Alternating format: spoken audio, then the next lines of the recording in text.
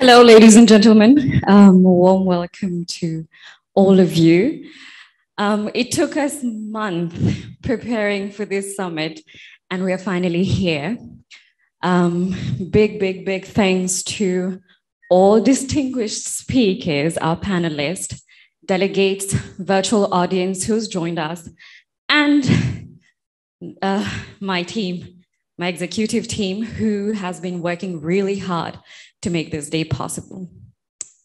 I would say this summit is an initiative by the Women in Finance and Investment Network to, first of all, bring visibility to what female leaders in the Mauritian economy in this sector is doing. And we have been in touch with them, heard their insights, their views on several things. And I think it is very valuable. Today is going to be a great day because you'll get to hear from them. And trust me when I tell you, these ladies are incredible women. They are here with us and they will be speaking with you, to you, sharing their experiences, everything that they can carry with them. They are here to share with us. And I think we as delegates, as young girls, as new entries in this industry, we need to make the most of this day. I wish all of you have great networking sessions, have fun, talk to each other, try and casualize the relationship at work, and bring in relevant conversation, and we take the most of what we can take today. I would seize this opportunity to equally thank our partner, the CGIA Institute, for their endless support throughout our preparations toward this summit. And for this, I would love that we play a video from the president of the CGIA Institute, Mr. Peter Wells. A wonderful speech. And yes, we hope today to hear from you, to have some valuable insights and your sharing as well. To kickstart today's event, our first topic of the day is about accelerating women's economic power, leveling the financial playing for competitive edge. In this panel, we shall be hearing the different viewpoints from our distinguished speakers to learn from their perspective as to how to mainstream gender equality and how to accelerate women's economic empowerment. Through this plenary session, we seek to inspire people in taking action for women's economic rights to build a better and resilient future for all. It is high time that we start building robust systems for gender parity. Investing in women brings the double dividend of elevation, not only for the individual woman, but for the entire family that goes into creating economic, stable, and prosperous communities. I'm delighted to invite our moderator for this plenary session. She started her career at MCB, where she worked under several roles. She later moved on to HSBC Mauritius, where she worked in the retail banking and wealth management division. Today, she is the head of retail banking at ABSA Group Mauritius. She's a fine example of the modern woman who skillfully juggles between family life and professional life. Please put your hands together for Mrs. Marie-Christine Lee.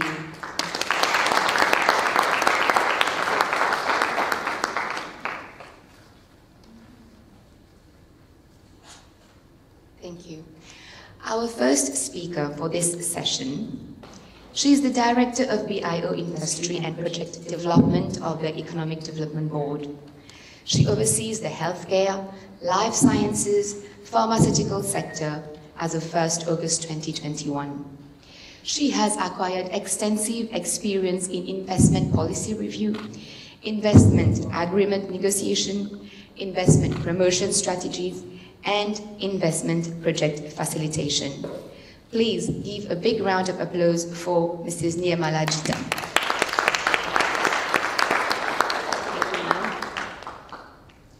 Our second speaker, she is a gender economist with more than 15 years of experience in academia. She's the head of the Charles Telfair and head of the Leadership Center, the Continuous Education Corporate Training Department of Charles Telfair campus. She holds a PhD in economics from the University of Manchester and has researched and taught in the areas of international economics, gender economics, the political economy of development, education, and research methodology. Please, a warm welcome for Dr. Miriam Lin.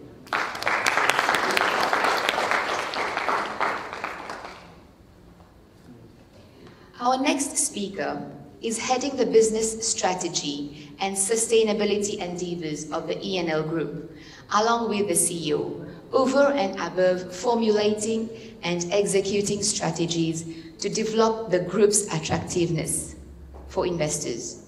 Before joining ENL, she worked for PwC in its audit and deals department, then held a finance management role within the IBL Group. She is a member of the Institute of Chartered Accountants of England and Wales and holds a master's degree in financing and accounting from the University of Montpellier, France. Please, let's give a big round of applause for Sandra Fayol.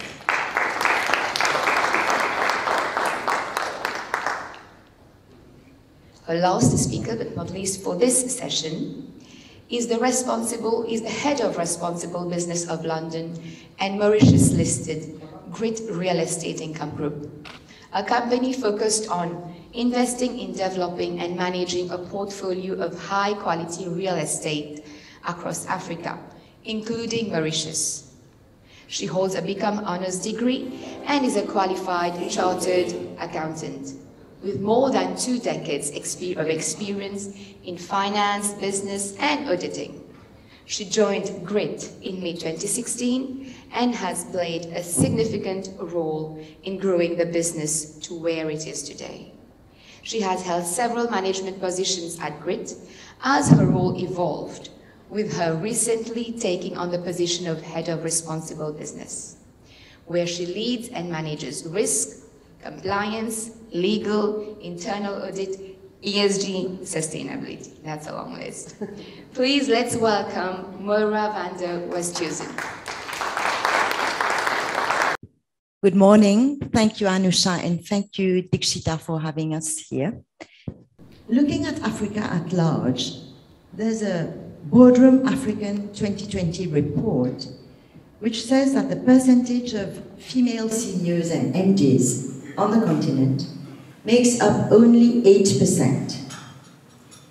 In Mauritius, UN Women Report 2021 shows that we have only 5% of private sector leadership roles and 8% of board members. We can clearly observe that Mauritian gender glass ceiling exists very well, and it's a very thick glass. We are in continuous struggle to bridge gender gaps, lack of leadership positions, overcome obstacles that are keeping women from fulfilling their complete potential, as well as sexual harassment at the place of work. We find that on average, women still earn less than their male counterparts. As well, as per a World Bank report in 2020, the workforce participation in Mauritius, of women in Mauritius, is only to the tune of 58% as compared to 88% for men. So ladies, we can say that women's economic empowerment is the process by which women increase their right to economic resources and power to make decisions that benefit themselves, their families, and their communities. I'll ask Nirmala first, what are your views on women economic empowerment and what are its driving forces? Thank you very much, Madam Christine. Good morning, everyone. And pleased women to contribute and participate in economic development. Mauritius has achieved tremendously. We now have women who have opportunities to have a quality and healthy life, and this should not be taken for granted. We have extremely encouraging data on education, on access to employment. There's still work to do there. But of course, empowerment is not just that. Empowerment is how we value their contribution. And it's also about how we're able to ensure that the proceeds of development are shared equally.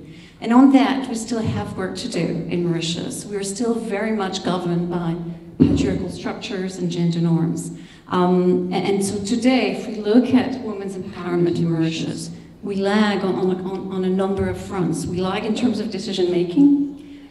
We lag in terms of access to employment. I mean, so you say 58, a statistic Mauritius is 47%, it depends on how we measure. But nevertheless, from the moment women get married, female labor force participation decreases in Mauritius. And patriarchal structures still govern the household and still govern the workplace. We women, we have to rock it at work like a man, but we also have to rock it at home. And we still have to carry the burden of the caring economy. We have to look after our families, after our communities. And so I would think the driving force going forward for Mauritius, of course, is education, but it's us, men, women, us, the civil society, so we can really challenge these gender norms and gender roles. It's corporations who I think really need to rethink what is an inclusive organization of the 21st century, and it is government who have to still work on putting in place the incentives to build that inclusive society that we are seeking. Yes, thank you very much for inviting me this morning. So both of what you've said now on women economic empowerment is absolutely true and fundamental. I mean, I think women economic empowerment is it's a basic human right. It's absolutely key for any social justice and fairness. I think here in Mauritius, yeah, there's obviously there's been big steps made, but there's still a far way to go.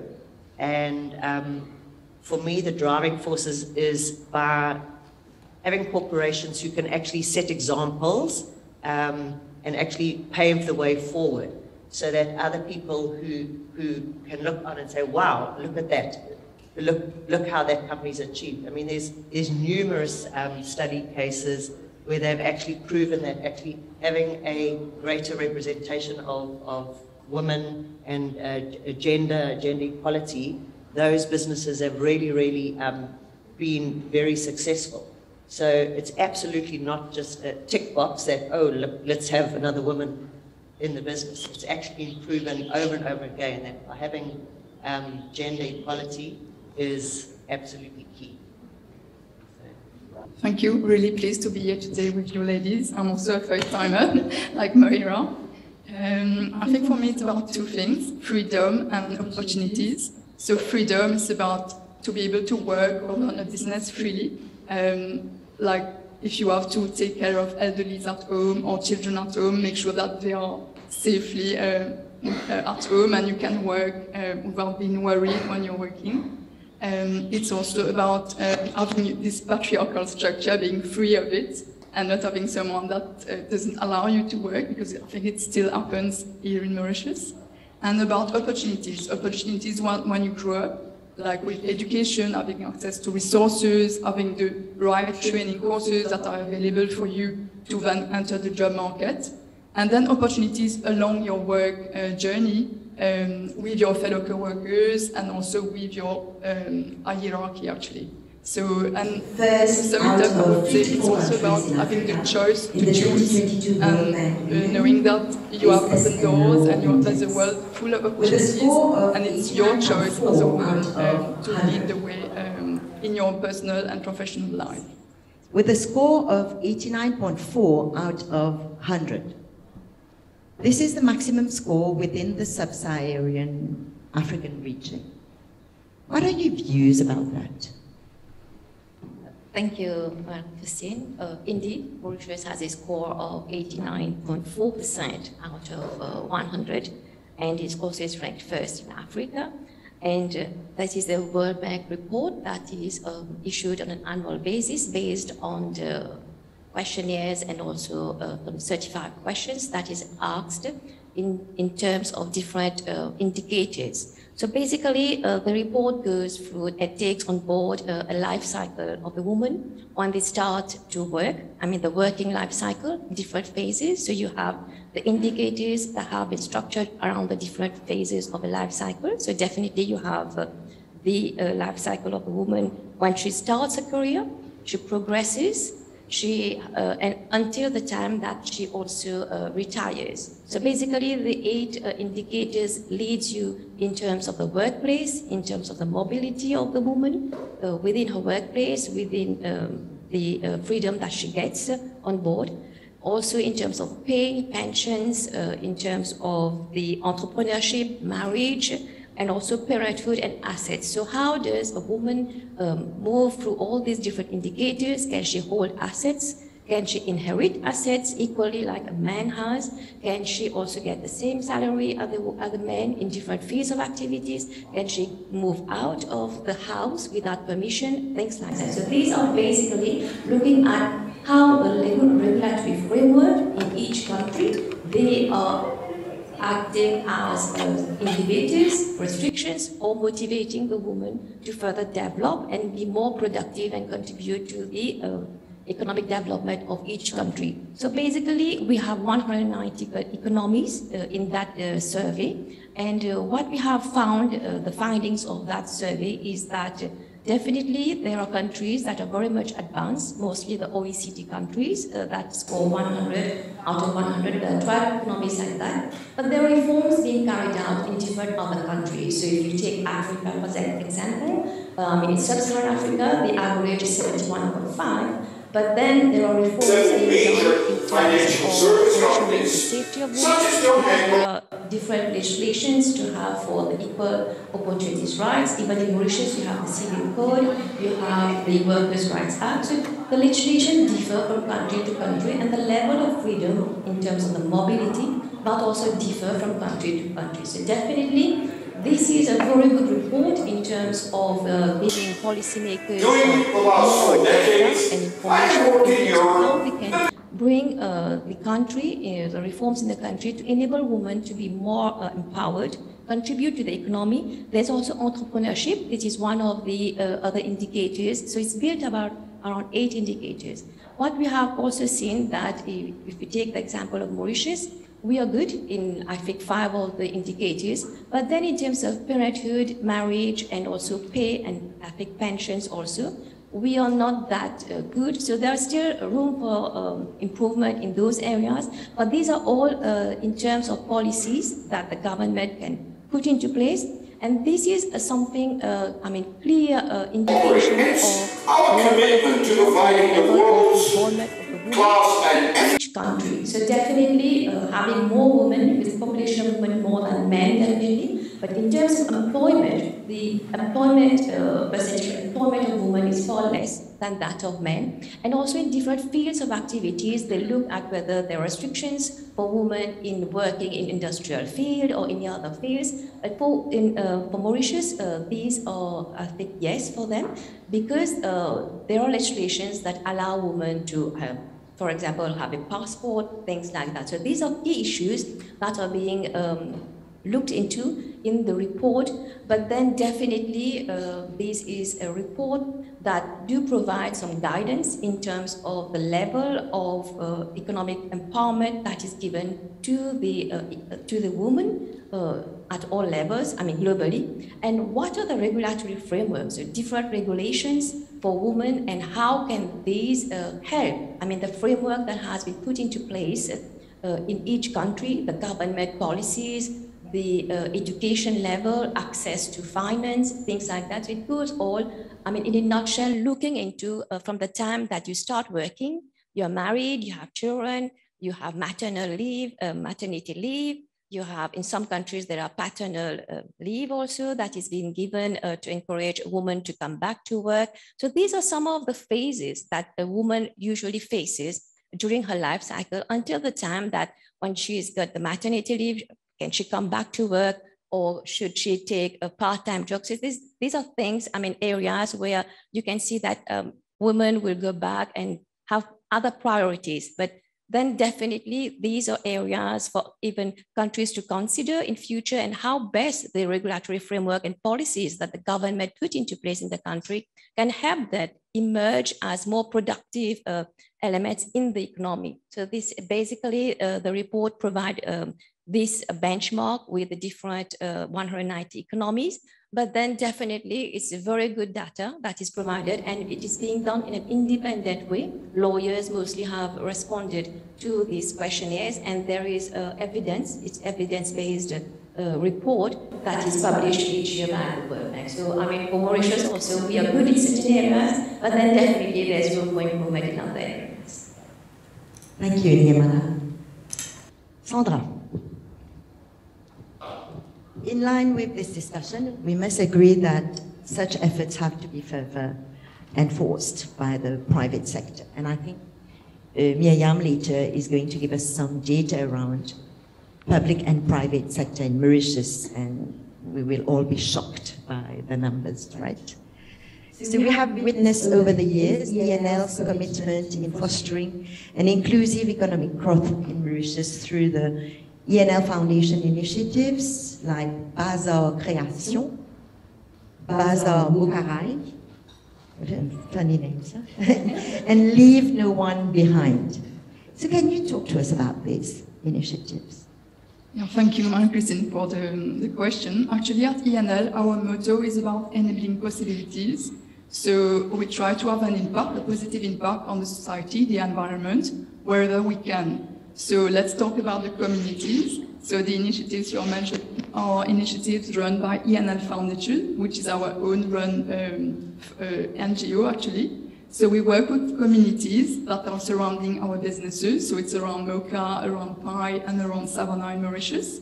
And we run a number of programs to help people to get out of poverty with training, coaching, psychological support. And Bazar Création and Bazar Mokai are very specific programs that have been designed for women from vulnerable areas. So they have been trained to work with handicraft, And we have also created a table d'hôte at the entrance of WIFIS Business Park. So it's a restaurant. Anyone can come, by the way. If you want to have lunch any weekday, you can just pop up at Bazaar Mocha High, and you will have a really nice Mauritian lunch. So I invite you to all join in when you can. And the idea is that all the revenues, less the expenses, go back to the women who are leading these companies. So this is the concept of the fourth sector, or the social enterprises. And we are always on the lookout for new programs to empower families and women. Then the other very important stakeholders are the employees, because we have 7,000 employees. This represents 1.4% of the national employment in Mauritius. So we are a key stakeholder of the economy, and it's very important for us, over and above the law that Niemala was talking about, to provide a safe place to work, to have employees, a nice place where we can, well, develop and be happy to come to work. And we've just been certified a great place to work, 15 of our companies. This has been voted by the employees themselves. We have a number of programs to further the life in the company and to help women empowerment. For example, I would like to stress about Tipus. Tipus is our nursery, so that we created 6 years ago. It is an initiative from the employees of ENL, so we have created our own nursery, which welcomes children of the employees, but it's also open to the public. All children aged between 3 months of age up to 3 years old. It's open every day except on public holidays and weekends, of course. It's open from 7:30 to 6 p.m. So all the parents that work at ENL, they drop their children there. It's at WIFIS Business Park. Some of the companies have chosen to subsidize part of the cost. So it's a really nice solution so that parents have peace of mind when they come to work. So I think this is a really nice initiative. Some companies have done that in Mauritius, but I think it's very few. And I really encourage other companies, other groups in Mauritius to have similar initiatives and to help young parents actually to be able to, not to stop working, but to continue and bridge that time where it's very hard when you have young children. I have a young children at home, and yeah, I know it's tough to have this work-life balance. So this is one of the initiatives. We have other initiatives like every year we celebrate the Women International Day with sometimes it's a panel, we have like a keynote speaker, just to remember that there are women at the workplace, and also for men to remember about this. We have created also with the HR has created a lean-in circle. If you want to research about it, it's a circle of women led by women in the company, irrespective of grades, companies. We are around 30 to 40 women, and we meet a few times during the year, and we have sessions, 2-hour session, where we treat of a specific subject, really soft subject, and we have informal chats, and it's a nice place to share and to talk and make new friends in the workplace, because it's very important to have a good relationship with our co-workers. So I guess that's it, but we believe that we need to go much further when it comes to women in the workplace at ENL, and we are about to embark on a journey, a diversity and inclusion journey. So I hope that in the next 2 to 3 years there will be much more initiatives and achievements that I can share. Thank you. Perfect. I love talking about this subject. I'm not very good at this microphone though, but I have got a very loud voice. I probably don't need a microphone. So, yeah, I mean, it goes without saying. We've got our CEO, Bronwyn Knight. She is an explosive, dynamic woman who is 100% committed to sort of gender diversity and ensuring that she's got the best people working in the organization, and it just so happens that a lot of those are women. So what we've done is we've got corporate targets. So our corporate target is to have at least 40% of women in managerial positions. And this is an annual target that we've set. Not only is it just a corporate target, but it's one of our 4 key sustainability targets. and obviously very proud to say that we excel at that target. We sit on an average of about 45 to 48% women in managerial positions. Besides just in managerial positions, we've also got amongst the entire workforce, we're sitting at about 48% women. And then yes, at board level, we've got 33% women are sitting on our board. So in all the decision-making areas, there is definitely women there, and yeah, it's fantastic. And we it's something we've actually even put it as part of our long-term incentive plan. You know, you normally just have these financial indicators and metrics to measure. We've now, as of this year, we've now started, we've included some sort of non-financial metrics, and one of those we've decided to include is this minimum of 40% women in leadership positions. So yeah, I think it's very key to keep the momentum going. We're very fortunate in that the men in our business really do like us women and are very grateful for our input. We're one of those companies where there's absolutely, you don't feel that you're there just because you're a woman. You feel there because you are important and you make an absolute difference in the business. I mean, having Bronwyn as our CEO, she's really led us, I mean, over the past 5 years from whatever, having $130 million of assets in our portfolio to over 800 million now. We've exceeded boundaries. We've gone from the SEM to the London Stock Exchange to being on the premium segment, and it's all because she just keeps driving us and keeps telling us we can do it. So yeah, besides, so from Grit's perspective, I think it's very important for all companies to set these targets, that diversity, and part of that diversity is actually the gender part of it. In whatever targets they're setting, it's very important. The other thing we've done, a number of years ago, we set up our sort of a network platform, which is Women with Grit. And prior to COVID, we sort of had quarterly network sessions where we invited women in business, and we all got together, had a great meal, and had some wonderful motivational chats, and sort of just got to network and speak to each other and share stories, which is it's really, it helps women in business. You meet new friends, you get to hear other people's stories. It's about mentoring. It's about thinking, oh, shit, I'm not the only one who's doing this. So it really helps. We've also got another initiative which we actually are supporting. It's in Kenya, one of the countries that we invest in, and we would ultimately like to roll it out into other countries.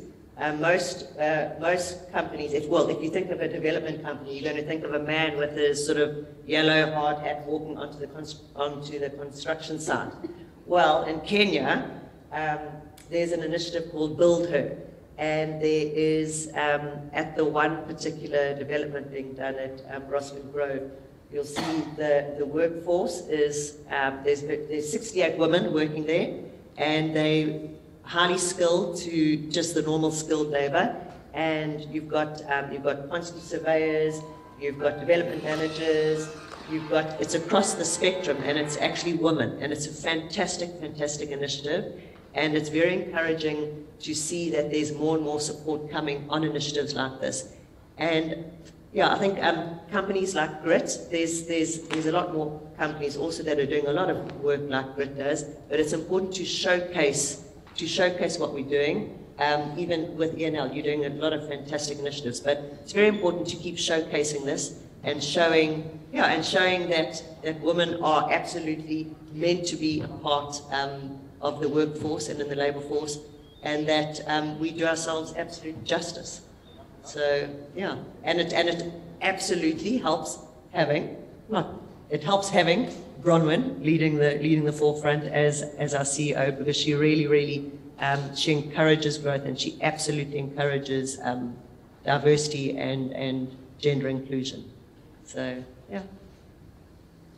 Thank you, Moira. Okay, first, before I answer that question, I just want to pick up, sorry, I'm allowed? I just want to pick up on first what Sandra said about freedom and choice, and it just links to this concept of the freedom to choose, and economic empowerment is exactly about that. So just thank you, Sandra, because it's just the two right words.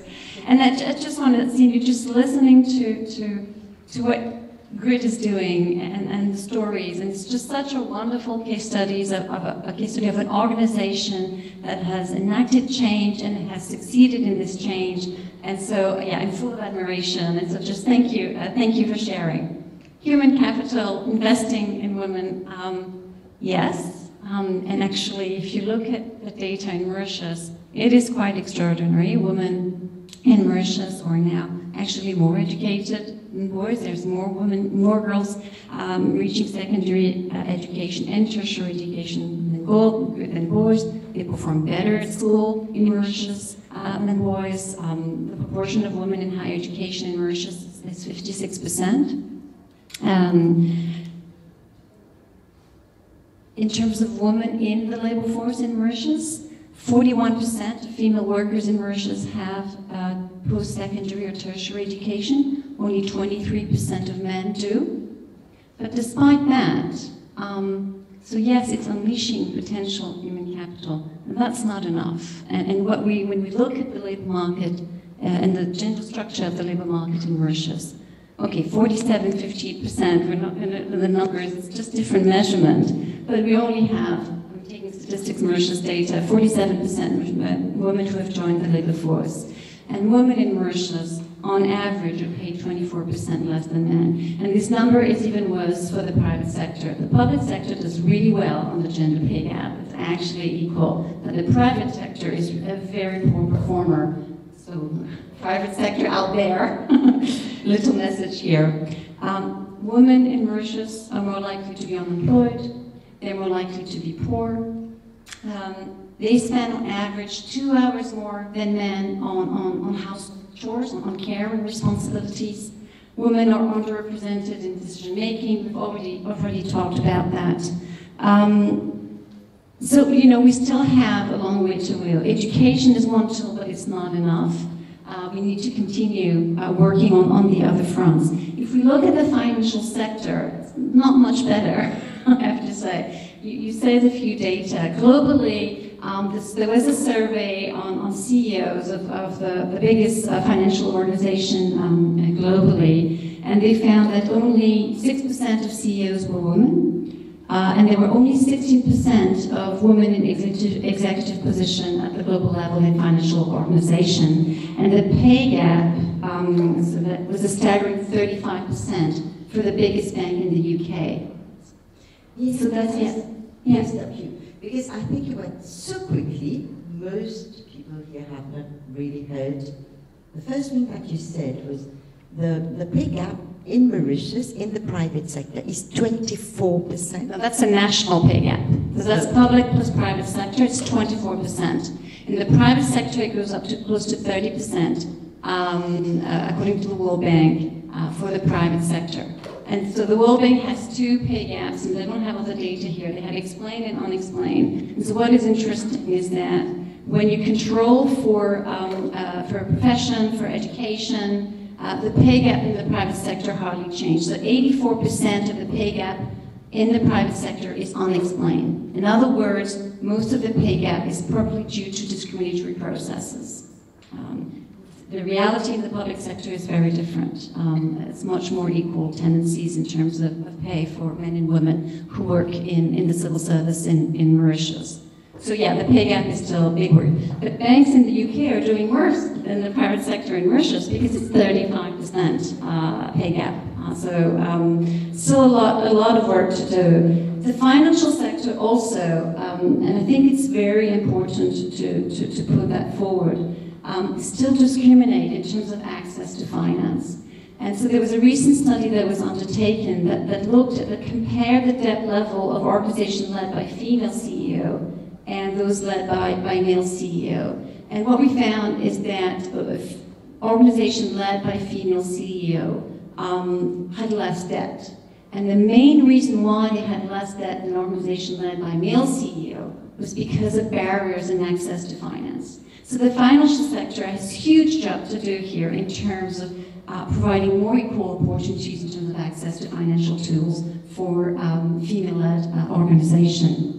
If we look at the financial sector in Mauritius, we don't have a lot of data. The financial sector in Mauritius is a very large employer of women, 50-50. So you actually are a sector with a lot of women and with parity, at least on average. But these women are actually stuck at the bottom and maybe middle management position. We have one organization that has published its data, and I want to commend that initiative of publishing their gender disaggregated data, because I think it's one of the few organizations that has done it. It's done it 2 years ago, and they provided data in terms of proportion of women at different levels of the organization and their gender pay gap. And I think we have some representative of that organization. It is the MCB. So according to the MCB Sustainability Report of 2020, so they have no women at the executive level, they had 25% at senior level, and just under 30% at middle management. These numbers might have improved since 2020. And they had a pay gap close to 30% at the MCB. So this is not to pinpoint the MCB. Probably the data that we have at the MCB is probably similar across the financial sector in Mauritius. And actually having an organization like the MCB publish that data is showing a really good example. It shows a willingness actually to address the question. And of course, I would encourage other organizations to do the same. And why organizations like the MCB are doing this is because, and I think Moira was mentioning it, we know the data is not very clear that if you increase diversity, gender diversity, but diversity in general, and in inclusion, you end up with organizations that perform better, that have better financial results. You end up with organizations that are more innovative, that are more creative. You end up with organizations that can retain their talent. And in the banking sector, you actually end up with organizations that take less risk. So the benefits are very clear. The literature is very clear on the benefits of that diversity and inclusion. But of course, the challenge in achieving the diversity and inclusion are very real and are great, because of course it has to do with behavior, it has to do with norms, it has to do with culture. And changing norms and culture within an organization is probably one of the most difficult thing to do.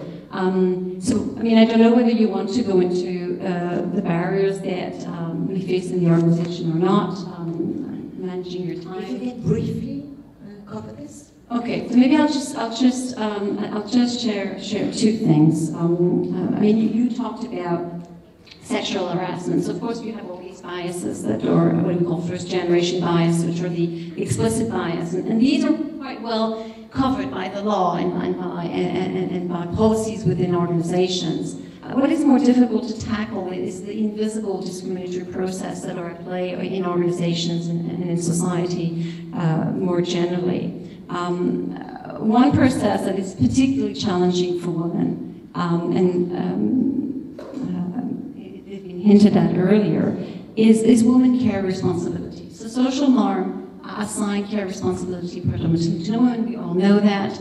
And the problem is that these responsibility in terms of the family, the community, are in direct competition with paid work, with what we call the productive economy. And so what we found is we had two mechanisms. On the one side, women tend to crowd themselves into positions that are compatible with their caring responsibility. And this crowds women to generally lower paid positions or lower paid roles because they feel that's more compatible with their multiple responsibilities.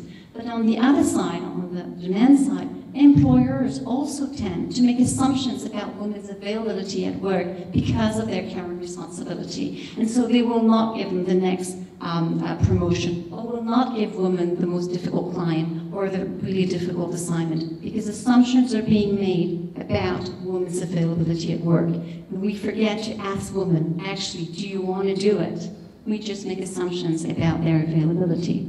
The other thing I want to maybe point out in terms of structures and systemic discriminatory process is to think about who has shaped the organization of the 20th and unfortunately still the 21st century. And if you think of who has shaped these organizations, it is men, because men were in power. And so men have shaped organizations that have been shaped for men. And if you think of the typical male worker of the 20th century, it is a man who can completely devote himself to his work, who can come to work from 8 to 6, 7 p.m., because he will go home and he will have a spouse who will have looked after the family, who will have looked after the house, who will have ensured that everything that has to be done is being done, and who will also look after him. Now, the organizations that we are working in today are still very much shaped around that typical male worker. And some organizations are starting to change. Red is one example, and there are others.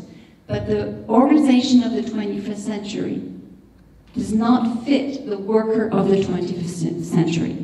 It doesn't fit male or female workers for that matter, but it is particularly damaging for the female worker. And so we really, really, really need to make that transformational change in terms of the kind of organization that we want to create. Thank you. I think every one of us would love to spend 24 hours with you. And I just wanted to add something. I just wanted to add something more, and it's about something that Grit does, but about women and their obviously their children and stuff like that. And so what we've done is that we've set some core working hours. So whether it's like 8:30 to 5. So I mean, in the morning you need to take your child to school or whatever. So as long as we've encouraged parents to drop their children at school, and as long as if you get to work at 8:30 or whatever, that's fine. But at least have that time with your child, take your child to school. And besides that, I can't tell you how many days we find there's kids running all over our office because you'll walk past somebody's office and I don't know, there's somebody's been sick or something, or the parents need to go and watch something at the school for the child, or somebody finishes school at 2:30 and so there's nobody at home. So yeah, many times we'll see little children running up and down the passageway, and it just makes an environment that makes it much easier for women to actually be professional and still continue with their career by giving you that sort of freedom, as you said. Thank you, Moira. Thank you, Miriam. So, ladies, we are nearing the end of our discussions, and I hope that the delegates out here have really enjoyed what you have all gone through. So just to close, I don't know whether you would want to talk about individually, each of you, what has been your role model in life for you to be where you are today. So let's start with Moira. That's obviously my mom. No, so I was very fortunate to be brought up with a wonderful family life, with a very strong mother. She was always there for us when we got home from school. She was there. So while we were growing up, she had a half-day job. When we went to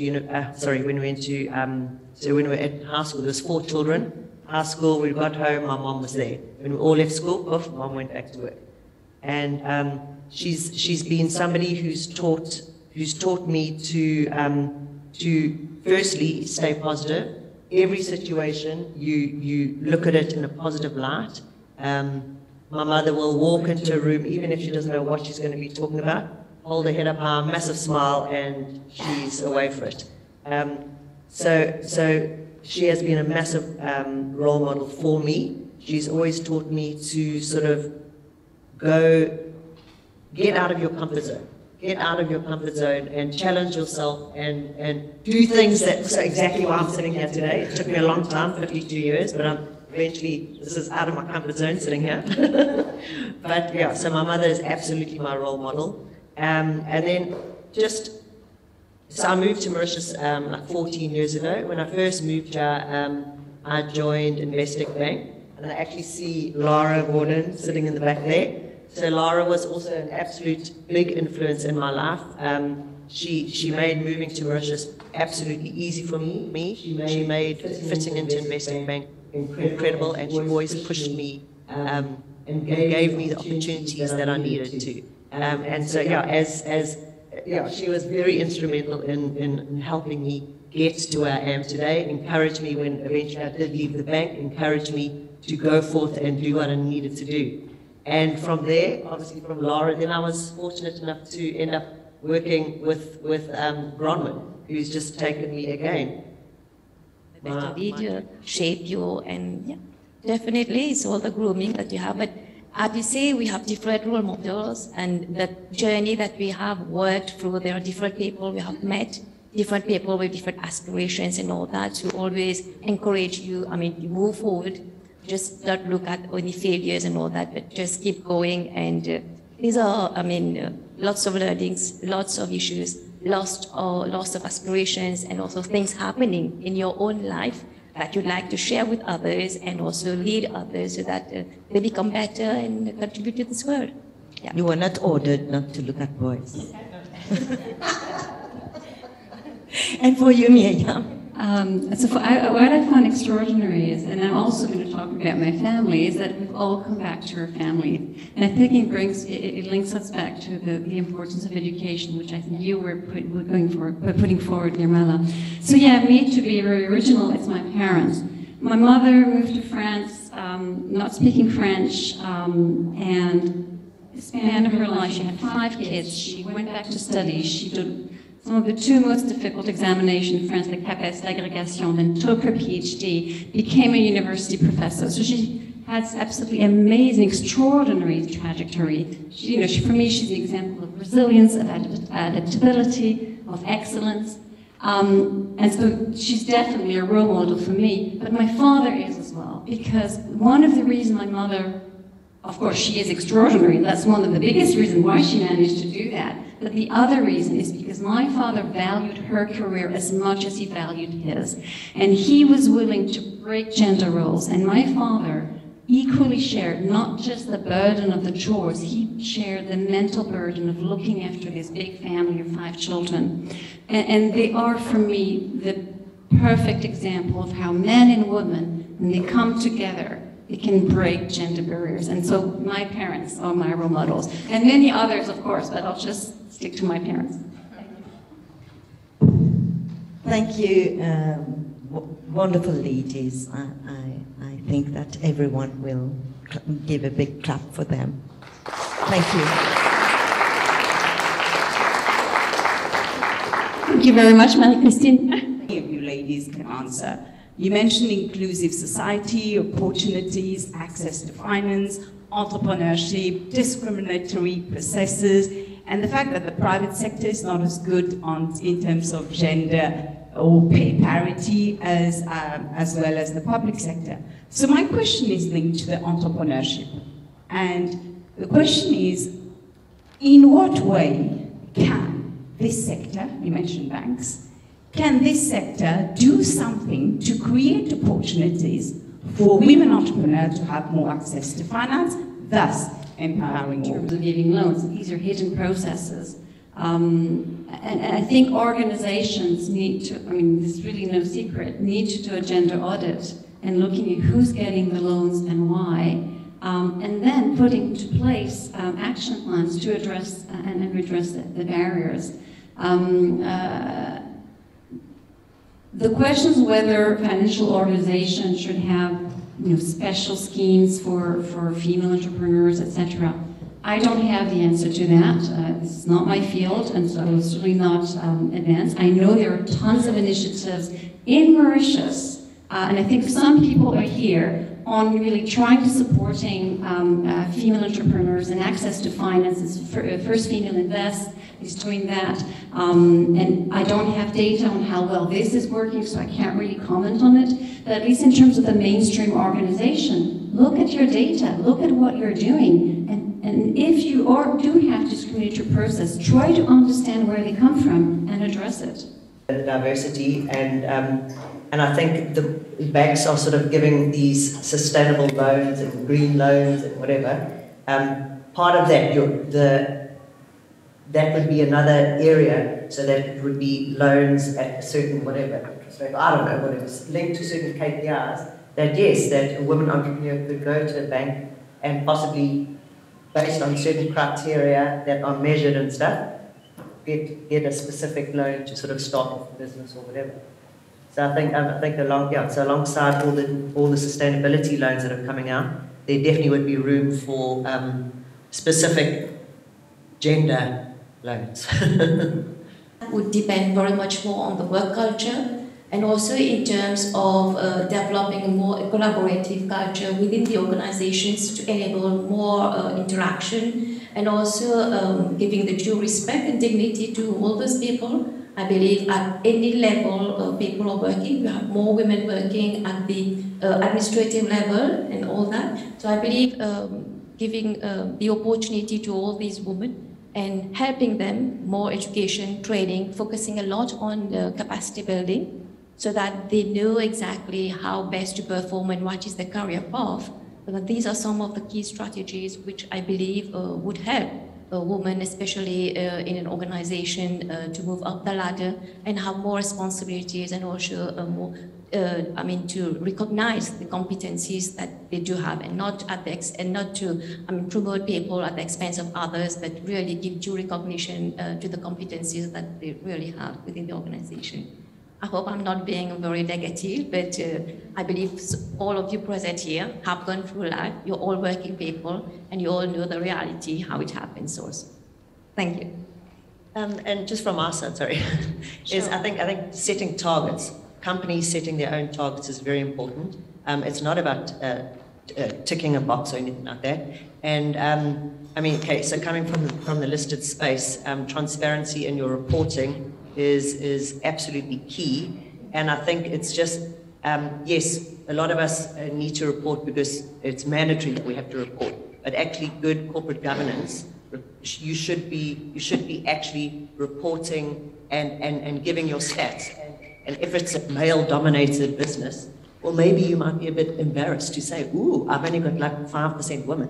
But clearly the studies have shown that women in business at equal levels, you do find a lot more success in businesses. So I think transparency, setting targets, reporting is very essential.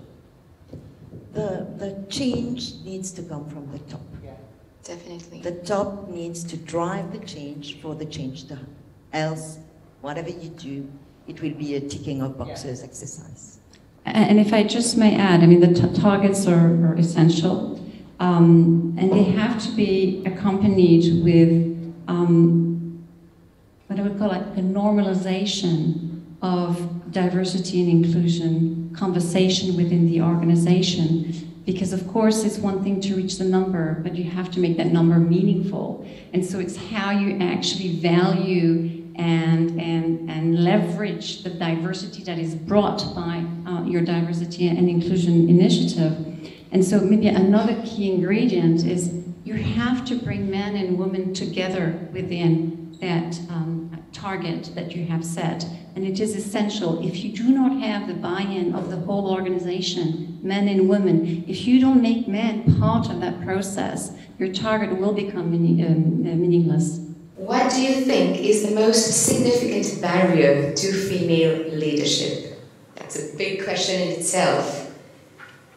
Women who have been successful have had enormous support from within their house, the wider family and the society in which they live. Else, it's extremely difficult. Thank you, ladies. We had such an insightful sharing, and I could hear the good words like hope, opportunities, very inspiring, and that gives us hope as well. Thank you very much. Moving on, ladies and gentlemen, we are going to look at the next topic, which is going to be a presentation by PwC, who is also our platinum sponsor. The topic is Debunking the Social of ESG, Equal Pay in Practice. Equal pay isn't just a human right. It's a business imperative, and I think one of our speakers mentioned that. There's so much evidence on the benefits of gender equality and a diverse workforce that CEOs are expected to deliver. By committing to diversity and equality, you improve your employer and company brand, which enables you to attract and retain the best talent. It also attracts positive attention from new customers and enhances your reputation amongst investors. To discuss more on this topic, we have amongst us today the Associate Director of PwC Mauritius. She heads PwC Mauritius People and Organization, the P&O function, with a strong focus on global payroll services and P&O consulting, supporting her clients to attract, develop, and retain talent. She has been part of the PwC family for more than 10 years, and before joining PwC Mauritius, she was part of the P&O team specializing in employment solutions with PwC South Africa. Please welcome on stage Karen Gravenstein. Morning, everyone. You think the 4 first-timers was nervous? Try standing here on your own. It's even worse. Thank you very much to WIFIS for allowing us this opportunity today. I think a lot was said in the first session around gender pay as well, and how that plays into gender equality issues. As mentioned, in Mauritius nationally, we have a gender pay gap of 28%, whereas in the private sector, it's much higher, it's at 40%. In a global wage report that was issued in 2019, the global gender pay gap is sitting at 20%. So it's obvious that gender equality issues are really gaining a lot of traction all over the world and needs to get some attention. In a very recent report that was issued by PwC as early as this week, 40% of African CEOs are extremely concerned about social inequality, and not just stemming from gender issues, but race, etc., that would impact their companies over the next 12 months. So this is more than double of what the global reading is of 18%. I'm sure you'll all agree that demonstrating commitment to gender equality would enhance your reputation, not just with your employees, but also with your clients. And it would motivate employees to be seen as part of your organization and to build trust in society through everything we do. So what we at PwC are doing for a lot of our clients is allowing them the opportunity to go through a process of getting certified as an equal salary employer, to really put organizations at the forefront of real change, and to create an environment that employees can work in that's inclusive. So yes, I think it's been said a few times, but equal pay isn't just a human right, it's absolutely a business imperative. So just to tell you a little bit about the solution that we do have. Also, guys, just move on for me. So the equal salary certification is a compelling solution to a very important problem. It's a way for organizations to truly demonstrate their commitment to paying women and men fairly and equally for the same valued work. The strength in the certification is that it's an external validation. So it's not just you saying you are committed to these things, but actually demonstrating that you are. The methodology that is being used to go through this process was developed by the University of Geneva. I'm sure the slides will come. Oh, there we go. Was developed by the University of Geneva.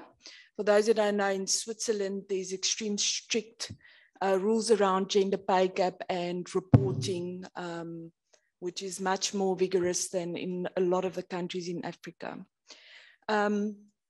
It's a very distinct approach to demonstrate pay equality and opportunities within an organization.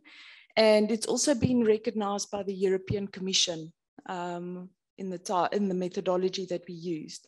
And just lastly, to add, the Swiss Federal Foundation provided their support in coming up with a methodology to certify employers. If I just move along to the next slide. PwC are exclusive partners with the Equal Salary Foundation. So if you just Google that, it's some of the first websites that come up. And the Equal Salary Foundation allows the opportunity for you to go through a review or an audit to get certified. And we have a number of clients that are already certified across different industries. So it's not really industry specific. You'll see some logos on there of clients that have already gone through this program. Mauritian economy has made great strides since its independence in 1968 and is now classified as an upper middle income economy. The 2020-2024 government program, Unlocking the Next Wave of Development, is a continuation of the previous one. When it comes to the strategic areas of intervention with the objective to move towards an inclusive, high-income and green Mauritius, forging ahead together. To adapt to structural vulnerability and ensure a more resilient economy, government has implemented sound economic policies coupled with diversification. However, the COVID-19 pandemic has had a heavy impact on the Mauritian economy.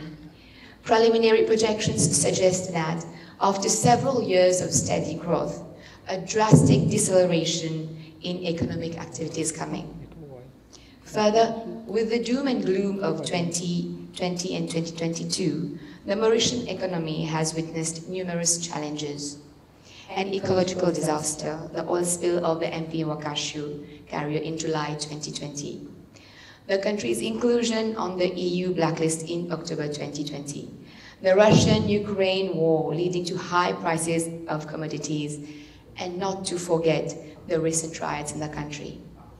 In this hard talk session, we shall discuss how ready the Mauritian economy is to face the next crisis and spur recovery.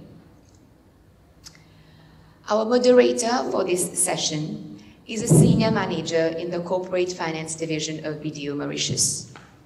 She's an economist with about 20 years of professional experience, with a keen interest in sustainable development. She has conducted several assignments related to economic and financial analysis, as well as advisory services in Mauritius and Southern African countries. She has a wide experience of several types of businesses in different sectors. Please join your hands together for Pamela Lest. And thank you, Usha, for the introduction. Before we move to the subject of the talk, I'd like, for the benefit of the audience, especially those abroad, to give a brief overview of, the growth path of Mauritius. 5 decades ago, we were only monocrop economy, and then we diversified into manufacturing, hospitality, and more recently, financial services, and also ICT. I think it is a fascinating growth path that we have, and a model for Africa. But unfortunately, as Usha mentioned, we've been hit by multiple shocks, and we're now in the midst of a crisis that we have to find all kinds of measures and to be resilient and to get out of it. And we're fortunate to have a strong financial sector, and we have 2 eminent representatives here with us today on this panel. The financial sector is important not just in terms of, I like to emphasize, not just in terms of its direct contribution to GDP or in terms of employment, but also in terms of support that it provides to all other sectors of the economy and to all segments of the population. A few figures again. Inflation was under control for a long time, and with the different crises, medical shocks we've gone through. This rose to 4% last year, and for the first quarter of this year, it has gone above 8%, and we are really fearing a much worse situation ahead. The repo rate, which was at 1.85 for a few years, now it's gone to 2%, so really difficult situation at a macroeconomic level. Last year in the national budget, government announced quite a range of different measures, and the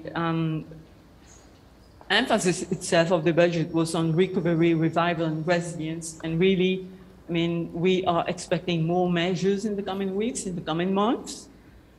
So we'd like to hear today from you, Radu and Brenda. So what are your views on how the financial sector is faring in terms of emerging from the crisis, and how this sector can support recovery? But before we go specifically into the financial sector, I'd like to have your views on how the economy itself is faring. This crisis is really unprecedented. The situation, earlier this year with the invasion of Ukraine by Russia, the rising oil prices, so making things really tough. How far do you think we have taken the correct measures to rebound? Rainy, please. Good morning, everyone. I will just share some personal views. This is just a professional disclaimer that I'm not binding the commission. It's very personal comments I'm going to make, and they are very gender agnostic for today, right? I think just firstly is that what is the current economy looking like? I think she set the scene right. Mauritius, yes, I think Mauritius has shown so far commendable resilience. I think I can say that, compared to how certain economies, small island nations, even developed countries are struggling in the current circumstances. And the reason being that you cannot insulate or isolate yourself from what is happening globally and the economic impact of that. And the reason goes far back as to how the whole Mauritius economy has evolved, right from sugarcane to figures appearing from the balance of payments. I think it just shows the FDI flowing through Mauritius as well. Tourism, yes, definitely. It's a lot more to do, and I think it will take the time it has to take. But from financial services perspective, that is a sector, I think, which is shown a lot of resilience again, right? It just needs to be revived more. It needs to be realigned. What we were offering as services or as products needs to keep its competitive edge, I think, in going forward. But if you see the GDP of contribution of financial services, it has remained sustained over the last 3 years, despite the COVID, despite the Ukraine war. So it's still coming to, I think, 6.8%, or for global business, I think it's even more the market share. I think on the bigger economy, it shows that, yes, on one hand, there's a lot of stress on the capital inflows and the debt, meeting the debt requirements of the countries to funds. But at the same time, there's a lot of liquidity. There's a lot of funds being committed from one end of the world to the other end of the world, particularly to mainland Africa. I think from what I remember, there was around $80 billion which were committed to Africa at some point of time. So this is where I think Mauritius financial sector comes as a tested route, whereby the structuring, the professionals available particularly in the financial services sector and the global business sector, I see some familiar faces sitting in the room. I think this is where the tested route comes with a lot of comfortness, and especially, I'm just putting a holistic view to it, and especially Mauritius has sailed very well in coming out of the monitoring list from FATF, from the blacklist of EU, much ahead of the time, and that too in difficult times of COVID. And if the time permits, I would like to share that experience because I was in that little battle there, how we did it. But I think all these things shows or projects personally to a very optimistic future for Mauritius if we play it right and we play it collectively. And that means not only the public sector or the policy makers, but a great partnership between the public and the private sector. And I think that has shown also very positive results. FATF, for example, is one. I think the private sector are the frontliners. They can assess well and assimilate what is timely needed. And I think that has to be mirrored and backed by the public sector or by the policymakers or by the supervisors giving timely solutions to it. That gives a competitive edge also on the service lines.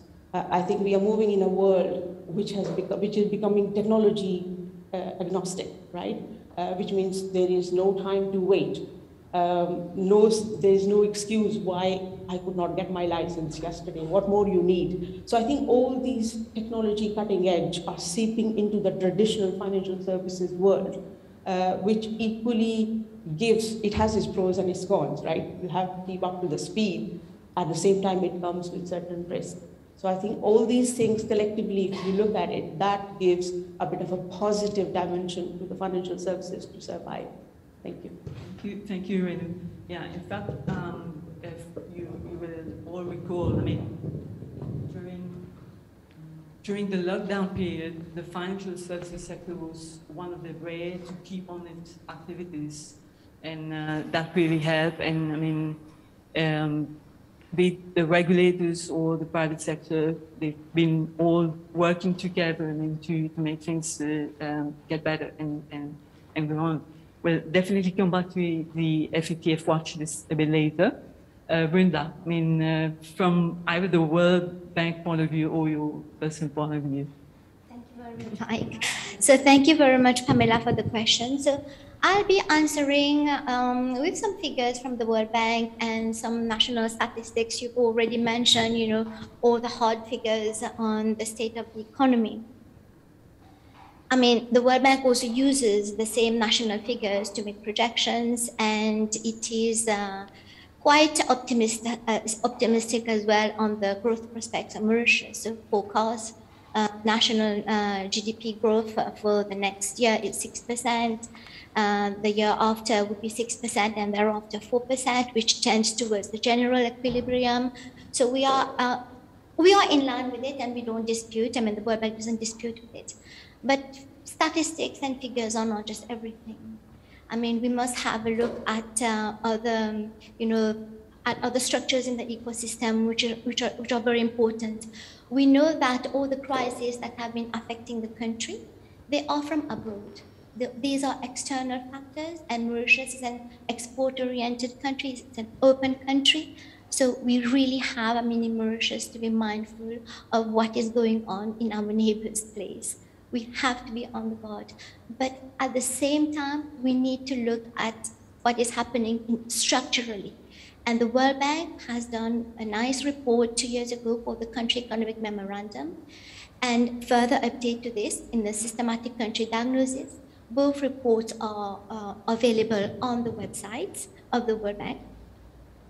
And these reports talk about, you know, what needs to take place structurally within the fabric of the jurisdiction of the economy for Mauritius to be able to sustain the shocks that shocks are happening outside.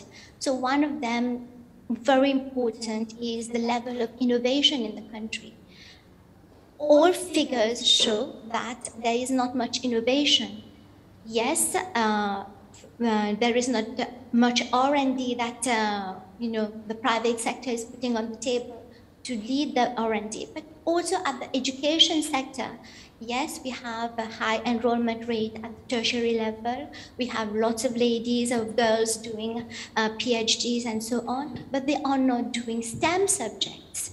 And innovation in manufacturing, in processes, is what usually drives economic transformation. So we have to also be able to address these whole aspects of what is going on within the society. So this is not really education is not at the economic forefront, but it's more the social, but it's all interrelated. And then it also translates to the skills gap and the skills mismatch, which also means, so where does Mauritius position itself? We were talking about the financial sector. We want to develop, there's a blueprint. So where does Mauritius need to position itself to be the most attractive financial center in the marketplace where it wants to be? Suppose it's Africa, we're talking about that for a long time now. What does Africa really need? Are we gearing our labor force to be able to meet the demand that is emerging in Africa? If the demand is in oil and gas and now renewable energy, so are we teaching our children the right subject matters? So beyond all this, there is also, and also mentioned in our country economic memorandum, a lot of analytical work on productivity. So in Mauritius, you have a higher poverty threshold, which is 250 rupees also per day. But for the World Bank, it's $3.3 per day. And in Mauritius, we have found that 2.1% of the population live below $3.3 per day. And if we look at the upper threshold of poverty, which is $5.5 per day, and it's 12.1% of people who live in that bracket of having less than $5.5 per day. Now, who are these people? Are they female-headed households? Are they elderly females? So we have to look at the granularity of the data to be able to look at to take the right decision, the right policies, and address the fundamental issues. Thank you, Pamela. Thank you, Brenda. Yeah, as you rightly said, I mean, I think it is really time that we stop looking just at the tip of the iceberg, I mean, at the tip of the pyramid with figures on public debt and deficit and savings and investment gap, and there really a lot more to that. And probably it's time that we start setting targets for these as important or maybe more important indicators. I'd like to ask you about, I mean, since the World Bank is, I mean, behind the ranking of countries, I mean, we were classified as a high-income country in July 2020.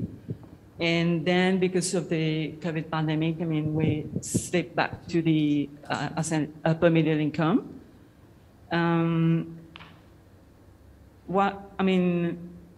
How long do you think, I mean, we can go back to that high income status that we've been waiting for that for such a long time? We've worked so much, I mean, so hard for that. And unfortunately, I mean, because of, I mean, crisis, I mean, that happened. I mean, it would have been difficult to avoid that. But how long can Mauritius take to go back to income status? Just to explain a little bit, so the World Bank assigns each country to 4 buckets, and these 4 buckets are based on income thresholds, and income thresholds means the GNI, the gross national income per head. And so there are 4 buckets. The first bucket is the low, income groups. Then we have the lower middle income groups. Then the third bucket is the upper middle income group, and finally is the high income group. So the low income group countries are countries that have GNI per capita, which is lower than $1,094 per year. Imagine how poor that country can be. The lower middle income country is $1,095 to $4,095 per capita. Then you have the upper. The upper is $4,095 to $12,095 per capita. And then the higher income West Seychelles is, for example, is above $12,096 per capita. So the GNI is a metric that measures what the country produces, not within the country, but by the country. So it could be somewhere else. So it's pooled in the accounting, and you subtract what non-Mauritians have produced, and you get what really belongs to the sovereign nation of Mauritius. It's also in real figures, and there's a deflator that is used to make it comparable year on year, and it is also updated every year. So Mauritius was at 11,000 something before in 2019. Then during the first year of COVID was high income, didn't enjoy high income status, was locked, was a prisoner of its destiny, and now slipped back because GDP and GNI has decreased by nearly 15%. And now the level where we have what the World Bank calculates is, I think it's, let me check it to be very accurate, it's 10,842. So if we apply the growth rate of the agreed growth rate, the forecast, group forecast for Mauritius, 6%. So it will take 4 years for Mauritius to reach high income status once again. But now it's 6% compounded. But of course, we don't expect to have 4 years of 6% growth. And eventually, I mean, there might be higher, but low, as also lower. For now, for example, in 2 years' time, the growth rate is supposed to be 4%. So that changes, it's marked, so that changes it. But the GNI also depends on inflation within the country, how much wealth is being generated. It also depends on the demographics. So in Mauritius, there is a shrinking population, so that would help Mauritius increase the higher income, get closer to the higher income threshold rather than taking 4 years. So basically, all in all, it's a numbers game, but it's a numbers, and once again, we can look at it very granular and look at the other things and try to manipulate the other things, so which is what policymakers do. Right, thank you. I'm sure, I mean, we'll get there, I mean, if we all work together. Reinu, yeah, we mentioned earlier, I mean, the financial services sector was one of the few sectors which registered positive growth rate, even during the middle of the pandemic, of the COVID pandemic. And government has come up with various strategies to enhance the status of our financial center as a jurisdiction of highest global standards, and to continue to improve and deepen the service offerings of our financial center.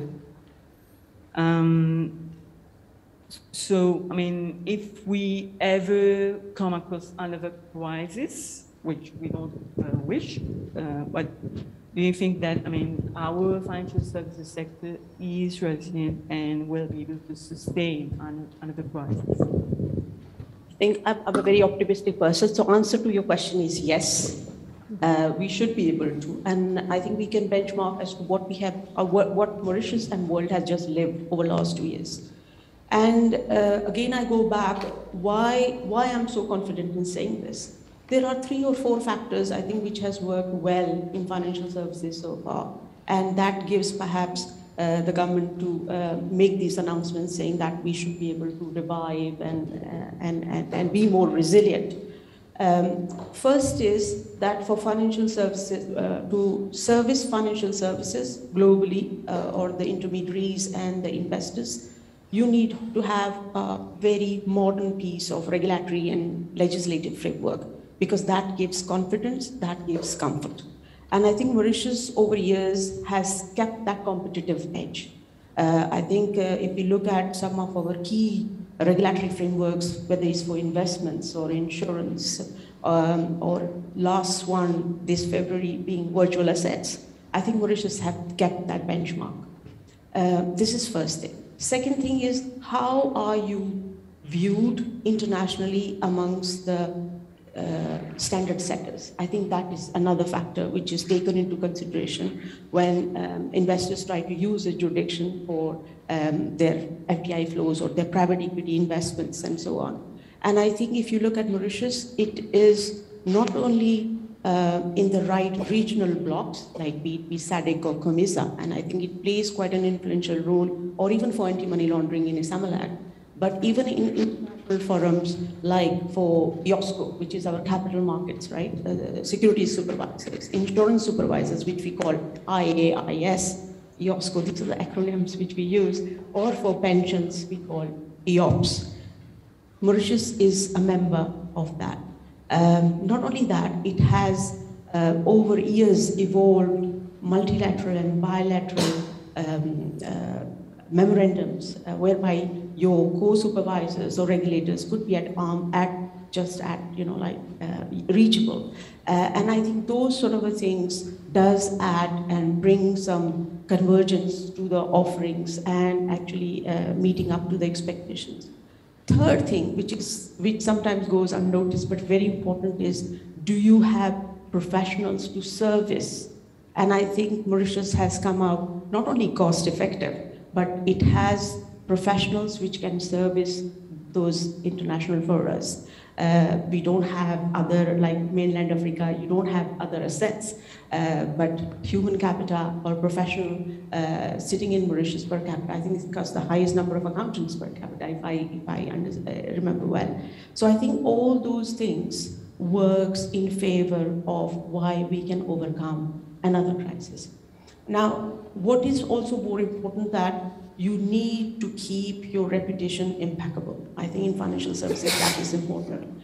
Being under the monitoring list for FATF has given us some feedback, some timely lessons, and EU Blacklist followed that very, very closely. So I think all those things does give you comfort.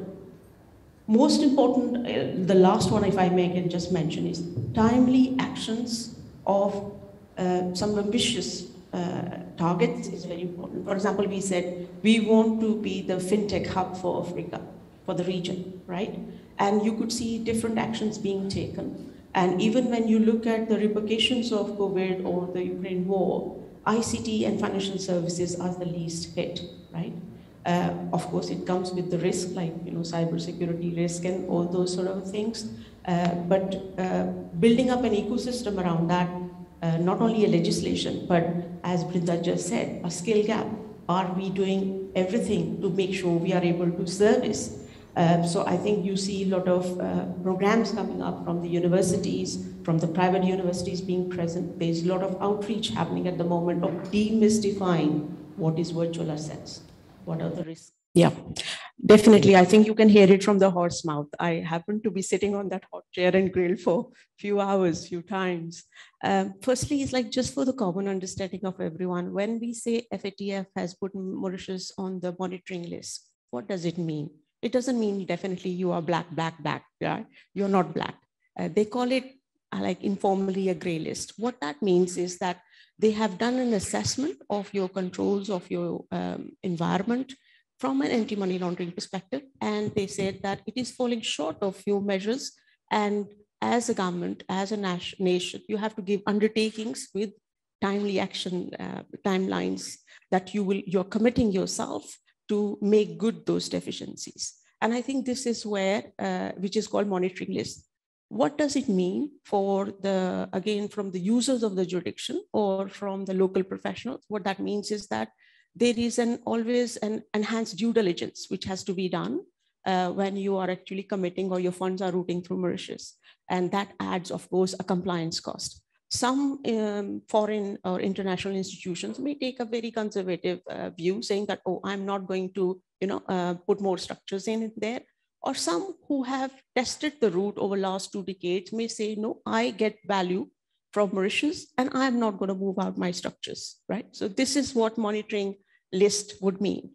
Now, when Mauritius was put on the monitoring list, there were 5 actions we had to do. And few of those actions were, for example, applying a risk-based approach to financial services and also to the non-financial services, which we call DNFBPs, yeah, which is like the your real estates, your jewelers, yeah, gaming, that sort of a thing. So they all put on the same footing.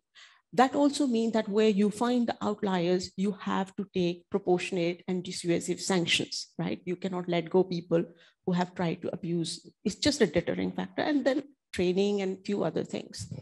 Now, it was a rough sail, yes, because COVID did not come in our favor. Just when we started taking actions, there was, I think after 2 or 3 weeks, there was a full lockdown. But I think the silver lining in all this was that it made even the supervisors or the operators to think outside the box. And one of the things which came in very fast and which is helping now is actually bringing the technology in, right? Non-face-to-face.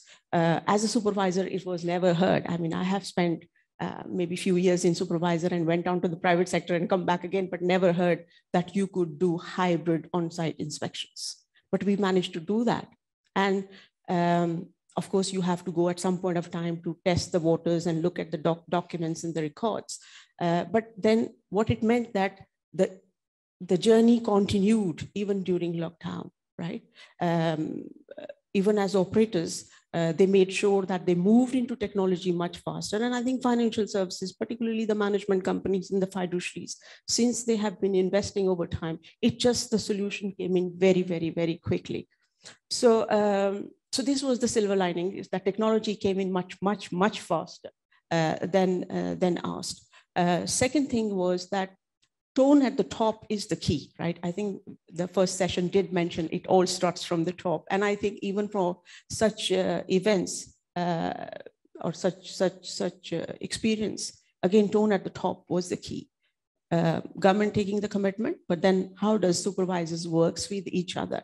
Do you work in silos or you do work concerted in a concerted manner? I think that was very important. So what was set up was something called an cooperation, sort of interagency of supervisors, which we call ICC. It has taken a legal form now because it has been a success story, where different supervisors and enforcement agencies, whether it is FSC, whether it's Bank of Mauritius, whether it's FIU, whether it is ICAG, all of them had to work together. And I think that was one of the factors which has shown very, very positive results and timely actions. What it also means, again, another learning was put your resources where the risk is. And I think that applies not only to the products you sell, but the geographies you enter or the distribution channels you use, but also for supervisors, what is the major risk to the sector? So I think there was a whole national risk assessment, which was done for AML purposes. And that enabled, even as supervisors, as regulators, to actually draw a risk rating for all its licensees, right? Luckily, it was a bell curve, which is good in the sense that you have high risk, lower, and not the highest. So what that means is that enabled to actually allocate supervisory resources. I think skill set and resources is always a challenge, no matter which side of the fence you are, to go and do the on-sites or the off-site reviews. I'm going a bit technical, but what that means is that you are able to locate and situate where does the anti-money laundering risk sits. You identify it and you take timely actions. And those who are not taking timely action then are subject to sanctions. So that was also that has sustained. We are going into the third cycle of that risk supervisory approach, but it does help. What else has come out as a lesson is the outreach. I think the consistent training is one thing, but consistent outreach or sharing the experience, whether you are in the private side or you are a supervisor or so on. I think learning as to what is the SWOT analysis, what is your strength, and what are the weaknesses, where the vulnerabilities are. And some vulnerabilities are inherent in the sector, right? So you can't remove them, but you need to have mitigants how to manage the risk.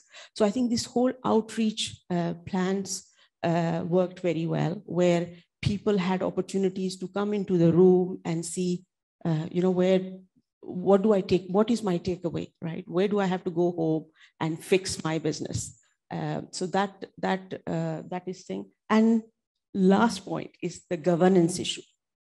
I think we all talk about corporate governance. We all talk that, you know, it's the board who takes the risk, who is responsible, accountable at some point of time.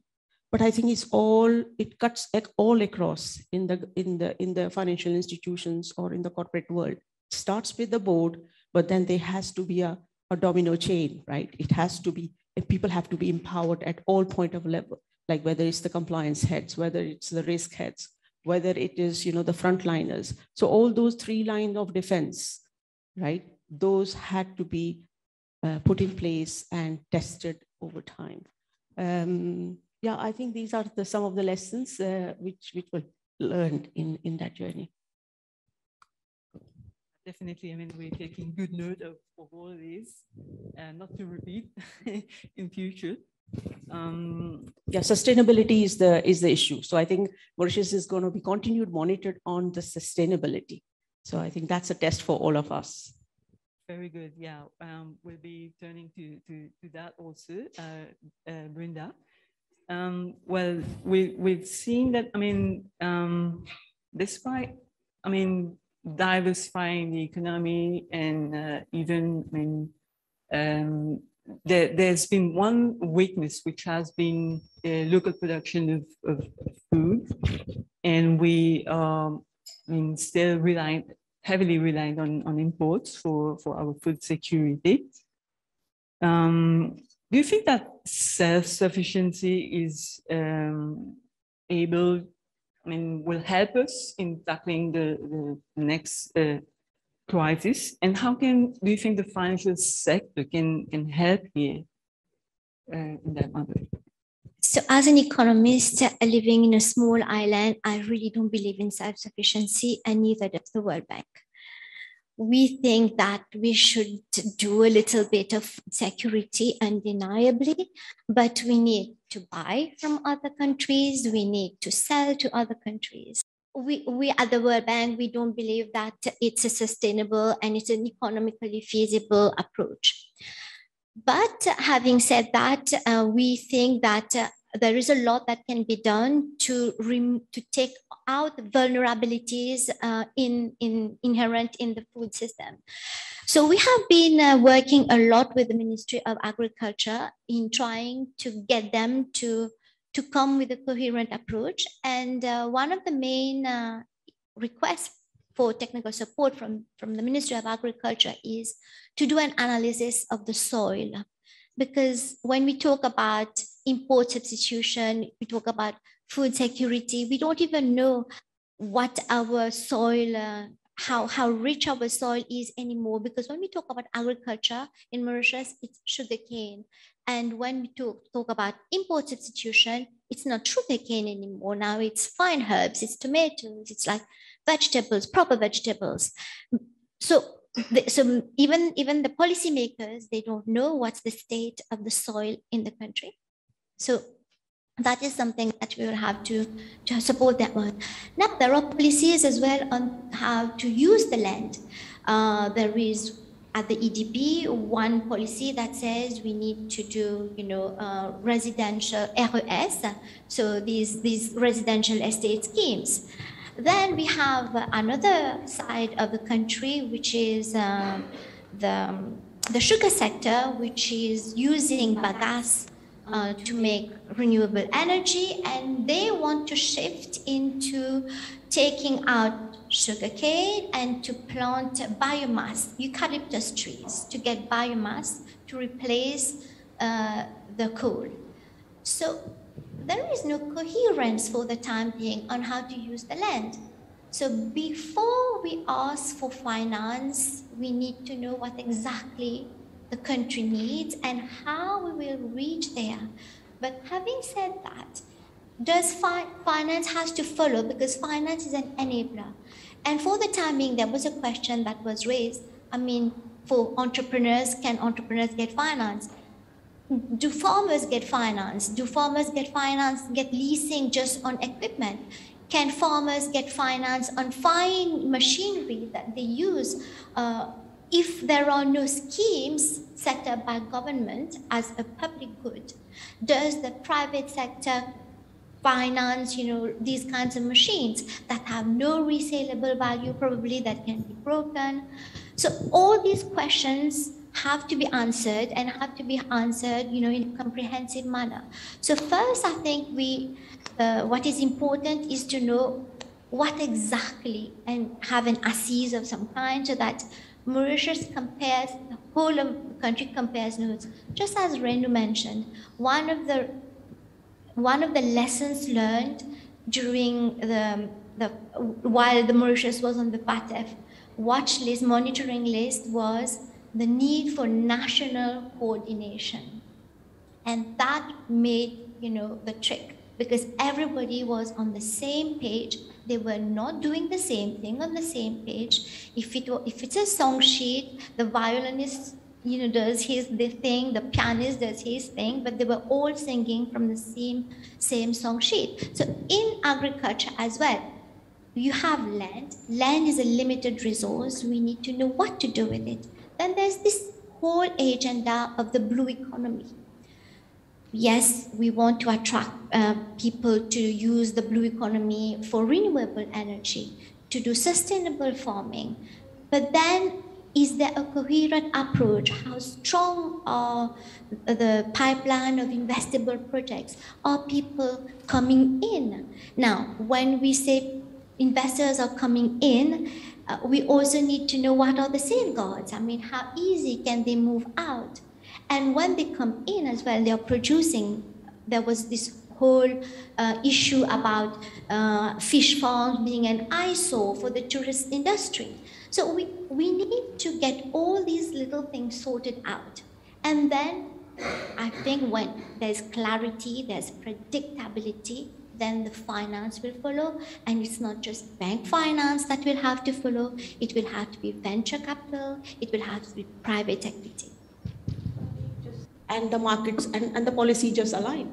So I think if we look at some of the other, what is happening worldwide, I think the strength of Mauritius is that out of all the African countries, its sovereign rating is still better, right? We are still positive and we have not been downgraded. That's one thing. Second thing is that there is still a lot of private equities or venture capitalists, as you said, they want to go up for startups, right? And there is land in Mauritius. And there is some sort of strategy, yes, blue economy, now the green economy, yeah, because of the COP26, or produce local.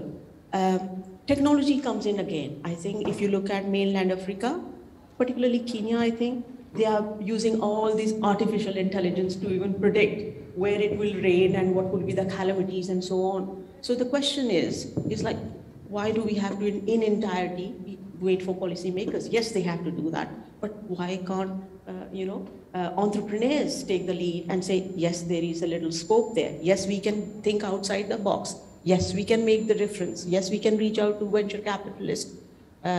Yes, we can bring the technology in. I mean, I don't know whether I'm sitting in my ivory tower and saying this, but there's always another way where the opportunities is, I think timing is of a sense. Sure, not everyone will agree with, what Brenda has been sharing. I mean, as a small island, we are also isolated, and would like to see, our food production next to our doorstep, but could, finance, access to finance help? Smaller producers or the youth. To get involved into that field, or should we leave it to logistics to bring, the food to us safely and quickly? I'm sure, we can debate long ways on that. Another aspect of finance is, how can finance help in achieving the SDGs of the United Nations?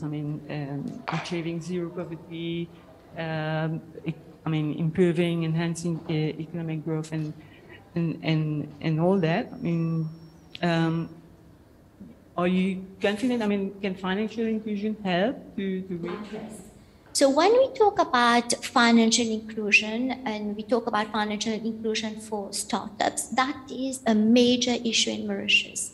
I know many entrepreneurs and many women entrepreneurs who have had to use their own savings or have had to use the savings of the family to be able to start a business. Recently, a lady was just telling me she was setting up a business, a consulting business, to do market research, and she had to buy 10 laptops. And the bank wouldn't give her money because the laptop could disappear or whatever. So she had to use family capital.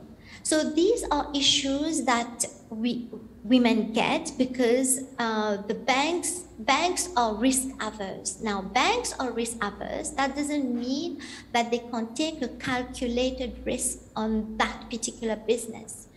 And that again comes back to what is the policy of that bank and how is that bank being regulated and supervised.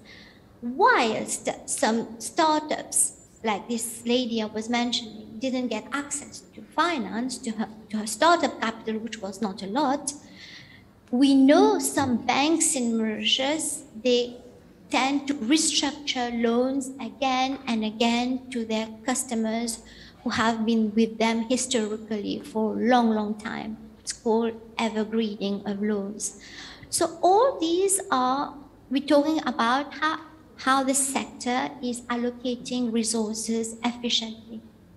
Is it going towards the most productive sectors, or are the resources going to sectors which have been traditionally productive, been traditionally good customers, not anymore good customers? So then again, if we look at what happens in the life cycle of a company, then we see that, and I will again say something that people might not agree with, is that not all businesses are meant to stay. There must be a route for businesses to close down effectively in a clean manner and in a predictable manner. And that will help, that will help a lot investors coming in the sector in Mauritius. Sorry. They must be able to see that when they have an issue in Mauritius and they have to leave the country, they are doing it at least cost. And for this to happen, the bankruptcy regime, the insolvency regime has to be strengthened. So we would encourage that there is a strong, effort to make sure that the insolvency regime is modernized and is separate. I mean, a large enterprise is not the same as the SME, and the authorities must be allowing, a different process, a leaner process for the SMEs, not cheaper, not necessarily cheaper, but adaptable, proportionate to what the needs are, because SMEs, they can't hire lawyers and top-notch lawyers to defend their case. So the court process and out-of-court workout processes must allow for an efficient resolution of defaulting SMEs. So for me, yes, the financial sector can help, will definitely help. There must be some transformative processes within the financial sector so that institutional capacity is built. But at the same time, the focus should be to make all the vulnerabilities that are here in the country, that we strengthen them. And this will not strengthen the vulnerability and attract people, but also give a better view of the jurisdiction internationally. For the time being, our insolvency law, for example, which is a very good law, is underutilized. It's a good law, but people don't use the law.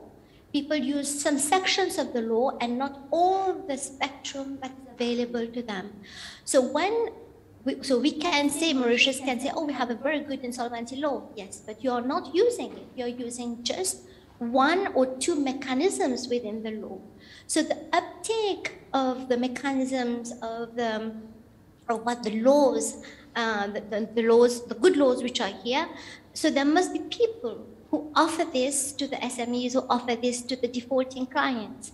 So everything you need to have gone into that and say we want to test the system. You don't have the regulatory framework for that, but we want to test it in Mauritius. If it works, when you are ready, you come out with the regulation, and then we'll get fully regulated. And today we have at least two players which are regulated and licensed as peer-to-peer, P2P lenders. So I think that's a very good form of where perhaps the traditional providers like the banks, you may not meet their internal controls because it's quite rigid, right? The loan never ends, as you say, whereas this one is just for a purpose. You go on, get funded, and so on. It also allows, for example, some crowdfunders where there is surplus fund from the investors, and they can always pair up with a platform and say, I want to lend, and perhaps the micro SMEs and the SMEs or small players can actually benefit. So these are few schemes which are there as a means of financial inclusion. But I think what is missing is the whole financial literacy. How do you reach to the end? Let's say, example you just gave, where she had to sell her personal assets to get into the business in difficult times.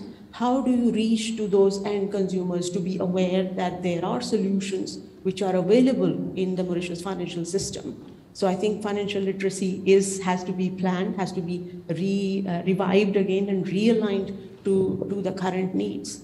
And I think the other way of financial inclusion is a cashless economy, right?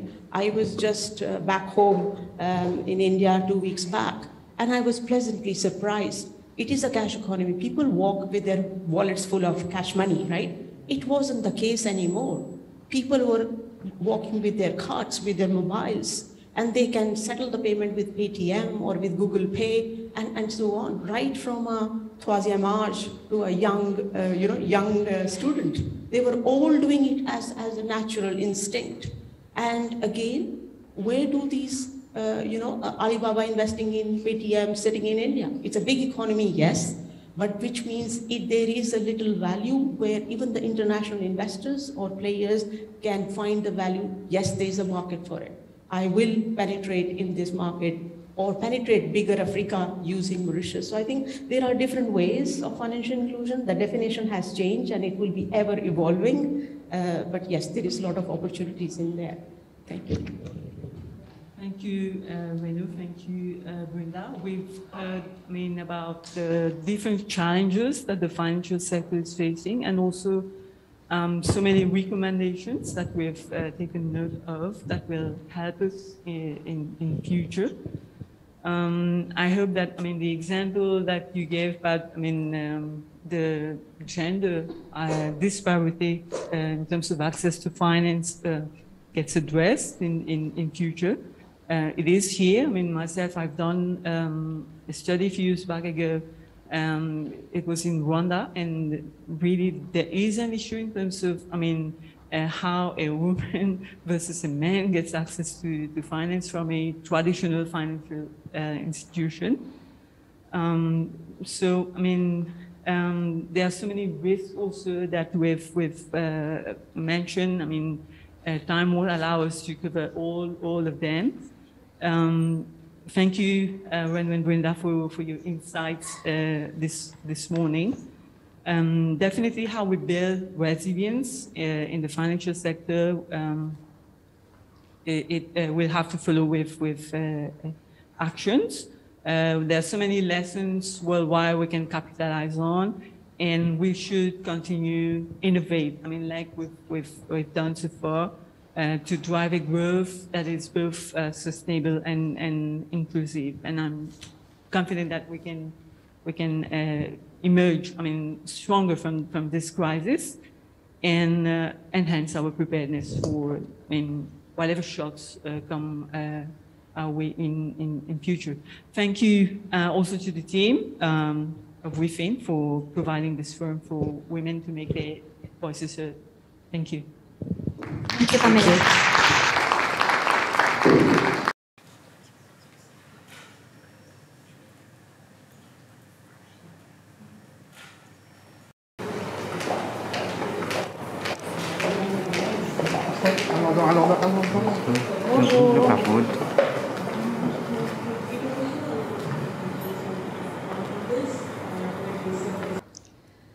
Ladies and gentlemen, we are honored to have with us the Honorable Minister of Gender Equality and Family Welfare, the Honorable Kalpana Kunchusha.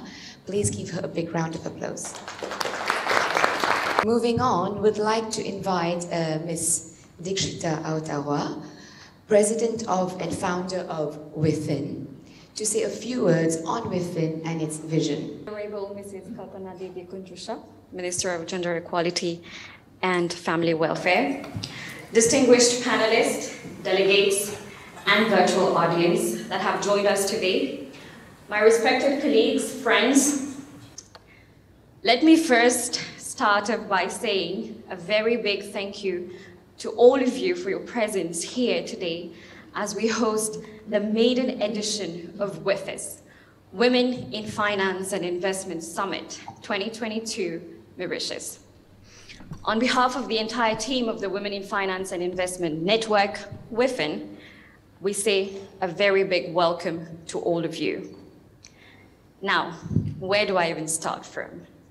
This summit, the preparation, as a matter of fact, we've spent 4 months preparing in a continuous marathon for me and my team to make this day into reality.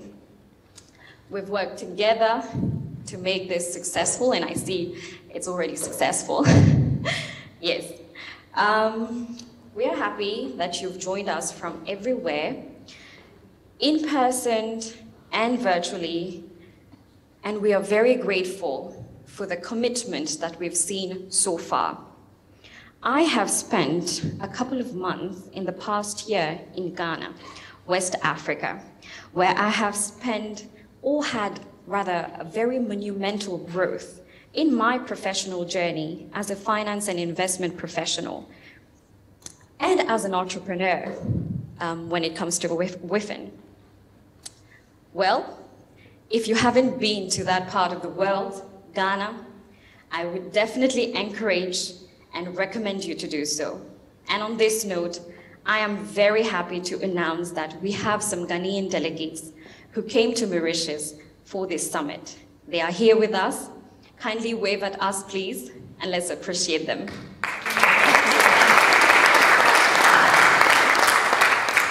And when you do find yourself in Ghana, please try these 2 things. Eat wache and fufu with banku. With fufu and tilapia soup. That's my favorite. Anyway, you'll thank me afterwards, and I look forward to those feedbacks. But just so you know, I wasn't in Ghana just for food. I was there for various professional assignments, including a major growth project for the Women in Finance and Investment Network, which led us to co-host event with the Ghana Stock Exchange, Name It Capital, and many other investment banking firms. While in Ghana, and as I have done in other countries, such as in Kenya, Botswana, Hong Kong, and South Africa, I had the opportunity to engage with women across the spectrum, including female finance students, working professionals, senior policy makers, and women leaders such as executives from banks and stock exchanges, etc. And guess what? Segments of female finance students to professionals. The story of underrepresentation, diversity, and inclusion is the same in Mauritius as it is in every belief that all of us here today are here because we share the common vision of promoting diversity, equity, and inclusion in the finance and management and investment management industry in Mauritius and beyond. Yes, we are responsible for taking the needed actions as major stakeholders in the industry to make that happen. We at WIFIN, we are doing our part. We are opening chapters across different countries, especially the Africa, the MENA region, and the Asia Pacific, to intensify the voice of diversity and inclusion. At WIFIN, our vision is to accelerate the growth of female leaders in the finance and investment management industry by empowering them with the right skills, professional education, and best networking environment. We're achieving this through three main pillars of our operations. The very first, networking. I cannot emphasize enough how important and valuable networking is for all of us, especially women in this industry. And within, we are encouraging female leaders and industry partners across borders to casualize their relationship to build lasting and meaningful ones. We are encouraging networking through several channels, be it at summits of this kind, conferences, gala dinners, or other corporate setups, etc. Second, education. Now, as a professional, I strongly believe that as a woman, we are to equip ourselves with the best qualifications to achieve success. As part of promoting diversity, parity in this industry, WIFIN is currently working together with several professional designations and universities to offer to our members scholarships for higher education. We have, for example, the CGIA Institute, our partner organization for this summit, and ICCE, who are offering WIFIN members merit-based scholarships to pursue their professional qualifications.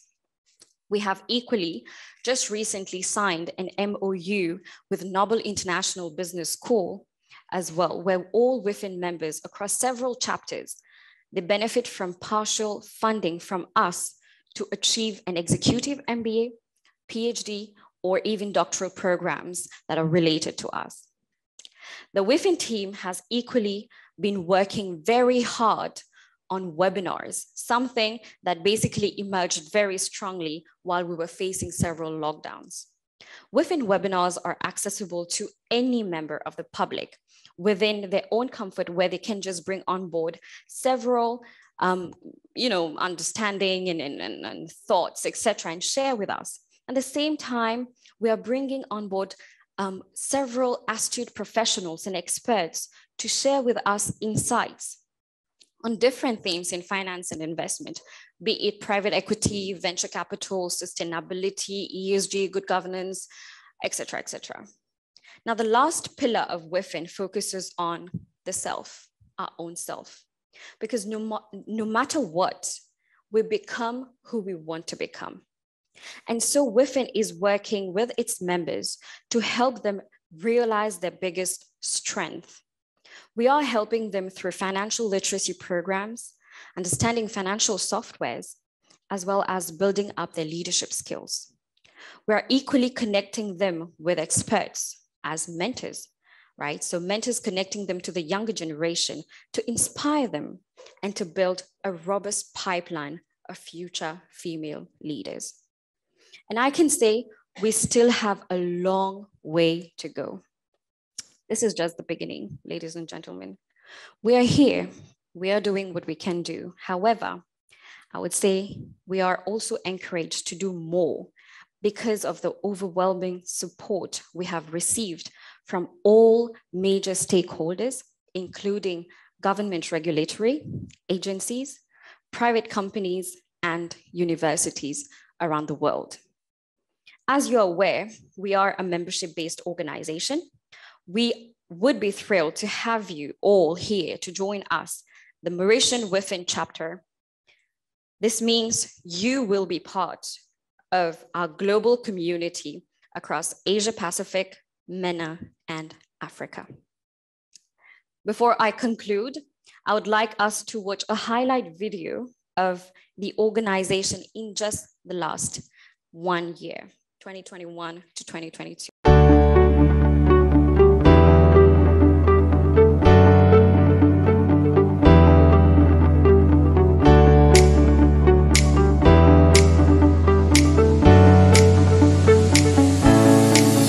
Three Ps. The first is the gap in pay. So women for the same job, so not even thinking about different levels of organizational achievement, but for the same job, women are paid less. And we think that we need to use our data, identify that pay gap, and then equalize it. Similarly, women, the gap between promotions is longer for women, and it's actually extended during COVID. I think 34% of men were promoted during COVID, just 9% of women. So women are promoted longer, and that means it takes them longer to get to that next level. And that next level obviously comes with higher levels of pay. And then finally, women, for the same objective level of performance, get paid less. And so if you get paid less in finance, a part of our compensation is a bonus. And so if you have a lower performance rating, you have a lower bonus. And you take those things, lower pay, slower promotions, and lower performance ratings, and you put that into an MPV calculation. We're all in finance, we know how to do those, but you MPV a female career and it's lower.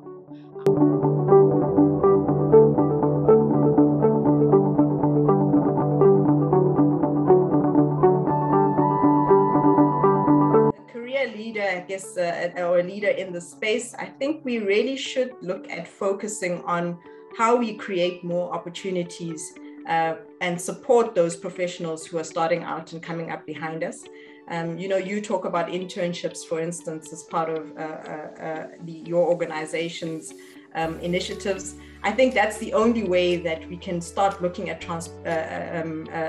transforming the industry and bringing in the women into the industry by exposing them to those opportunities, and deliberately so. For me, I've always viewed my career journey almost as a door opener for the people behind me.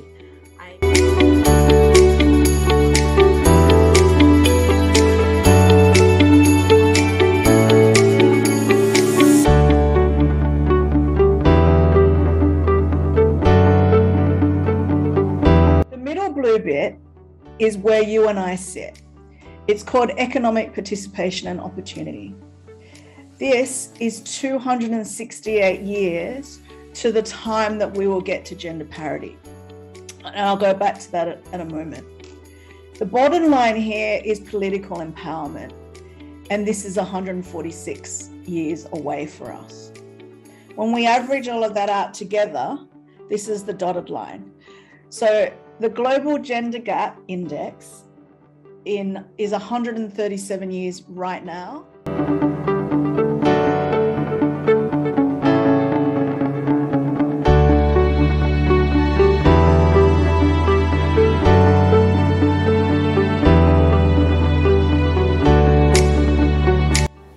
So we have to be deliberate. I mean, I think I have realized now more than ever that a lot more women need somebody to hold their hand. Not because they are not good, they just need that support. So if there's one thing you remember from everything, please find one person and support them. I can't count how many people are here, but if each one of us supports one person, that'll be changing close to 100+ lives. And I think that will be impactful.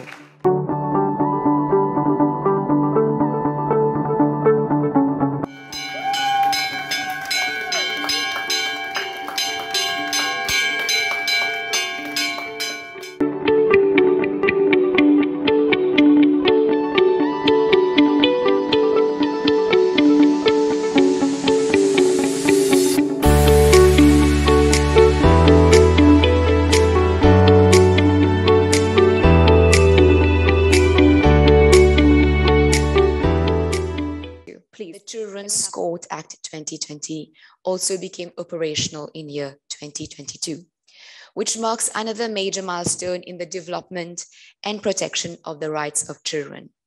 She also holds a first-class degree in biological sciences from the University of Brighton, United Kingdom. She joined the Ministry of Health and Quality of Life in 2017 as the Assistant Permanent Secretary. And in November 2019, she was appointed as the Minister of Gender Equality and Family Welfare.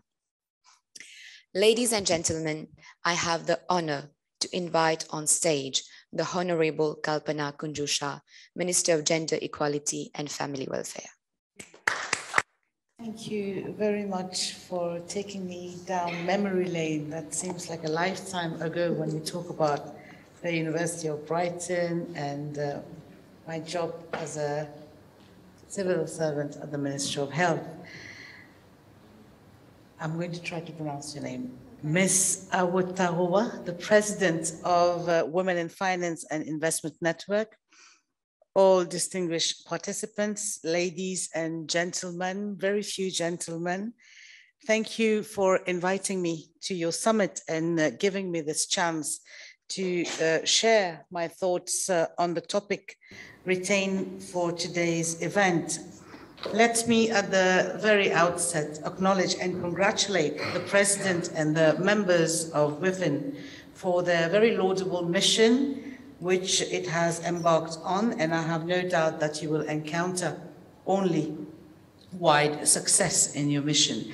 I'm extremely impressed with the wide array of actions in which you have engaged yourself, and this summit builds on the momentum created by the 2030 agenda, particularly when we talk about the inclusion of Sustainable Development Goal number 5, that elevates the pertinence of gender equality and empowerment of our women, and also be the driver for the attainment of all the other SDG goals. I am therefore very happy to see the high-level engagement of WIFIN in advocating gender equality, which I myself I'm a big proponent of, with a focus on women in finance. In fact, the very essence, I should say, of sustainable development is all about inclusiveness and diversity, which we agree can only be attained when one goes on maximizing opportunities and creating the right strategy to address the various challenges that we're going to be encountering. As a matter of fact, gender equality and its achievement is first and foremost a human right, and it is a matter of dignity, hence the need to empower all our women socially, economically, and politically as well. It is precisely against this very backdrop that my ministry, in line with the set targets of Sustainable Development Goals, we have put in place policies and strategies to improve the status of women generally, to eliminate gender disparities, and at the same time to accelerate our actions for a sustainable and an inclusive future. Our motto since 2015 has been to, and I quote, to champion goal number 5 of the Sustainable Development Goals, end of quote. And I'm convinced, as the minister responsible for this portfolio, that women's empowerment coupled with the active participation of women in all walks of life remain the prerequisite for this sustainable development to become a reality. Today, there is the consensus that gender inequality is an all-age injustice. As a government which firmly believes in the fundamental human rights of women, my ministry has been acting on this on various fronts. Very shortly, my ministry will be holding a national dialogue on women in regard to the future orientation of women's entrepreneurship development. I am convinced that despite the adverse effects of the COVID-19 pandemic, women from various quarters have been exploring new avenues, which is a very laudable and praiseworthy thing. They have been exploring new avenues for sustainability of their income-generating activities. We are looking at increasing women's participation in decision-making instances. We're looking at removing all structural barriers and patriarchal norms that unfortunately still remains embedded in our society. We acknowledge, even at the level of government more so, we acknowledge that women's participation in the boardroom remains at an all-time low. This is a very serious gender gap, particularly that our girls are excelling at their education at the academic level, but yet they are faced in the glass ceiling and sticky floor effects like somebody in your video mentioned, getting paid less for the same amount of work that they deliver.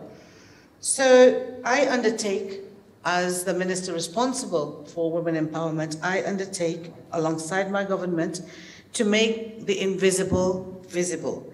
Development investment must include all resources targeted for gender equality. To achieve this, the situation of women at work and in the household, as well as in the community, must be made visible through the collection analysis, the use of data, which is disaggregated by sex, by age, by status. In order to transform the women economic status, we have to focus on addressing these structural inequalities, and which are, unfortunately, like I said, entrenched in our DNA. And this calls for taking into consideration all gender concerns across the board, so that all our policies that we devise, all our interventions that we make, are based on an assessment on how those policies, those interventions are going to impact both women and our men. You will all here, sitting in front of me, agree that nothing can be done for women without women. So therefore their voice, their participation on equal basis as men must remain central to all our actions. Tackling this root causes of gender inequality in the economic sector, that is part of what you guys are doing over here, is essential. There's a whole attitudinal, like I call it, an organic change, which is going to be the game changer. In Mauritius, many women are making their mark. One of them is the beautiful lady sitting behind me, in different fields at both national and international levels. The example of WIFIS should inspire others to excel and to embrace careers in fields where women are still underrepresented. I look behind, in front of me there, and I see Mauritius Africa FinTech Hub.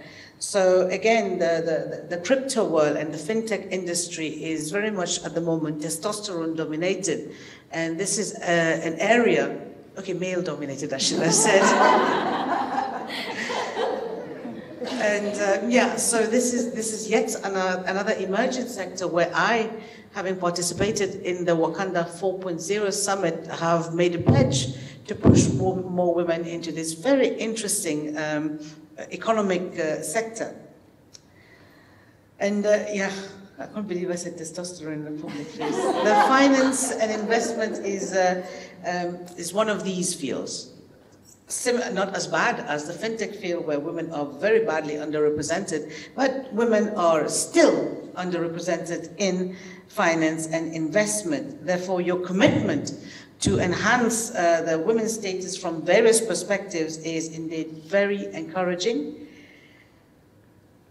I can see today that there's a boost on the diversity of talent, and it's only by harnessing this potential, by harnessing these talents, that our members, our women, are going to see real and lasting changes. Change is only good when we can sustain those changes and they last.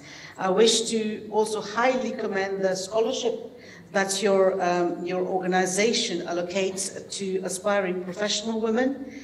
I will very humbly invite you to focus and to sharpen, because you're already very focused, to sharpen your focus and pave the way towards a society that is respectful of the principles of gender equality, of gender diversity, and inclusion. With these words, forgetting the word testosterone, of course, I wish you all excellent deliberations and good continuation in all your endeavors and your interventions.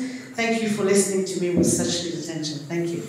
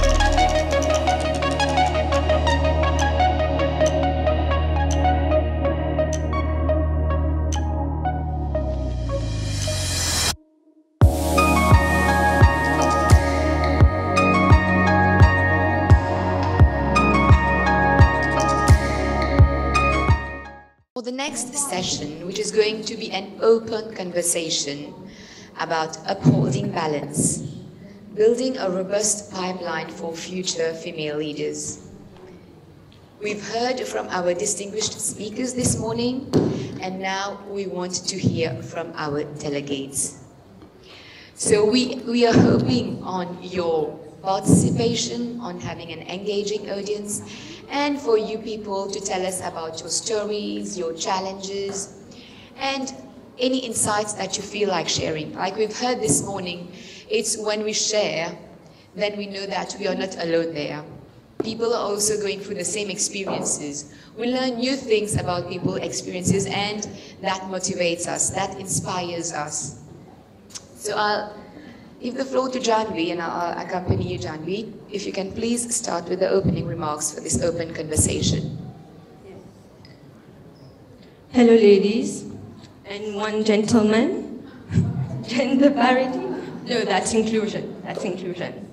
So I'm Janvi, the country representative of WIFIS in Mauritius. And I hope you had a wonderful lunch and we had a great first session. We are going to start with our open conversation, which will be on upholding balance and building a robust pipeline for future female leaders. Now, women often find it challenging to balance their work and their family obligations to moving up their rank in traditionally male-dominated professions. And at WIFIS, we are truly serious about building a strong leadership pipeline for women. And we have to alter how we prepare women to lead, right? By creating learning opportunities or learning environments where women can gain confidence and competence to lead. Right, Anusha? Definitely. Definitely. Indeed, it is quite unfortunate that women have to face such challenges. But in spite of the barriers, there is hope globally that women can succeed in climbing the corporate ladders. And we are grateful for platforms like WIFIS, where women are able to express themselves, they are able to share their stories, and they can promote diversity and inclusion. Right, Anusha. Now you see, for women who aspire to top leadership, routes exist, but they are full of twists and turns. This is why it is important to build a robust leadership pipeline for women, right? Yes. So we have a room full of female leaders, future and... Anita, the head of cards and payments in SBM Bank Mauritius, and also the sort of acting head of marketing and comms for the movement. Thank you for inviting me, and you'll hear from me for some time now. So. Yes. You are very good, Anita. Thank you, and we'll have the pleasure to hear from you in a short while. Thank you. That's very correct. Now, I feel like, and I've done a couple of work in northern Ghana and some parts of the continent. And I feel like, there's a mixture of socio-cultural barriers, religion, economic, even political, in a context where sometimes you go to a place to work and a common handshake means an entirely different thing. And that in itself, depending on the part of the country you are, that in itself is a huge barrier to the person's confidence, in this case, the woman. And mostly when you are with young people, it's even worse. So there are subtle, barriers, and I can't speak of religion, other places where, there is a predefined way to talk, to conduct yourself, to speak, to connect with whoever, and that alone could draw you back. and make you not access some of these opportunities. In certain contexts, as a woman, you are expected. And you ask, who is this, intangible society, or who is this intangible authority? And no one really can point to that. But it's back there in the background, and it's so powerful. And I like the comment from our lawyer who says economic empowerment is one sure way when we really want to deal with the issue of empowerment. So putting all of these together, and I'm really happy that I'm not alone. I'm not saying this alone from Ghana context, but it resonates with other parts of the continent. And I think it's the intersection of social, cultural, economic, even education. Because sometimes those barriers can determine how far you can go. I listened to the doctor statistics around percentage of women in higher education, an amazing 57 or so %. And just from higher education to the labor market, it drops to about 47. So I was asking myself, where do they go? Where are the women, right from higher education? What explains that gap? So I feel like it's a very complicated issue, but when you dig down, it's not hard to reach with these factors all around us. And I think we need to find ways to incorporate or pick an element, depending on your area of expertise or whatever it is, and pick from these buckets, because it is with us and we really have to get to the bottom of this. Thank you. Thank you, Pauline. Thank you very much. It's so well summarized. Thank you very much. Now, I think people make assumptions on women at work or as leaders based on their stereotypical role in the society. Now, most of female leaders believe that success is the product of hard work. So right now, I would like to have your stories, an inspirational story of yourself or a woman who inspired you. Anyone? Actually, what I wanted to say earlier links to this, and I think that us as women in work, we have to work 2 times harder than our men peers to prove ourselves. But then what do we do? So we do work harder, but then we have to have this assertiveness to be able to go and ask whatever we want for, and understand how to navigate the thinking of the people we're talking to get to our point and eventually get what we want. I've lived that, so it's been hard at times, but I'm quite happy I've been able to do it. I think the other thing that probably makes it difficult for us as leaders is, I think we have to be honest about it, is our EQ as women. We can get very emotional, so we have to learn what to do with that and to be able to manage it so we can have those hard conversations with the men sitting in front of us, so that they don't see us like, oh, she's complaining again.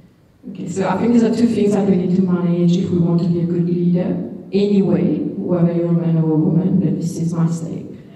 And in terms of my own experience, that's what I went through, trying to understand what is it that I need to do to be able to get the conversation through to what I want, and work on it hard, and then go and prove that I know what I'm talking about, and I know what I'm asking about. So that was my personal experience.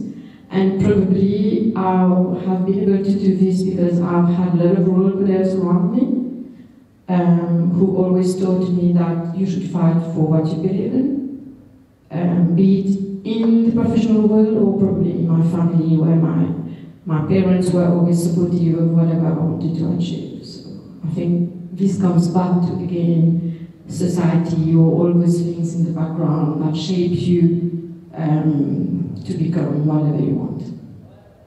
My parents they are a very orthodox family. So from start, I wanted to be a doctor. No, it's not possible. You cannot travel abroad alone. I want to be a lawyer. No, you cannot deal with criminals. It's not a job for a woman. So it took me 20 years to start studying again. I did what my parents wanted.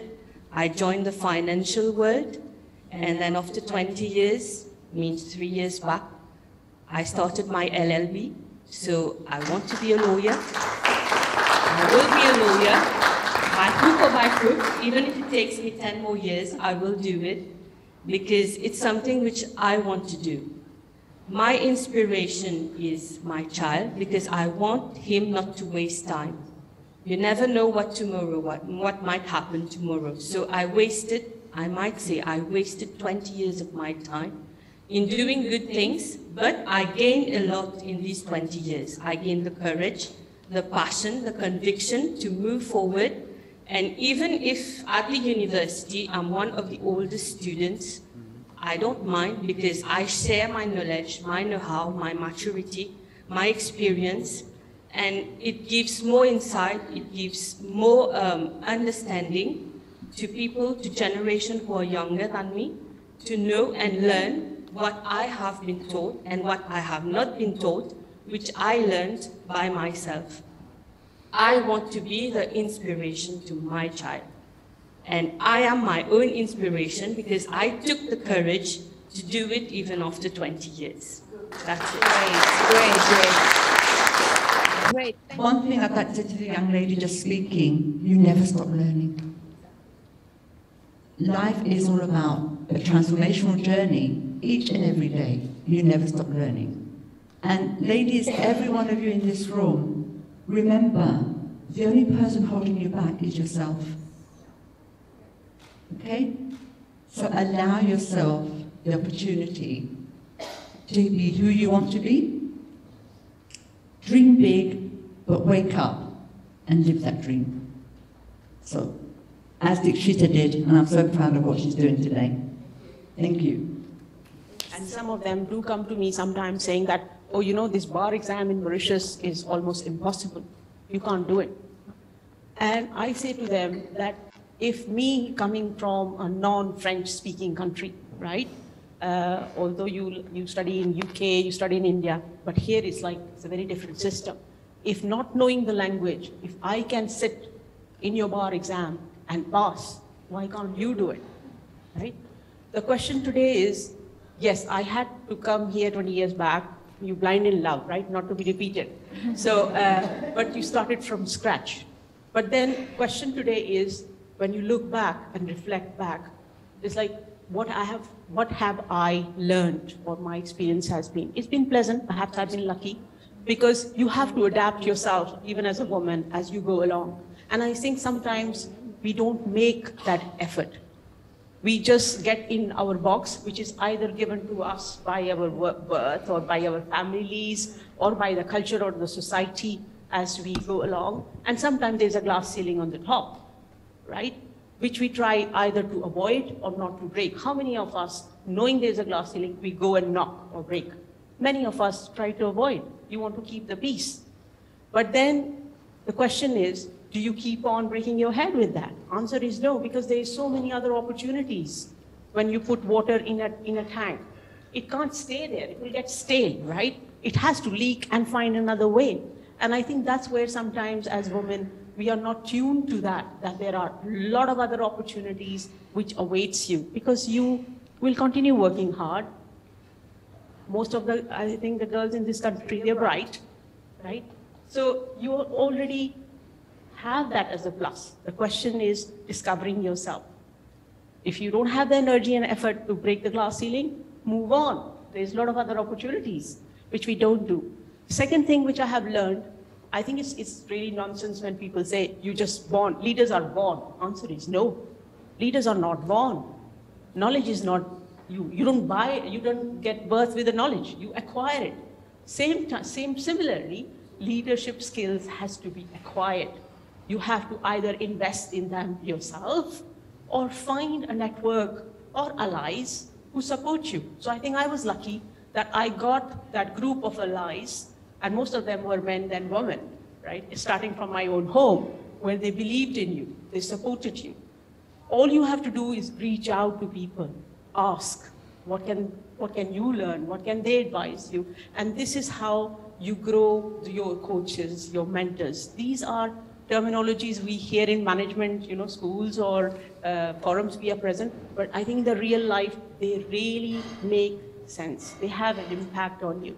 So nobody will go and find that for you. You have to find that yourself.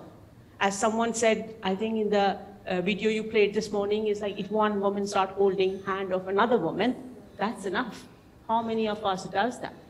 How many of us actually make time in our daily or weekly planner for networking that I'm going to phone, let's say I'm going to phone Nusrat. It's never planned. Why? Does our counterparts do that? Answer is yes, they do. It's very calculated. We'll have a drink over a happy hour. A happy hour hasn't evolved over time just like that. But do women do that? Answer is no. Because I think the priorities, we multitask. We multitask. I was asked a question when I changed my career, I left the regulatory world to move to the private sector. So someone asked, are you foolish? You're already heading a function at the commission. Why would you leave and go to the private sector? It's very demanding. Your kids are going to sit for, how do you call it, CP exams? Which I didn't know what it is, but I think they are handful, right? So this is the question I was asked.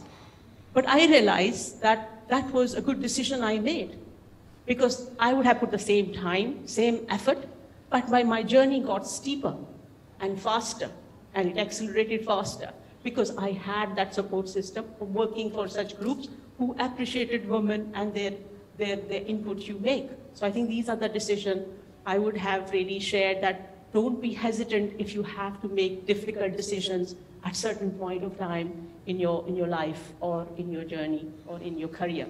I think sometimes it's worth taking those risks. But I think I'll stop there, otherwise I keep on going. But I just wanted to share that. Stop people from having this unconscious bias. Are we doing things here? Grit is doing wonderful things. We heard about ENL as well, but maybe some people from MCB or from ABSA. So the initiatives we are taking to break these unconscious bias at the HR level or at the management level, anybody willing to share? I sit on the board of a company, Pan-African company, and they have a gender policy. And one of the gender policy is, of course, the gender policy is to have 50%, same number of male and same number of females. And one of the things that they do, they say that they will not speak at any panel, any conference, if there's only male people on the panel, and they stick to it. There are many things that you can do. I was previously partner at EBAX, and one of the things that we did, we catered for a small room for kids. So you have mothers working, and sometimes the kids have to come, early, so they had a place to go, and you can do it if you have like 4 floors, you are renting in a building, you can find space to cater for the kids. It's not a big thing to do. It's quite easy. We sat around my dinner table with a few incredible women, and we decided we were going to actually write a check to female-founded companies. So it's a case of actually we have to sometimes do it ourselves and take that action and make things happen. And instead of kind of just talking and complaining and saying, look, this is what happened, that's what happened. Let's actually be the change that we want to see and surround yourself with the right partners and the right people who will push you into that direction and make things happen. Since November 2019, he is serving as Minister of Financial Services and Good Governance. He's a professional accountant with a master's degree in business administration with a specialization in finance from the University of Mauritius. As mentioned, unfortunately, the Honorable Minister has had other professional commitments, but we are, however, pleased to announce that his speech will be read by Mrs. Dovinasi Pilenaiken, Manager of Financial Services. A big round of applause for Mrs. Dovinasi Pilenaiken. Honorable Subhashini Lakshman Roy, Member of the National Assembly, Ms. Dikshita Awu-Tarwa, Founder of the WIFIS Summit, leaders and captains of the industry, ladies and gentlemen, all protocols observed, a very good afternoon to you all. At the very outset, I come with the sincere apologies of Honorable Main Kumar Siratan, Minister of Financial Services and Good Governance, who was scheduled to address you today. However, he had to attend to other important obligations outside the country, and he has asked me to present his apologies and wish the summit all success. The women agenda is one which the Honorable Minister holds very much at heart, and he has placed a personal interest of seeing the local chapter of Women in Finance and Investment come to life only recently to ensure that women are given the seat, the voice, and the influence they deserve. Many of you here will recall that the Minister had proudly stated at the launch event of the Association for Women in Financial Services Sector that the ratio of women to men in his ministry was 70-30.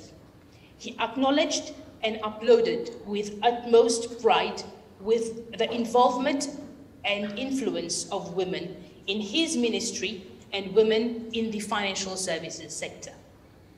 Ladies and gentlemen, I am delighted and proud for the opportunity to partake in this conversation and share some thoughts on how we can make our future better and more meaningful, not only for us women, but also those whom we serve well, be it at work, in the family, and in the community.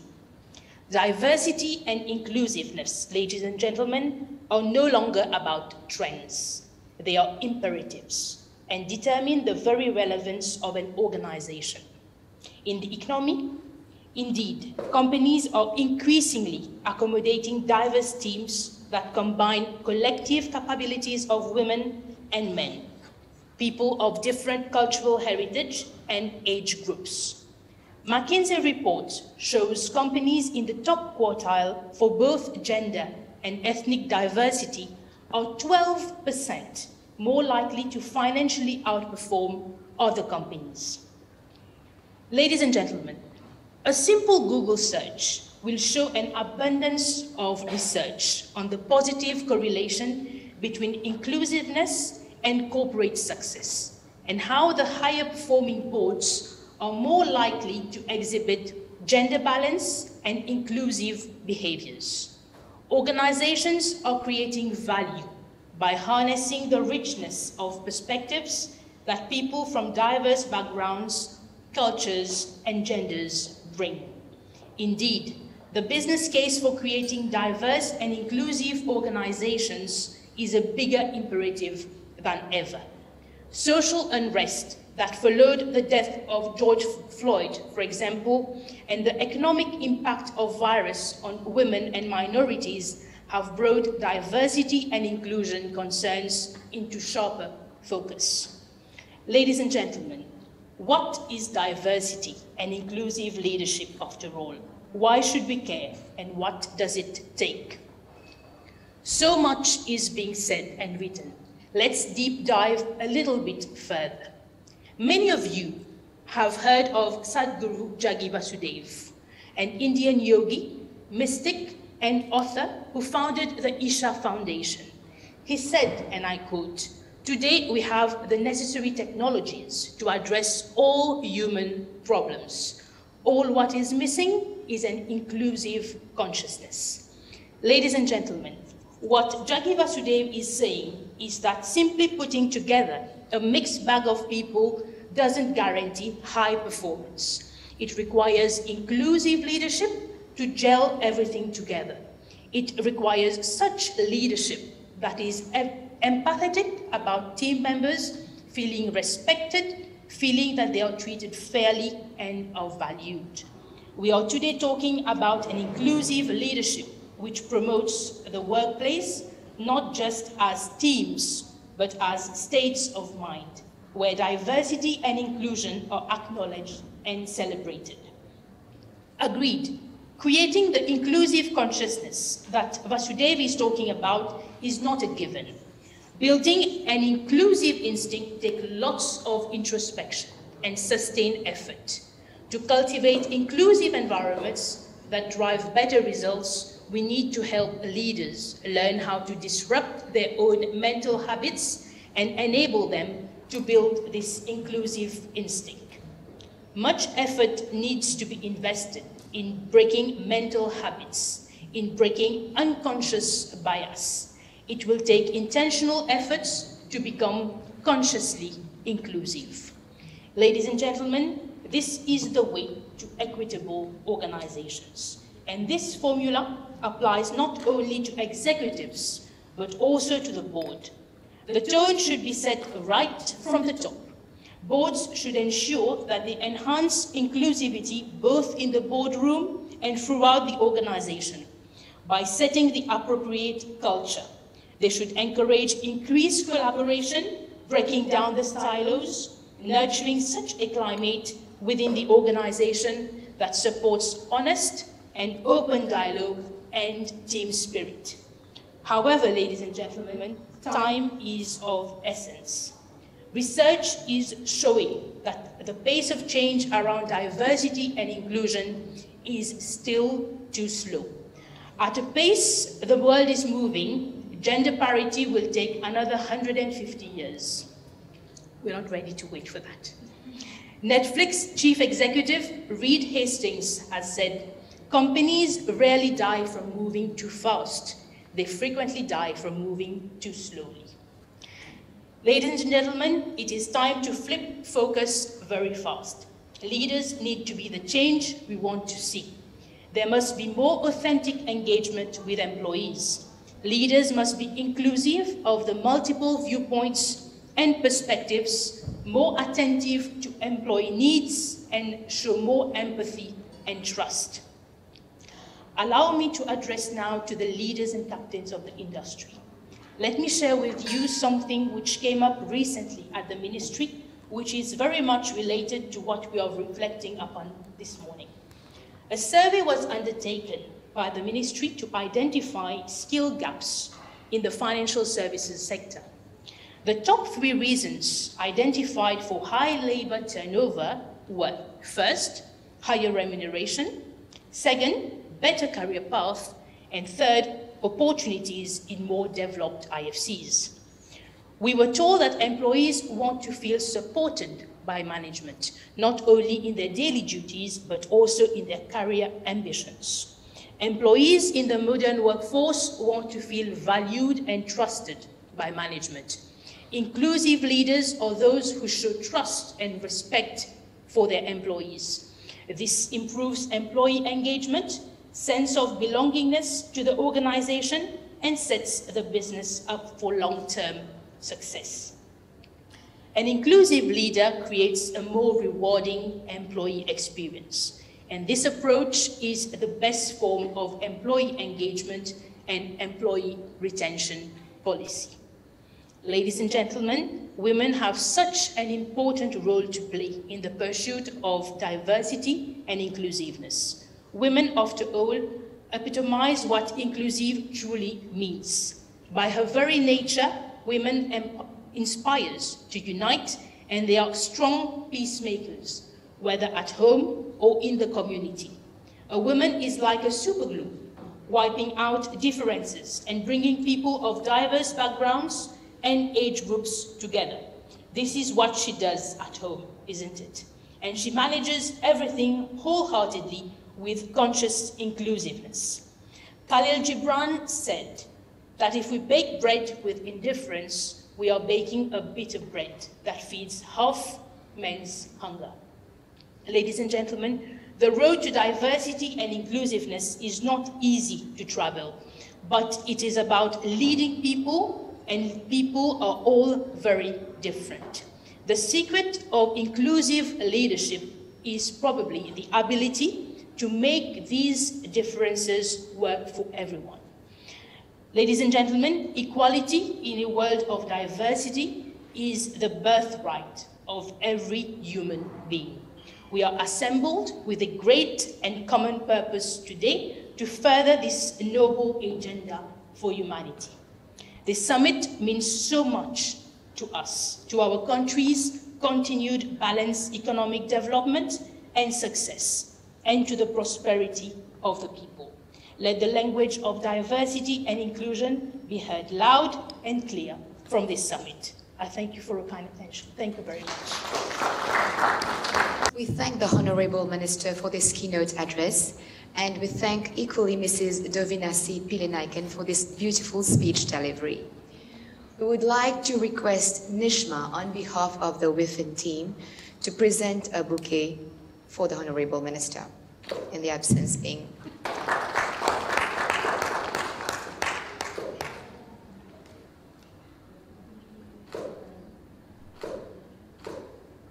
We would like once again to thank all our partners and sponsors for this event, which is possible through CGIA Institute of Certified Chartered Economists, our platinum sponsors, PwC, our silver sponsors, Technotronics and Westline Concept, our bronze sponsors, the Economy 360, Camex TPO, and our strategic partners, Dale Carnegie, Mauritius Africa FinTech Hub, Mo Angel, and NIBS. Thank you. Moving on to our next session, which is the Straight Talk. It's about securing the unsecured, managing cybersecurity and data privacy risks. In a world where the value and volume of data are growing exponentially, data privacy has emerged as a board-level issue and potential source of competitive advantage, not just a compliance requirement. But the devil is in the details. Without a comprehensive and effective program for information governance, data privacy remains a compliance challenge and a potential reputation time bomb. Companies today face increasing pressure from regulators and the marketplace to improve how they collect, use, store, and delete personal information, and how they manage data privacy. To talk more on this topic and how organizations can mitigate these risks, we have our next speaker. She's the founder and director of Camex TPO Consulting Limited, a firm specializing solely in data protection, consultancy, and training. She advises clients on data protection laws and regulations. Over the last 11 years, she has acquired substantial expertise and experience as a legal and compliance professional in Mauritius and Luxembourg. Currently, she is the only privacy expert in Mauritius who has received the esteemed designation of Fellow of Information Privacy by the International Association of Privacy Professionals. Please put your hands together for Mrs. Nirusha Kiapo-Tukaram. Thank you, Anusha, for your nice introduction. Good afternoon, everyone. I'll just wait a little bit for the slides to appear. Start with a little more about my introduction. So indeed, I have 4+ years in privacy because I'm very passionate about it. And I know very well that for most of you here, it is a headache. I have clients telling me about that, and I love it, so I do it. And I'm following my dreams, actually, and I'll be speaking about my journey today. I'm seeing a lot of new faces today, so I'm a bit stressed. I'm used to do trainings, however, so I think as and when I talk, that will go away. So to be honest, when I graduated from law school, is it okay?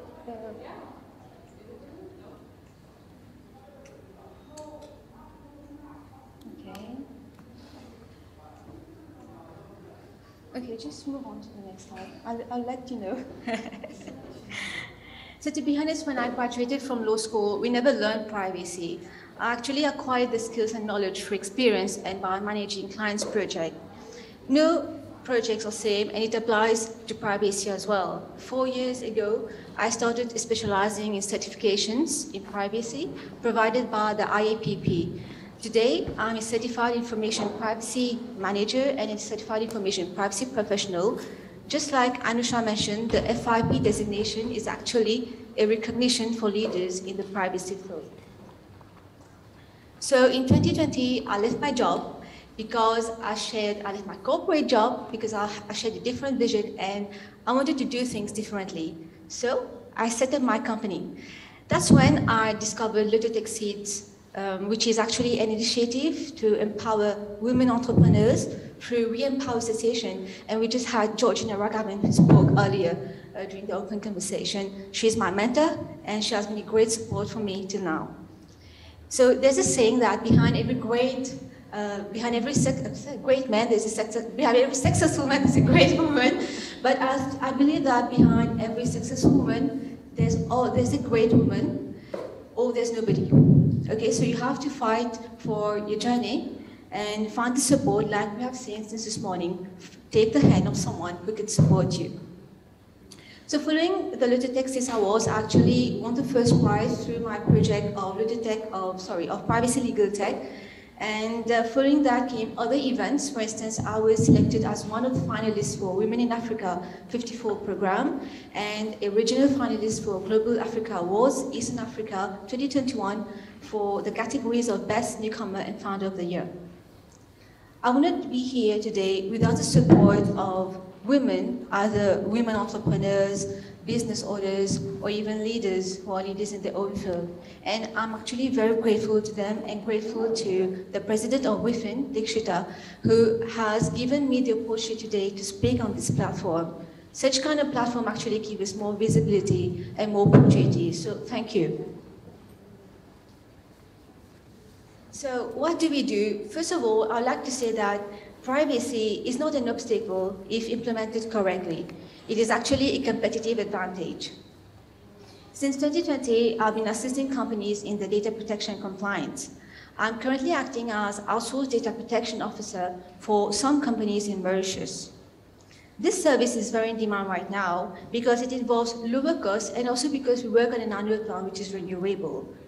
So when outsourcing the service of the DPO, that is the function of the DPO, it has a lot of benefits to the organization which is outsourcing the function. They don't have to worry about recruiting a skilled and experienced staff, about 30-month bonus, about monthly contributions, or employment liability, or even annual or sick leaves. As my role as outsourced DPO, I'm actually responsible to oversee compliance, data protection compliance for and on behalf of the company, and that means drafting policies, maintaining the register of processing operations. Some of you might know it, some of you might not. It's also referred to as register of business activities as per the GDPR. I also assist teams to complete the data protection impact assessments, which are usually required, especially if your organization is processing fingerprint or CCTV images, and so on. But as a DPO, I'm also the main point of contact between the organization and the regulator. On a consultancy basis, we perform workshops to help the different departments in an organization complete the DPIA, but as well as the record of processing activities. We also carry out data protection compliance assessments for those companies who have done nothing at all, or data protection audits for those who have a certain level of maturity in their compliance status. And I'm also known for delivering very targeted and easy to understand trainings to management staff and to the data protection officer, internal DPO. So, next slide. Thank you. Before starting the topic for today, I would like to point out that I'm not a cybersecurity expert, but a privacy expert. However, these two areas do overlap and also have disconnects, and we shall cover that in the following points. So let's start immediately. You should know that privacy addresses the rights of individuals about how and to what extent information about them, that is the personal data, is being used and collected. Whereas cybersecurity, which is also called as information security, is about assuring confidentiality, integrity, and availability of information assets.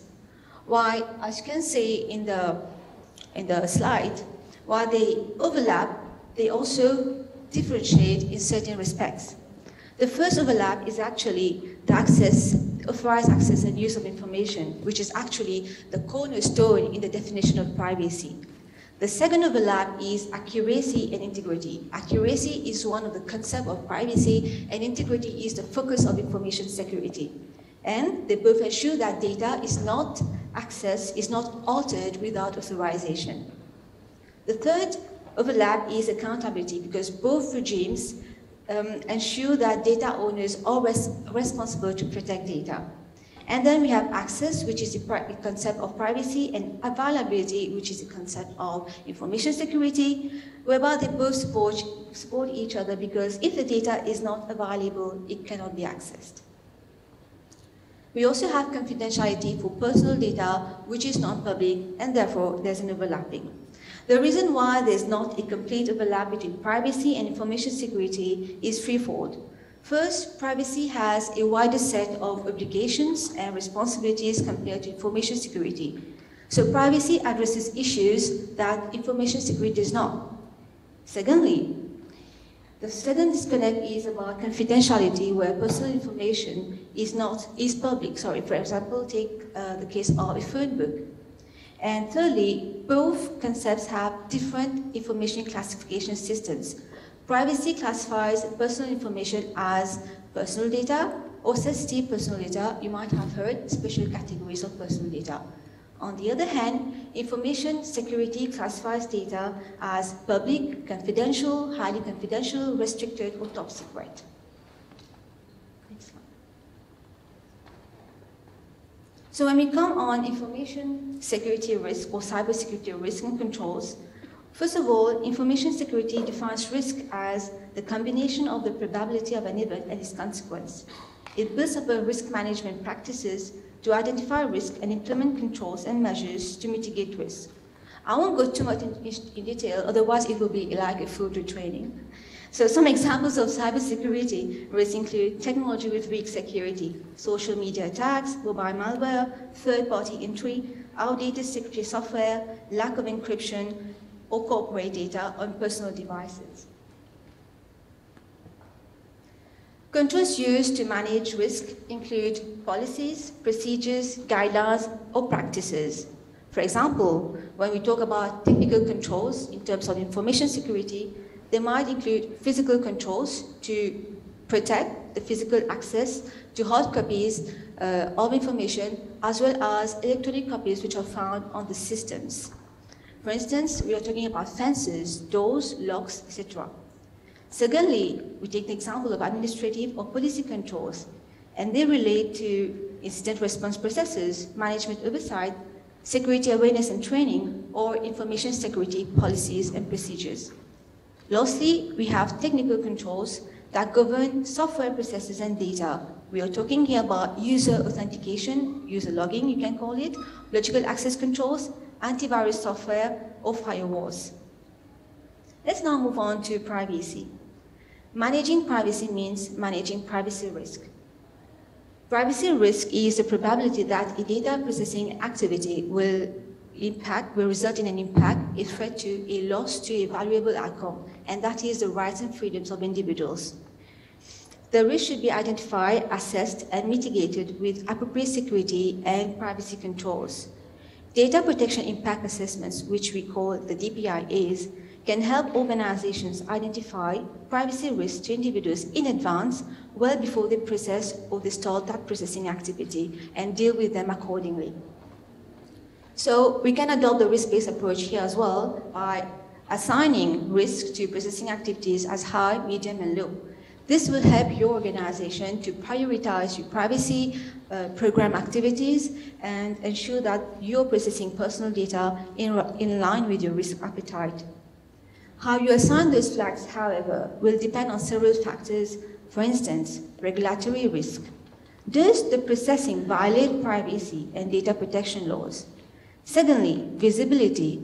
How easy is it for others, that is consumers or regulators, to see potential violations? Third, sensitivity and scope. The type and amount of personal data and data subjects impacted. So by data subjects, we mean individuals, because the law is here to protect individuals and not companies. And lastly, the company risk profile and values, that is knowing how much and what kinds of risk are okay for the company to accept. So this map was taken from the IAPP. So it shows data privacy laws around the world. You will see the countries that are highlighted in blue. You will note that slowly but surely, data protection regulations are expanding throughout Africa. The privacy industry has flourished during the last few years. Since the EU GDPR came into force, and actually yesterday was actually 4 years that it came into force, countries worldwide have passed privacy legislation, from the California Consumer Protection Act in the US to China's Personal Information Protection Law. Many African countries have also enacted data protection laws, some of them pointed out in the map. It is important to be aware of data privacy regulations in other countries, especially from the perspective of a business or an organization that is handling or processing data of individuals located abroad. Why it is essential to comply with those rules abroad for business growth, but also to avoid being reprimanded, worse, having government fines, which can affect your company's reputation. So, key obligations. We won't be covering all the key obligations. We'll be spending hours otherwise. So I'll just pick up a few and most important ones. Firstly, technical and organizational measures. You are required by the law, be it the Data Protection Act, Mauritius, or even the GDPR, to ensure that you have data protection by design and by default. What do we mean by that? We have already talked about the security paperwork, the technology stack, and the physical environment. Security paperwork regards all the policies. Technology stack is about given that the main focus of data protection law is to protect electronic information, so your organization needs to ensure that you have the technology stack in place, robust and fit for that purpose. So we are talking about two-factor authentication, encryption, firewall, antivirus, and so on. And the security of the physical environment is important as well, for example, CCTV, entry control system, or clean test policies. Lastly, building a privacy strategy may mean changing the mindset and perspective of an entire organization. So if you want to comply with the laws, you want to protect data, your employees need to do their share as well.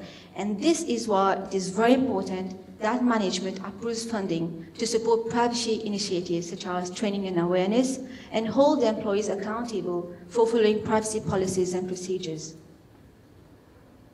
In a recent data breach investigation report by Verizon in the US, it was noted that out of the data breach cases, there were around 53,000 in all, 17% are due to employee errors such as failing to shred confidential information, sending an email to the wrong person, or misconfiguring web servers.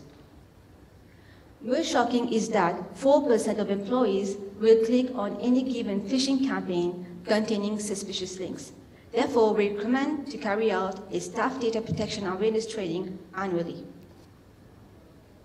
The second obligation, coming back to our slide of key obligations, is the appointment, move on to the next slide please, is the appointment of a DPO. In Mauritius, it is mandatory, and that person can be external or internal. Well, what I mean by external is it is outsourced. Actually, you find somebody else, another person who will do it for you. Even though it is not mandatory in the EU, the European Data Protection Board recommends having one. So, what are the skills and experience that are expected from the data protection officer? That person must be from a legal IT or risk background, so they're expected to have privacy certifications or even information security standard certifications. They must act in a confidential and independent manner, and actually confidentiality is second nature to the legal profession. DPOs must be able to deal with controllers and processes from different countries and business culture. They need to have leadership and project management experience, and they shall report directly to the highest management level of the organization. They should be self-starters and expected to carry out the role without guidance and to know exactly where to find the correct information. They must be, and this is very important because legal professionals have a tendency to speak in legal jargons that nobody understands. So the DPO must be able to speak in the language of the average citizen, not in technical or legal jargon. Internal DPOs may not perform roles that conflict with their DPO's role, and here we're talking about conflict of interest, and I've seen it at my client's place that managers, either HR managers, IT security managers, are appointed as DPO. This is not correct, and it is not as per best practice. We recommend appointing non-managerial employees. They can be in HR, IT department, but they should, or legal department, but they should be non-managerial to avoid conflict of interest with their current roles that they are handling. Next slide, please. So another very important obligation that is mandatory in the Mauritian law is to maintain the records of processing activities, which is called record of processing operations in the Mauritian law.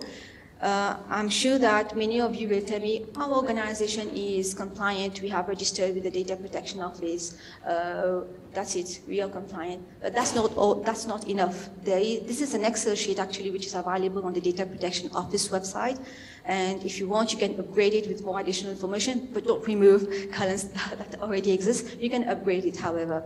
So this register is actually the heart of your privacy compliance framework and helps the organization mitigate risk. It contains prescribed information such as processing activities, retention periods, recipients of personal data, requirement of consent, DPIA, and data subject rights. Another obligation is that whenever a controller uses a processor to process personal data on their behalf, a written contract needs to be in place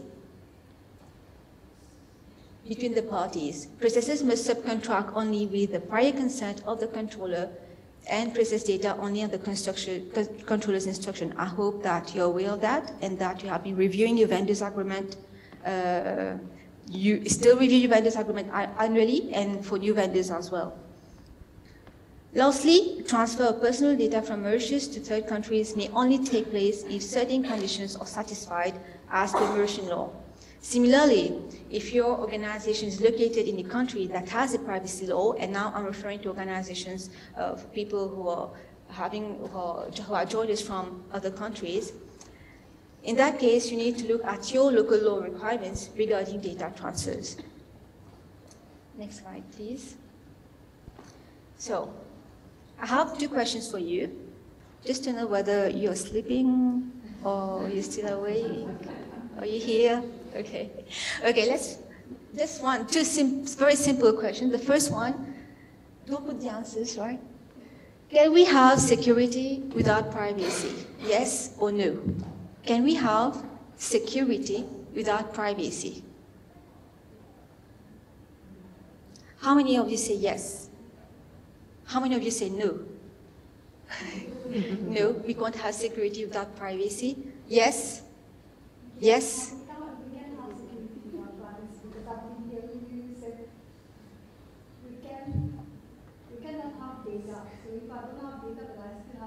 Yes, because information security does not just protect information, personal information, it protects everything, information assets. So the answer is yes, we can have security without privacy. Now my second question, can we have privacy without security? How many say yes? How many say no? Yeah. We cannot have privacy without security. Okay, so I will conclude my speech by saying a little bit about my entrepreneurship journey.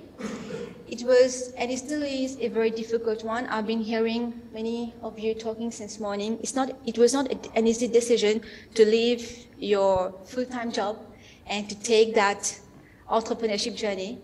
It's not easily accepted in the family, in the culture that we grew up as well, because as an educated woman, we're expected to have a full-time job, work for a big company, and not do a business. So it was a very difficult journey for me, but you have to self-motivate and self-inspire yourself every day. So it happens that sometimes I want to give up, but when I wake up in the morning, I remind myself of a sentence a mentor once told me when I participated in Turbin's Let's Try 5. What he said was that the sky belongs to everyone. On this note, thank you.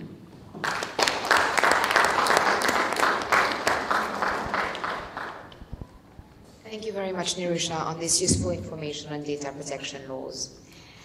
Well, I think it's time for a short break to stretch our legs and a coffee break, but we'll have, unfortunately, to be very quick because we are running a bit late.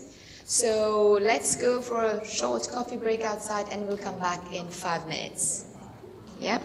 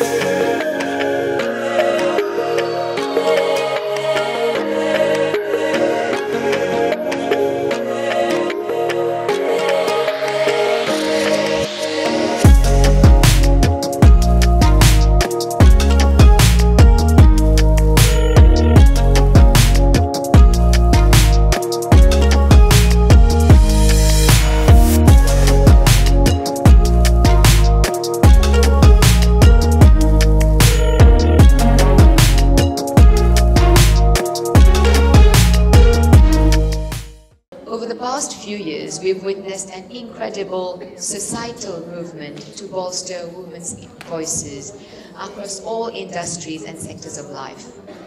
Women in business have made much progress, and women's role in our society has in many ways shifted for the better.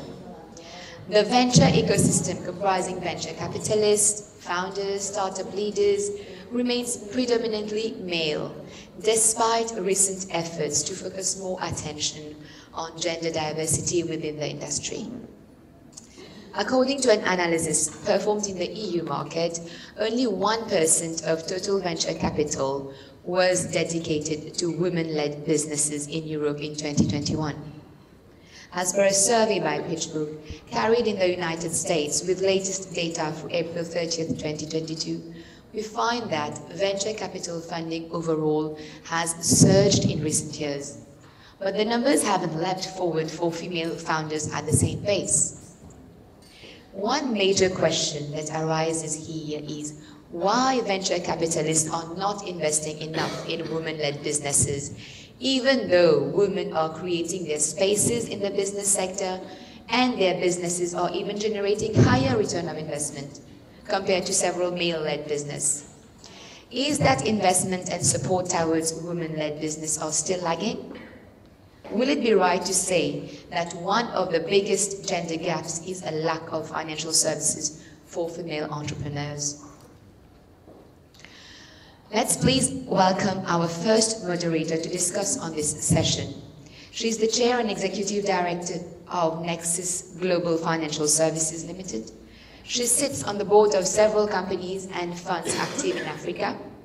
She is a board member of INQ, Convergence Capital Partners, Ubuntu Investment Company, Catalyst Capital Partners, Seacom Limited, Activa Finance, the Boardroom Africa Foundation, Hyde Energy Limited, etc.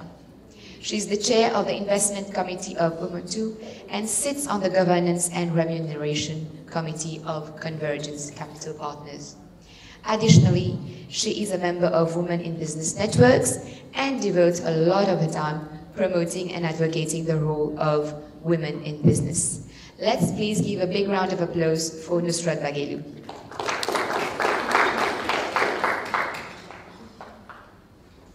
Moving on to our first speaker, we have the Chief Fund Management Executive of Rogers Company Limited. She also acts as the Fund Manager and Executive Director of Essentia Limited, the largest real estate company listed on the Stock Exchange of Mauritius. She has over 15 years of experience in the finance industry and specializes in corporate finance, valuation, and deal structuring, both locally and internationally. She also has a solid track record in company listing and fundraising. Please welcome Belinda Wong Bashe. Thank you.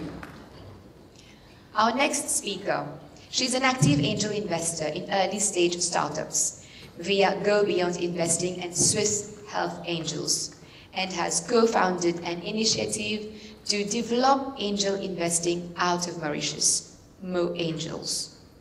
She's also involved in coaching emerging entrepreneurs, an independent non-executive director for IBL since 2019.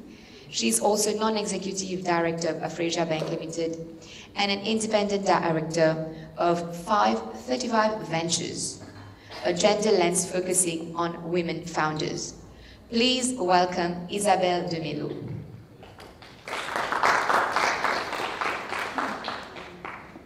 Thank you. Our third speaker is the Group CFO of MUA Group, a regional financial services company listed on the Stock Exchange of Mauritius and operating in Mauritius, Seychelles, Kenya, Tanzania, Uganda, and Rwanda. She is responsible of all MUA's group's financial functions, which include operational and financial strategy, assessment of organic and acquisition expansion opportunities, solvency and capital needs monitoring, financial planning and analysis, treasury and corporate finance. Let's give a big round of applause for Meta Abadi.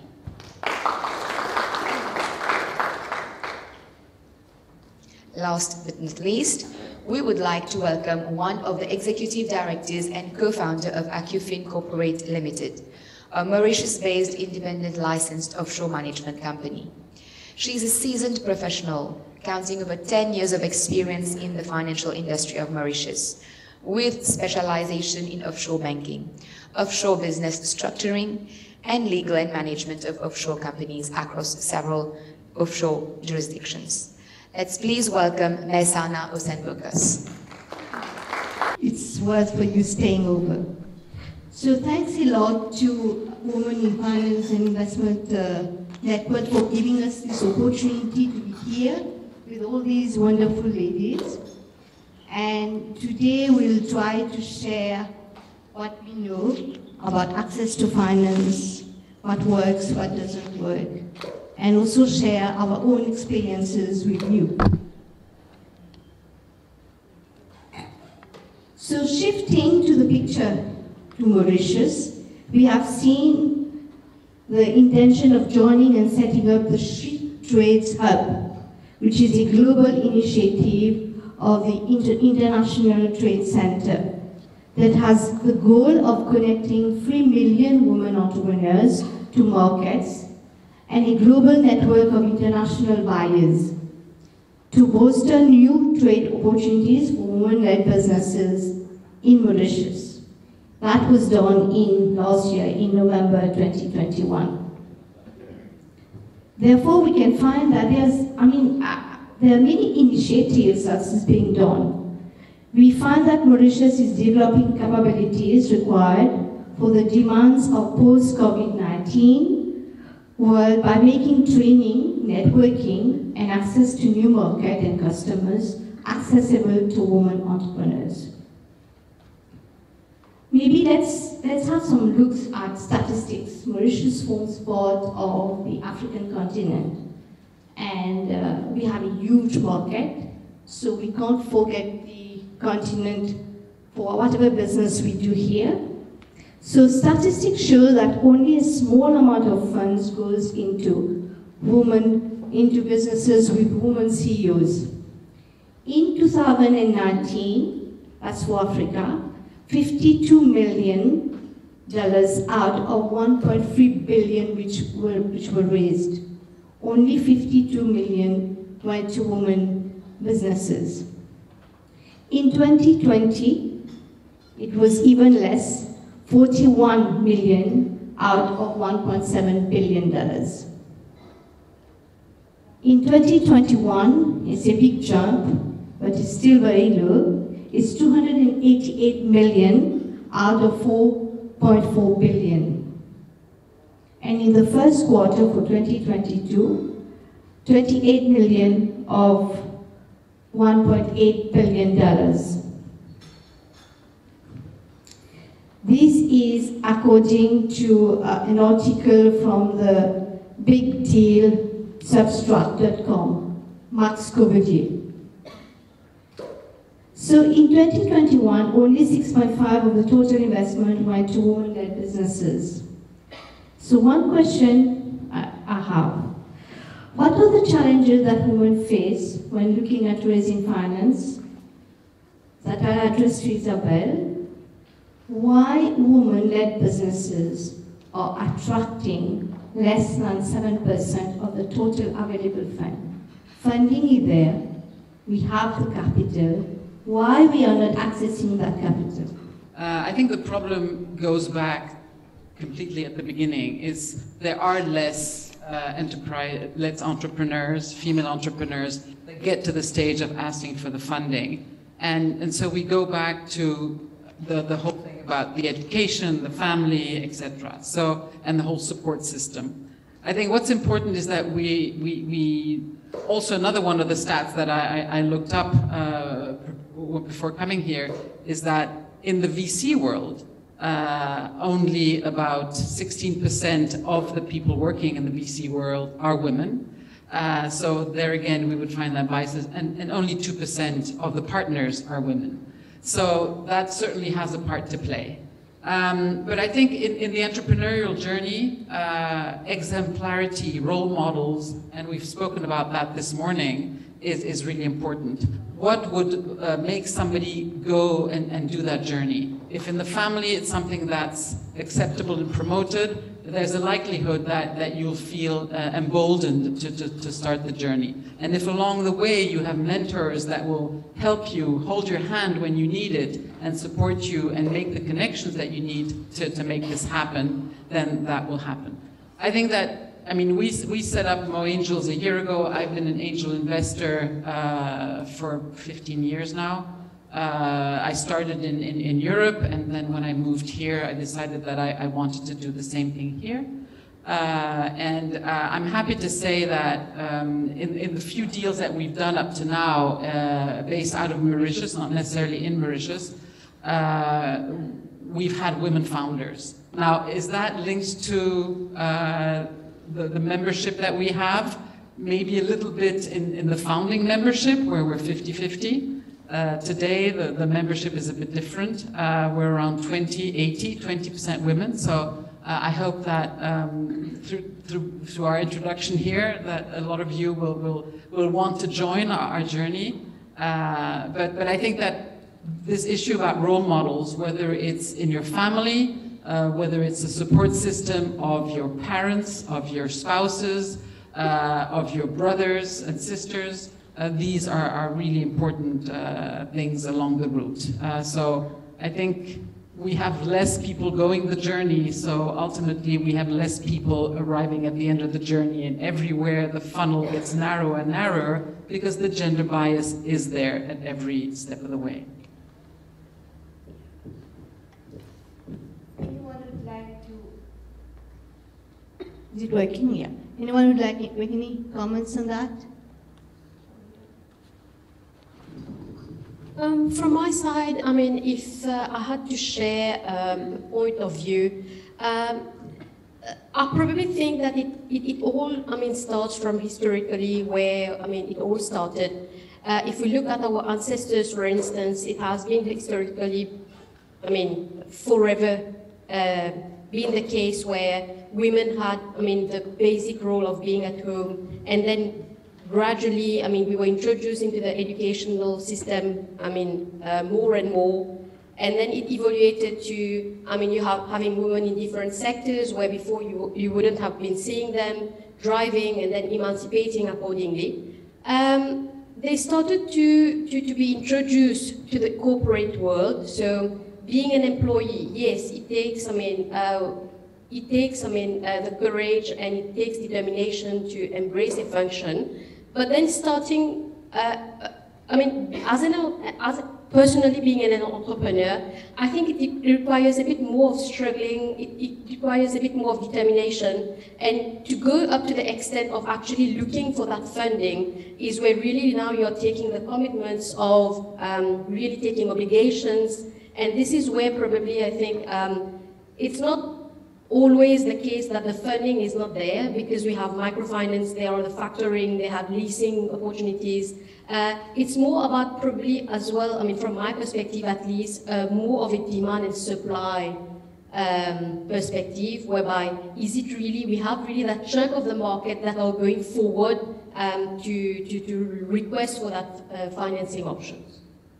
Whether men or women, they have to decide what they want to do, prepare a business plan, find the strategy, building the figures, go and find the finance, whether it is banks, leasing, crowdfunding.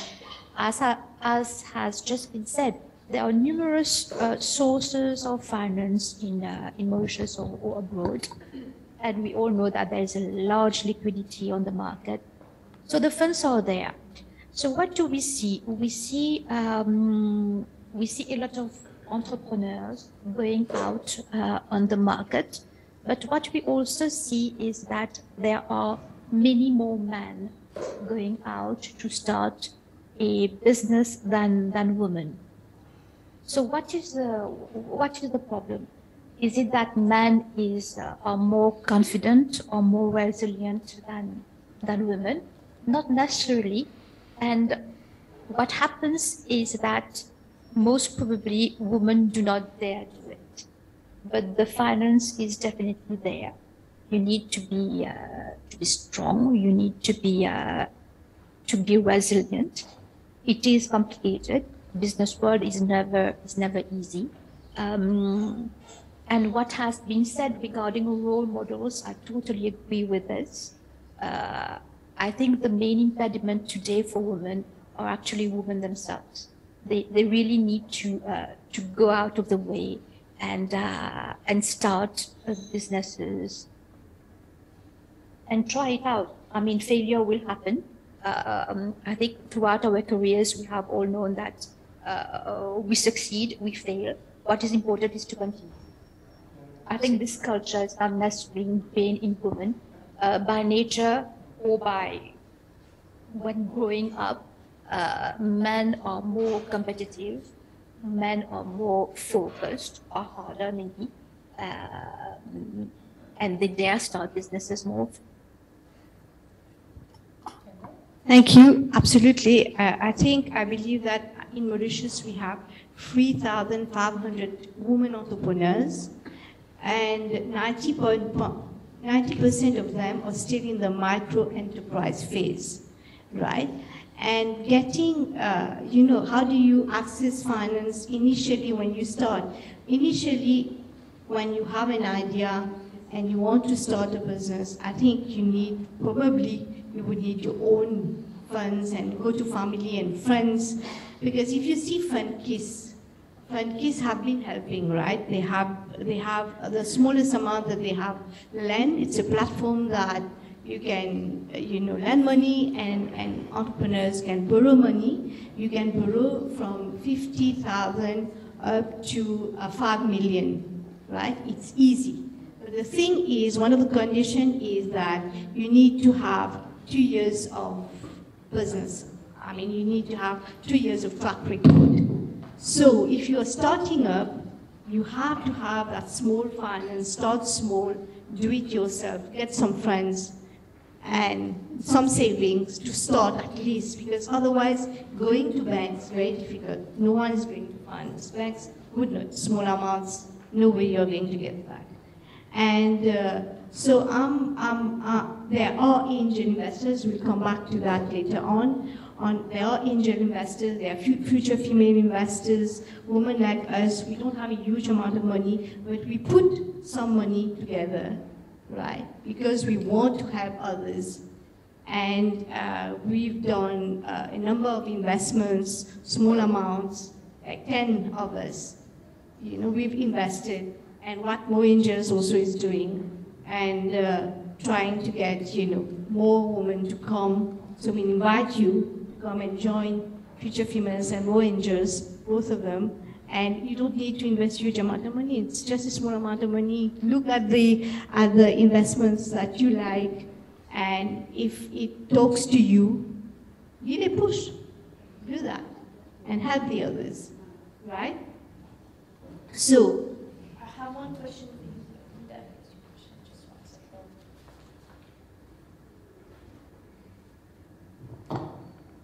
So Belinda, you have been working in finance sector for over 10 years, and you currently hold the position of Chief Fund Management Executive at Rogers. You're a strong advocate of being competent at work, at the work we do, and with that achieved, then there would not be gender issue if you are as good as your male counterpart, which is really true, and there would not be issues. And so allow me to ask you, what is financial inclusion for you, and how can it be achieved? Thank you. I would start probably by a statement, because I prepared a little bit before coming here. So I wanted to start with a statement which says, money is power, and power is everything. Women with money and women in power are two uncomfortable ideas in our society.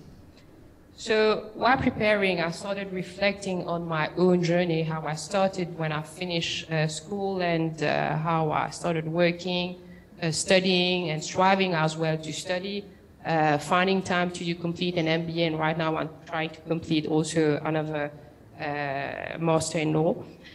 And the upbringing of my own 5-year-old daughter. So, and I would sum everything up into one word, which is freedom. Freedom of choice, freedom of thought, freedom to realize dreams, freedom to decide. All women should be equal, whether she's a CEO, whether she's a housewife, whether she's a teacher or a nurse. The point here is that she should be free to decide of her personal journey.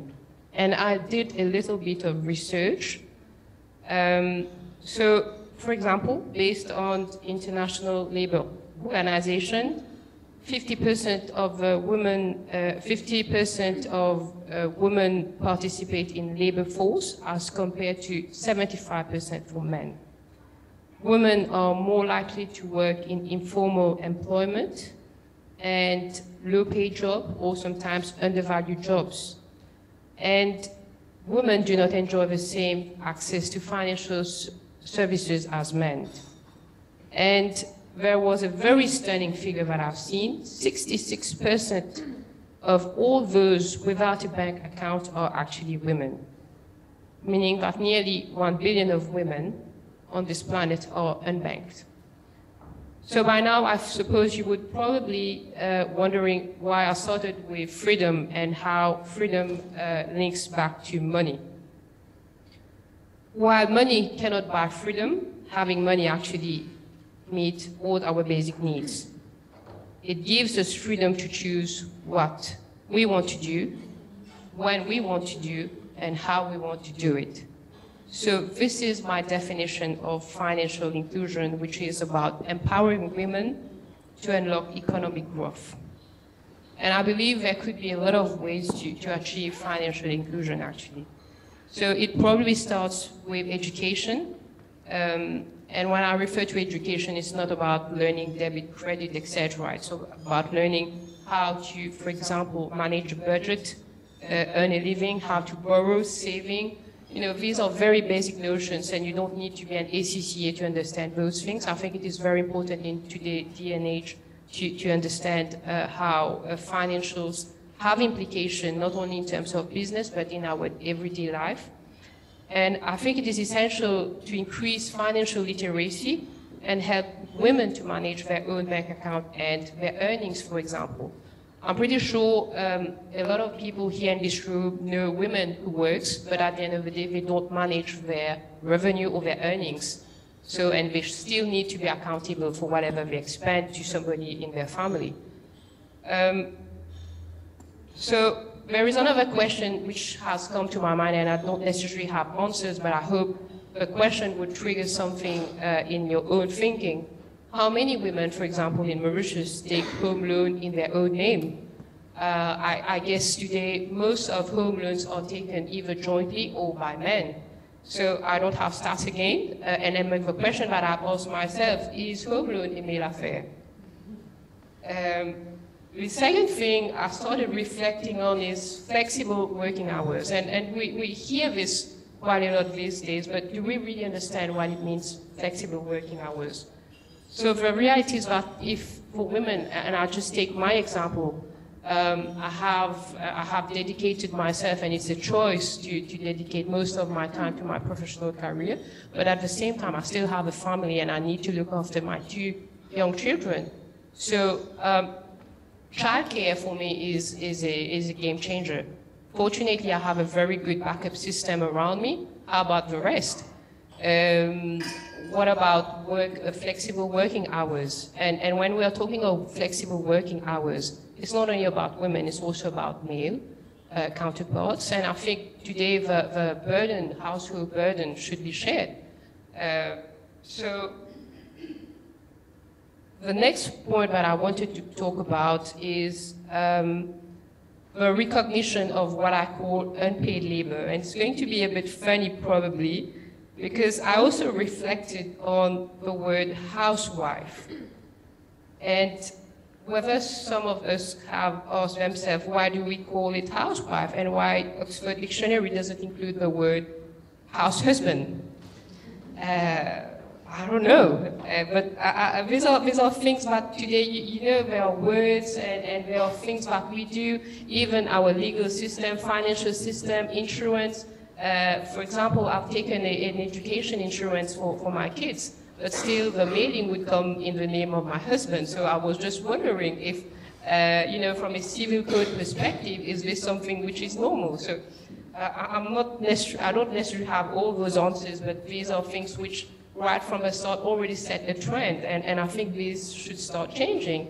And when I was referring to the word house husband or housewife, I am going to be probably utopic, but today unpaid labor is not recognized, and I think the best way to do it is by law. And for a spouse who looks after the household, maybe he should be entitled to a stipend. I don't know. But these are probably things which we should start thinking about. And another point that I wanted to bring on the table is about microfinance. Yeah, certainly entrepreneurs faces a lot of challenges, and like Metab said, the finance are there, and they have to come structured, prepare their business plan, etc. But there is also another reality, in my view, is that banks still, for example, ask for a number of conditions to be met, and people need to realize, or I think financial institutions need to realize, that sometimes these persons are not what we qualify as bankable. What I mean by bankable is probably they don't have sufficient collaterals. Probably their risk profiles are excessively high. So, and it's a chicken and egg situation in my view, because the banks would probably, they have their own risk to manage, and also the entrepreneurs, they also want to get things over the line, and I think it should start somewhere. So probably financial institutions need to review their business model to take into consideration those aspects. And the last point that I wanted to finish on is on the mindset. I think all women should feel that they can, and they can certainly realize their dreams. They have all their abilities, and they should believe in their dreams. That's it. Thank you so much. Thank you, and this is so true. So I think it's believing in oneself is so important. And later on, I'll tell you my story, and I'll tell you why believing, is important. And your belief, I think the way you believe in yourself changes through the years, right? I'll come to that later on. But now I just want to return back access to finance and to Isabel.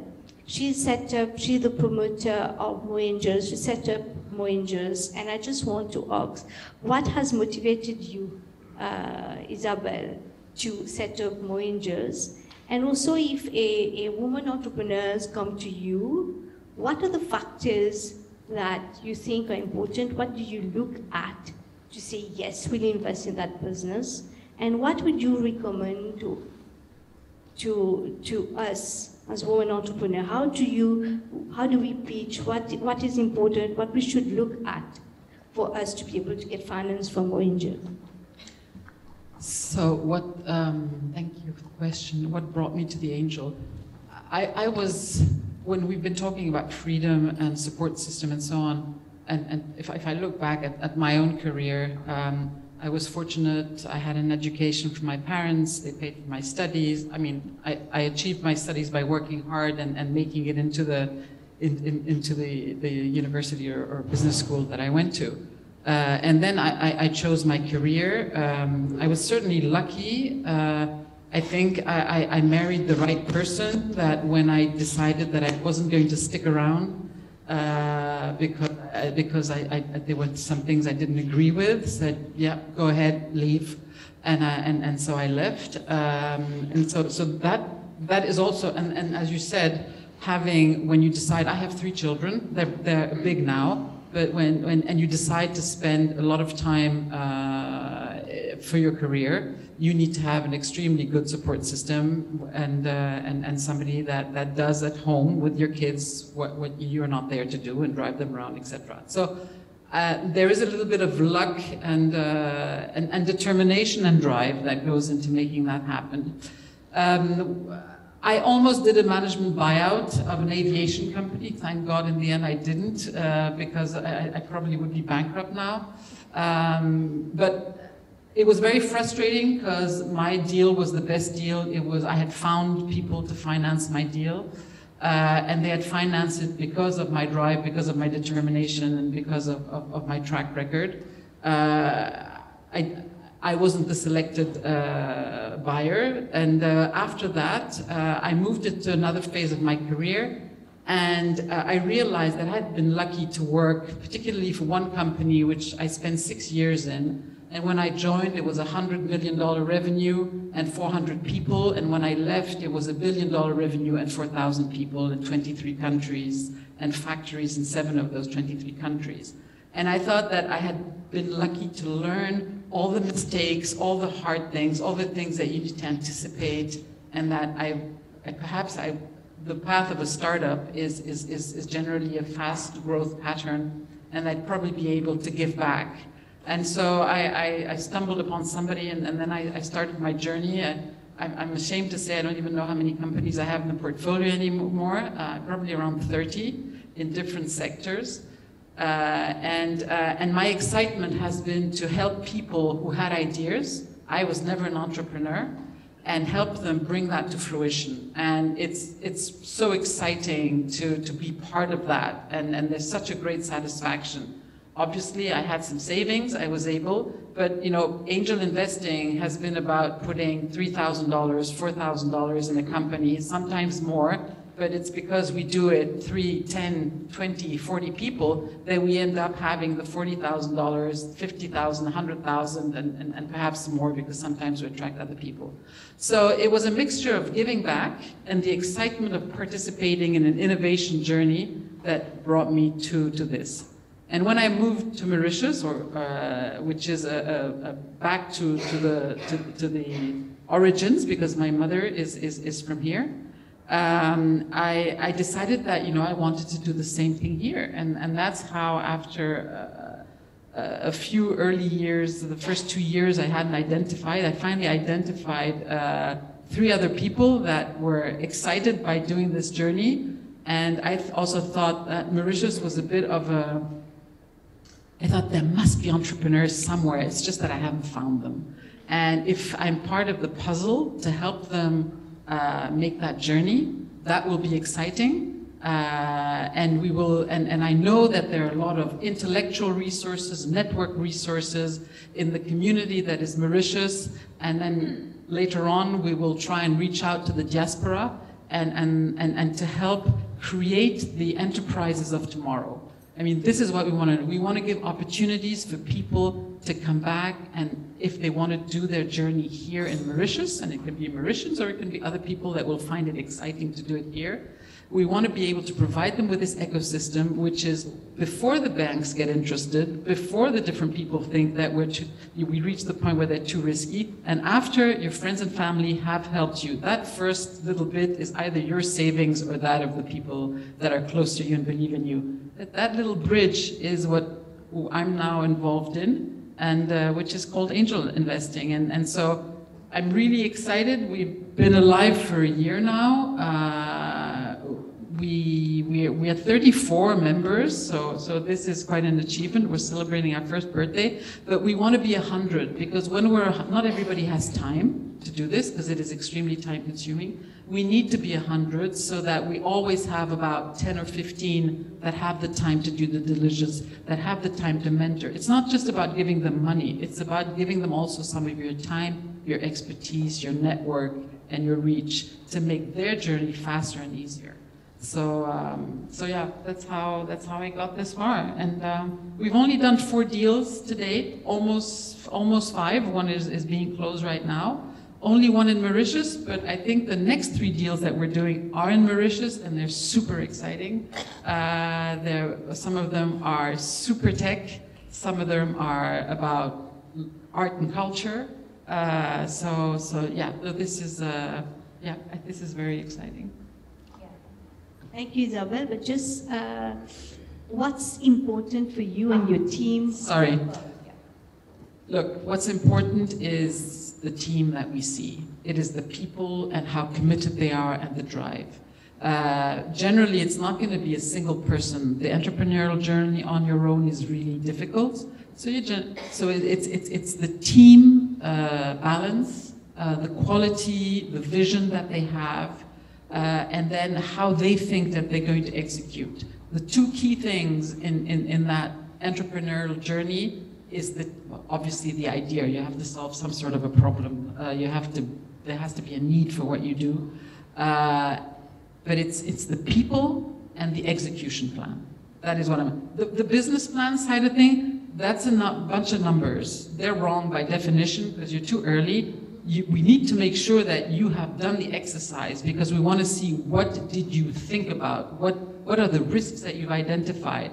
We know that the plan is probably very wrong, but that's okay, because hopefully, and generally women are more conservative in their plans than men are, because so that is a fact. We hope you're going to exceed what you're showing us.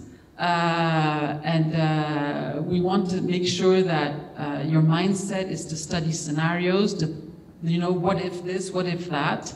And yes, we will look at your Excel sheet, but the most important is the energy, the drive, the commitment, and the fact that you are determined to get to that point. And we know you may fail. Out of 10 companies that we invest in, only 2 will make it. A few will sort of, and five will die. We know that, and we hope it's not you if you start that journey, but if it happens, as you said, just stand up and try again, because if you have that drive, that is the most important thing that you'll have in that journey. Did I answer the question this time? Yes, definitely. Definitely. I think I would say passion is really important. You must be passionate.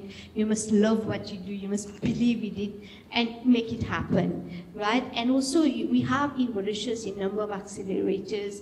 You have future female accelerators who help you, who train you on the different front, finance, on HR, on many matters, for you to be able to go and seek finance. And there are crowdfunding available, though you can access the crowdfunding, even if it is not crowdfunding companies in Mauritius. You can access crowdfunding, you can access the angel investors, there's a number of them in Mauritius and outside. And what's missing in Mauritius, I think we don't have many microfinance companies. We do have only one, which just got its license. It's Anglo-African. They just got the license to lend small amounts, but that's missing microfinance. You see how microfinance has helped in India. And in Africa and India, it's huge.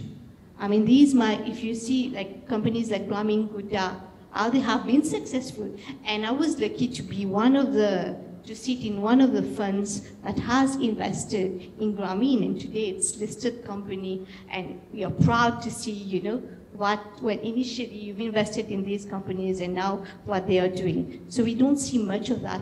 For sure, Mauritius is a small market. It's only 1.3 million. It won't attract, but you could look at these, African microfinance funds that do Pan-Africa, because Mauritius is part of Africa as well.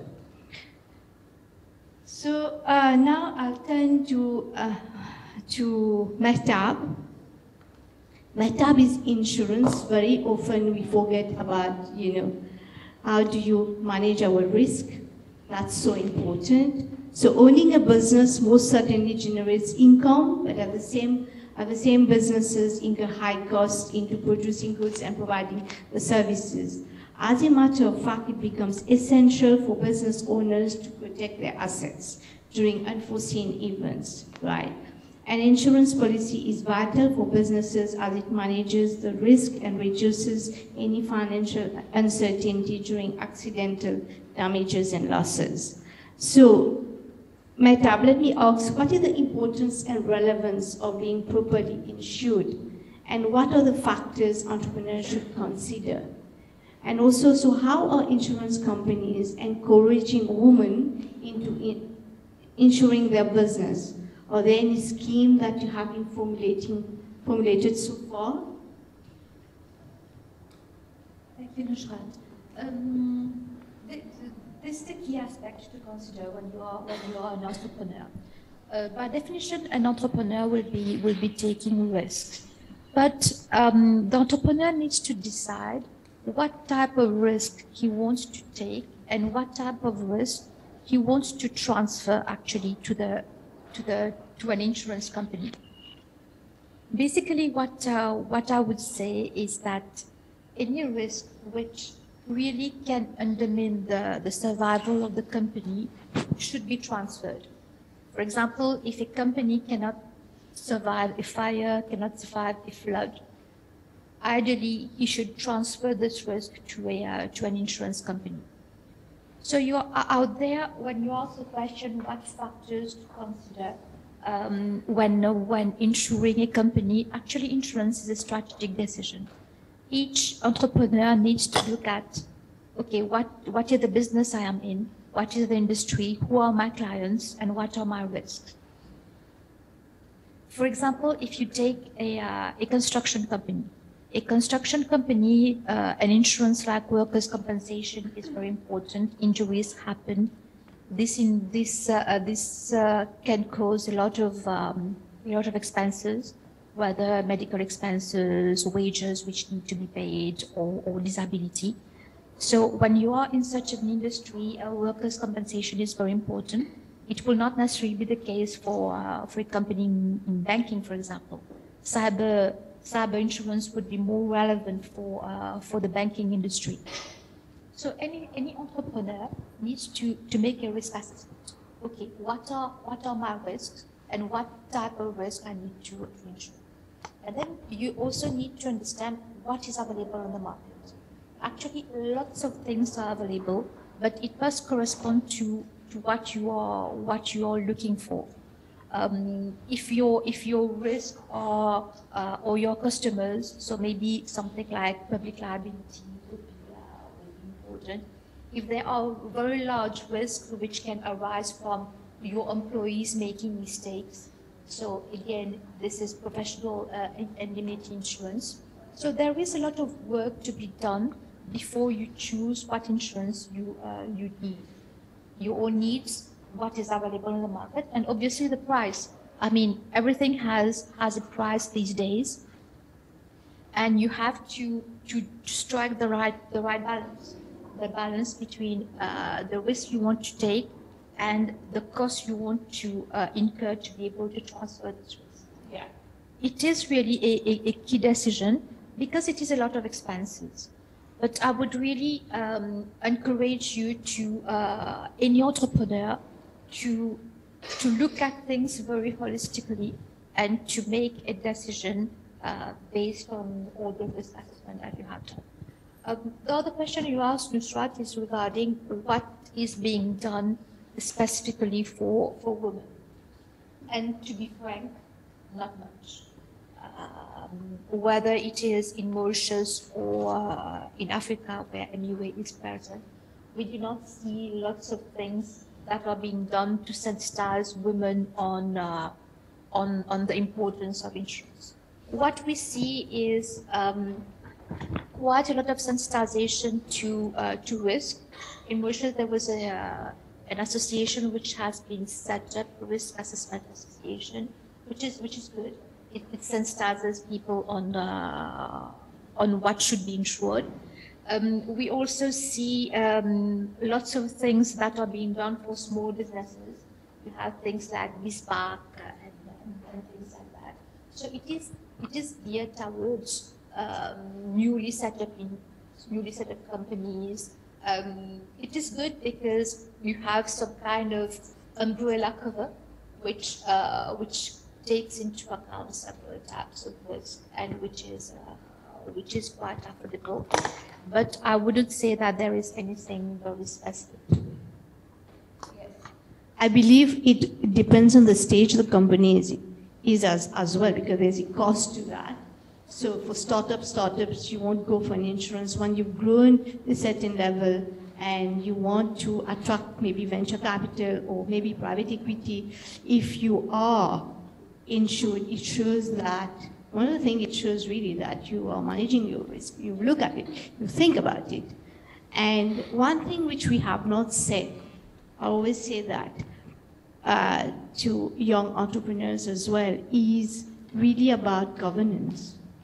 What private equity we would look at is really the governance structure. And whether you have a proper board, whether you may have a small business, but have you been doing board meetings?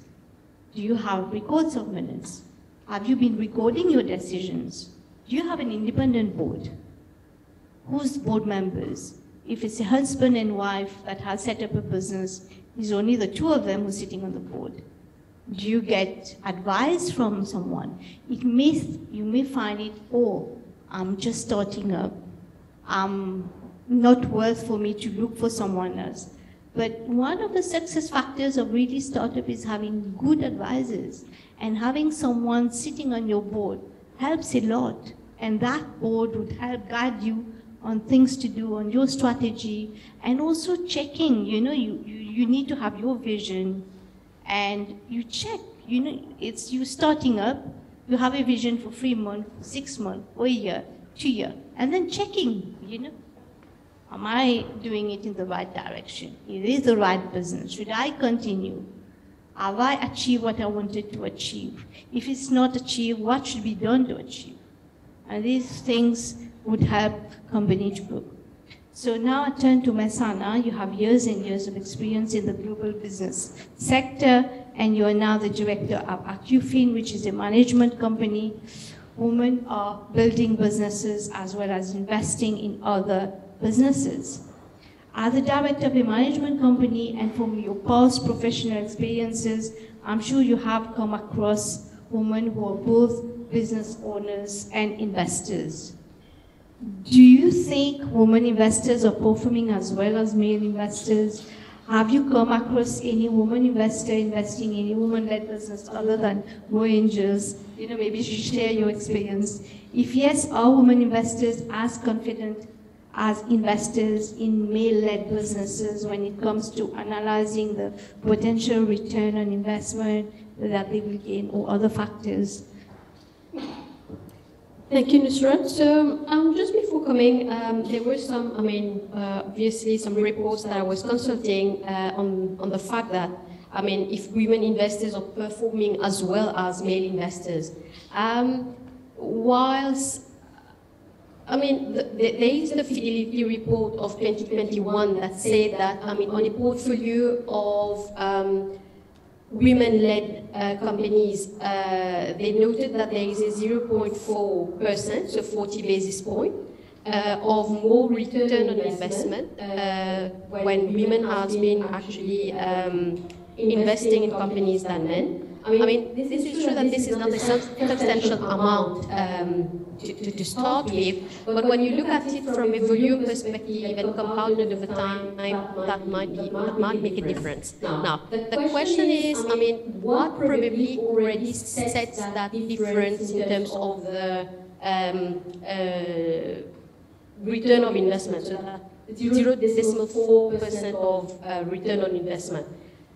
Well, some people might tell you that probably women, from a perception perspective, we are a bit more calm, in between commas.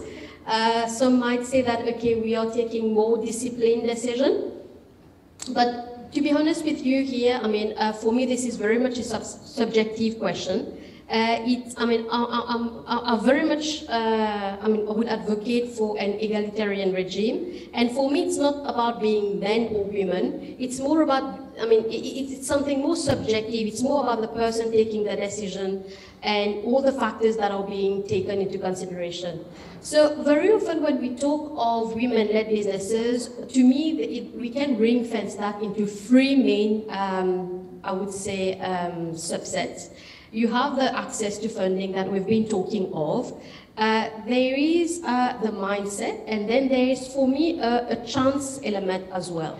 So if we take it, I mean, in order of priority, I would start with the mindset part. I mean, I think we've been longly talking about that one. So I think what gives birth to a women-led business is to start with really wanting to do something, really being passionate, as Nusrat said earlier, I mean, about what you want to do. If I take my example, for instance, I mean, I have had, I mean, around 10 years of experience, I mean, in the banking sector.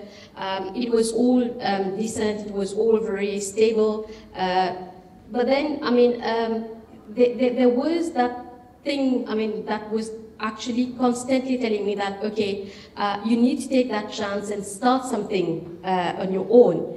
And I've been having this question, I mean, quite a few number of times. I mean, is the age factor something that didn't actually, I mean, put you into, I mean, a more difficult situation when taking a decision? And because I thought that, okay, I believed in what I wanted to do, I think one of our members talked about that earlier. Some people tend to have mentors at the back of their lives, but I strongly believe that, I mean, having your own vision right from day one and knowing where you want to be is actually the best map towards actually guiding you to that path, right? So, I mean, I mean, on a day-to-day basis, there is actually a fund that I'm part of the team that is actually looking on the day-to-day running. It's called the Barak Fund Management Limited. So this is a debt finance fund, right? And I mean, increasingly, it's been there for the last 12 years, and it is managing assets in excess of $1.3 billion. We've been on the African market for around 12 years, and increasingly we've been having requests from those entrepreneur women ladies in Africa in various fields, starting from commodities like cocoa, I mean vanilla, and all those things. But what we have noted is probably there has been decline on the credit committees for this access to funding, but it is far from being on the basis of being women or men. I mean, as a financial institution, I mean, we are running a business, and for us, it's more about the calculated risk at the back of it. So, I mean, is it something, it's all about how you are putting the business in front of someone that actually, it's all about how convincing and what are the elements at the back of your business that is actually convincing that financial institution to accompany you. So yes, we've been financing, and we have been seeing businesses starting with $100,000 of turnover to reaching over $20, $30 million of turnover over 5 years. These are women-led businesses. Of course, there are some minority, other stakeholders into the show. But these are all the examples that have been showing us that, yes, the potential is there, the direction is right, and things are happening. So, yeah.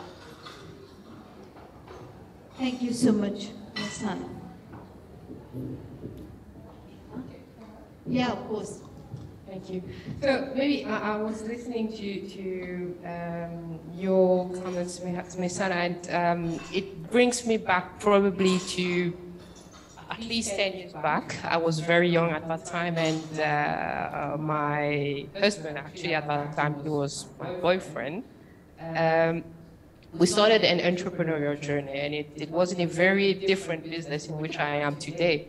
I had my full-time employment, and we didn't want to take the risk of one of us being, both of us being entrepreneur. So we decided at that time that I would be the, let's say, fixed salary, if we can call it this way, the comfort mattress, and he would be the entrepreneur. So we started a trucking business. And it has absolutely nothing to do with, papers, admin, etc. But the brilliant thing about it is that he is a very operational guy, whereas on my side, I'm very much getting into finance, structuring, strategy, and deciding about all these things. But the venture actually lasted for almost 7 years, and we started at that time with basic finance. And when I'm saying basic finance, it was nothing. You realize, for example, that one truck, if you had to buy at that time, was 2.5 million rupees. So we started with nothing. And over the 7 years, we had many failures, but we also had many ups where we were, at some point, we were servicing a number of high-caliber logistic companies in Mauritius. We also ended up at some point, I think 5 or 6 those very huge trucks. And it has been very difficult. Even if I was in this finance sector and understanding how to structure, etc., it has been very difficult. Cash flow was a real issue. Sometimes because you're small as well, you don't necessarily have a bargaining power where, for example, even if you have worked, they would be probably delaying the payment to you. So as a small business, you end up, instead of maybe waiting to get your earning at the end of the month, you would get your earning like 3 months later. So I think these were very difficult moments, but we always had this mindset that we want to set up a business, and we also wanted to exit at the right time. We didn't want to exit when the business started to decline, because obviously as time goes by, you have competition, you have new players in the market. So you mentioned about attitude, you mentioned about mindset, but I also think as well the coaching element at that time. The good thing is that I was in this environment, but I guess for a traditional entrepreneur, coaching element, understanding all those mechanics, how to do your procedures, who you contact, what do you do when you have a problem, was not existent, and I don't think necessarily in Mauritius right now it's still, you still see a lot of coaches and all those institutions I won't say not helping you, but it has to be structured in a certain way. So what we did at that time, and luckily actually we exited also very well in advance, and it was a good story actually. But I guess for a number of people, like Isabel said, there would be 5 failures out of 10. And probably a lot of stories and lessons to learn as well. So that was what I wanted to share with all of you. Thank you so much. Maybe, Belinda, any closing remarks or any other personal experience you would like to share with this audience? Yeah, I think I've started the debate around freedom, and probably it's a very simple word, But I think, and the marvel and the magic about being free is not only being free on paper, it's most importantly a freedom of mind. And freedom to believe that you can succeed and you believe in your dreams. And there is no judgment in that. What I mean is my personal dream has always to be what I'm doing right now. And this is what I have been doing for so many years, for almost 2 decades now. And someone else's dreams could be a very happy housewife. And I'm not being judgmental in that. And I think all women has to believe in themselves. And it's a choice at the end of the day. So I think it's also a matter of balance. And sometimes life would not be easy. It's a learning curve. And I think most importantly is that at the end of each and every one journeys, there is no regret. So these are my concluding remarks. Merci. Thank you. Yes, I think I echo totally what you have just said, Belinda. For my part, I think that the key word is really resilience. I think this is very important. You cannot expect to be successful all the time. You must deal with failures, but what is important is to continue. And then one thing is, throughout your life, you do not have the same priorities. And if at one point in your career, it's in your life, it's family, then it's career. I mean, all this is fine. You cannot have. I don't think that anyone can have one goal in life and pursue it from the start to the finish.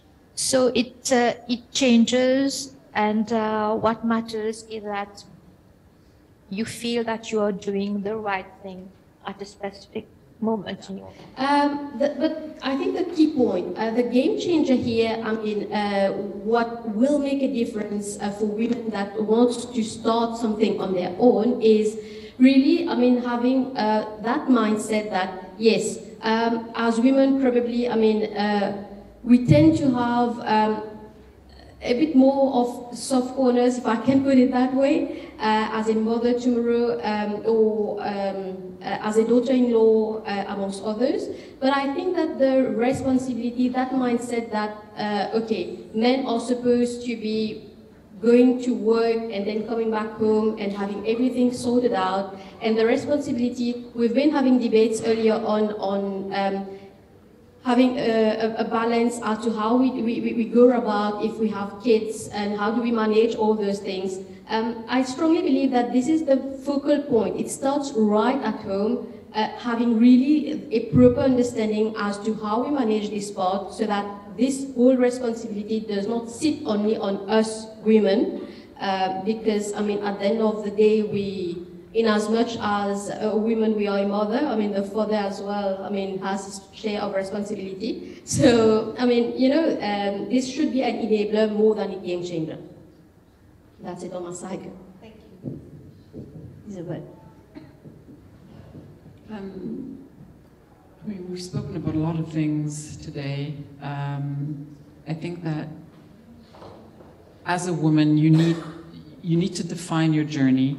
I think, as you said, the word regret, don't have any regrets at the end.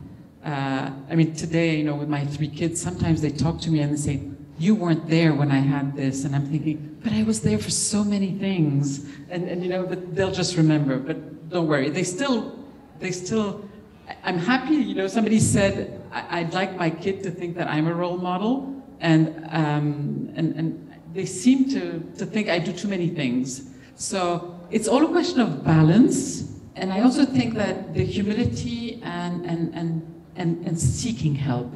All along your route, you will have people that are willing to help you. Just ask. You will find that help, whether it's when you're looking for money today, when people are trying to start a business, they don't really know where to look. And perhaps we need, as a society, to be better about having this sort of repertoire of who's going to help you along the route, this sort of network. But this is what we are here. We've gotten to know each other, and so tomorrow if one of you reaches out to me because they have a question or an idea, of course I'll happily help. And I think all along the route, reach out, whether it's because you need funding, you need advice, you need somebody to open a door for you, you think that maybe I have a contact that might be of help, reach out. And in the same way that when we're in the job, we spoke about how women never ask for a raise, yeah, just go and ask. What have you got to lose, in fact, you know? Generally, you're not going to ask if you don't think you deserve it, because that's one big thing, is that we generally do things because, you know, we've thought about why should we be getting a raise. We know exactly why we should. We just don't dare ask for it. So ask for help, ask for the raise, ask for that job you want, and it won't all come true, but if you don't ask, it definitely won't. I got my son when I was 19. And then, you know, I come from a middle-class family.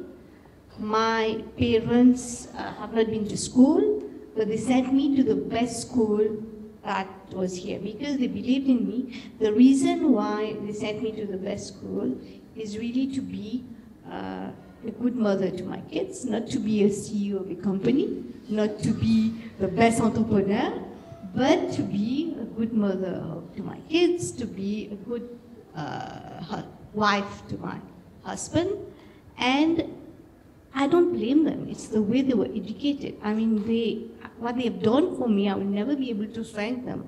What they've done, really, and sending me at that time, sending me to a private school that was paying at that time, putting me to the best school, giving me the education and believing in me, but for a different reason, right? And you know, and they were, my biggest worry for my mom was to find a good husband for me. And that was, and she would bring me, dress me nicely, bring me to weddings, and I started getting proposal at the age of 14. And then, you know, my grandmother was saying, you know, you need to accept this is the first proposal. And 14, just imagine, you know, what do you know in life? And I could have said yes, you know, and I started crying and said, I don't want to get married. And then my dad said, okay, no, she doesn't want. Let her continue with her studies. But I could not resist, you know, as you go. So I got married at 18. And then, you know, my husband had a job. He was a nice guy, was lucky. I was really lucky to get someone that, it was an arranged marriage, but if I have to do it, go back, I will do it the same. He's a wonderful guy, and because I'm here today because of him. And what I am today is because really, and we had difficulty in joining the two means, so he said, you know, you need to work because, you know, at the end of the month, it was difficult. So I said, okay, I will start learning to be a dressmaker. You know what was my dream when I was at school? Is to be a receptionist. That was my dream, right? To get a job and just to be a receptionist. I'll be very, very happy to be able to do that. And then I said, okay, I'll be a dressmaker. And he said, no, I don't want you to be a dressmaker like my aunties, right? Go to university, there is this course is being given. And I said, I have a small kid, you know, I didn't believe in myself, would I be able to do that? So I asked a bit of advice around me. Some people very close to me, no. Many people said, no, very difficult for women to do that. And you're married, you have a baby, very difficult. And then my dad told me, you know, you don't get anything on a plate. You have to work for it. You have to work hard, and you will get it. So I did it. I agreed to go to university and took my baby, took 2 bags, 1 bag for the baby things and 1 bag for my books, take the bus, went to my mom's place, give her the baby, and take the bus again, went to the university, right? So I did my 4 subjects. I did, at that time it was ICSA, and you need to do 2 subject, 2 modules to pass. So I did my 2 modules, 4 subject, and when the results came, I was shocked. I passed in all 4. I couldn't believe. I just sat down like, wow, I passed all the 4 exams. And I ran and went to see my father-in-law. He's very nice. I love him. He's a nice gentleman.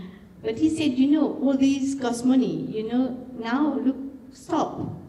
You've done it. So I said, okay. Fortunately, I got a job. I got a job at Société Roger Chazal, which became PwC. And I started working there as a clerical employee doing filings. And I worked there for 4 years, 6 years, I think. And then went to work with the Chazal Jumit for 4 years. And then returned back to PwC. Worked there for further 6 years, and that's how I came in the global business sector, right? And we were with Abacus at that time, which was a PwC company, and it became ABAX, and I became a partner at ABAX. I became the person that was responsible for the growth African strategy. And I opened offices in Johannesburg, in Abidjan, in Lagos, and where the office was. And with the job I've been traveling like 3 times a month. I've been going to New York, to so many cities around. I've done 25 cities in Africa. And finally, we sold the business. I mean, the business was sold, ABAX was sold to Korean, and I decided to quit, and I just launched my own company a year back. And it's going on well. So there is no age to start. You can start at any time in your life, and I'm really enjoying. I'm passionate with what I'm doing, and it's going in the right direction. Please give him a big round of applause. Thank you, ladies. We would like to remind you that this summit is an initiative of the Women in Finance and Investment Network and CGIA. We have put a flip chart over there. Please, ladies, do put in some notes about your feedback, your views on this summit today. That will be very helpful for us. Moving on to the next session and last one. You're running a bit late, but please be patient with us. It's a fireside chat, and the topic is strengthening access to finance for women-owned SMEs in Mauritius. According to SME Mauritius, we have more than 30,000 registered SMEs in Mauritius. Various schemes have been put in place to help SMEs. However, access to finance is very often identified as a major constraint to women entrepreneurs. Is access to finance a key barrier for women-owned SMEs? To shed more light on this topic, I would like to welcome our moderator for this session. She's the head of cards and payments and also the acting head of marketing and communications at SBM Bank Mauritius. She joined the bank in November 2017 as team leader finance, taking care of the finance and procurement department of the bank, before embracing a completely different field, that of cards and payments and marketing and communications. She has been an auditor for 17 years and having worked for the big 4 audit firms in Mauritius, namely KPMG, EY, and PwC, and specializing in the audits of companies in the financial sector. Please put your hands together, ladies and gentlemen, for Anita Kilawan.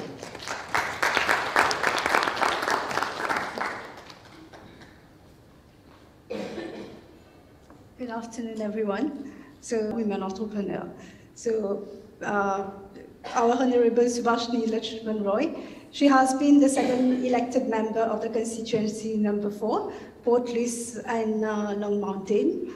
And she's currently one of our PPS, and she is very much actively doing her role of being a role model for women. I know I should call you honorable. No, no, there's no honorable right now. We are all equal here. We are all women here, and we are all here to inspire each other. So let's get it really relaxed.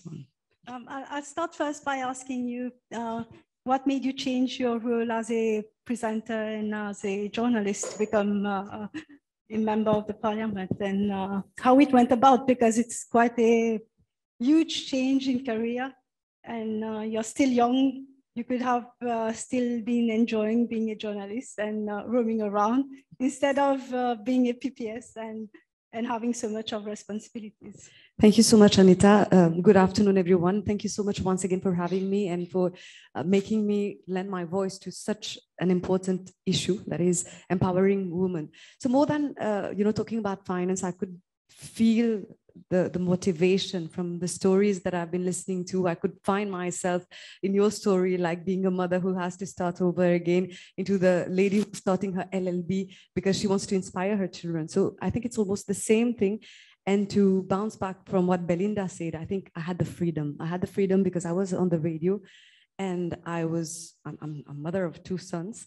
And I have the support system, as you mentioned, that you need to have the right support system to motivate you, that it's not where you stop. I was on the radio, yes, and I had ambition, I had dreams as well, and I really wanted to achieve them.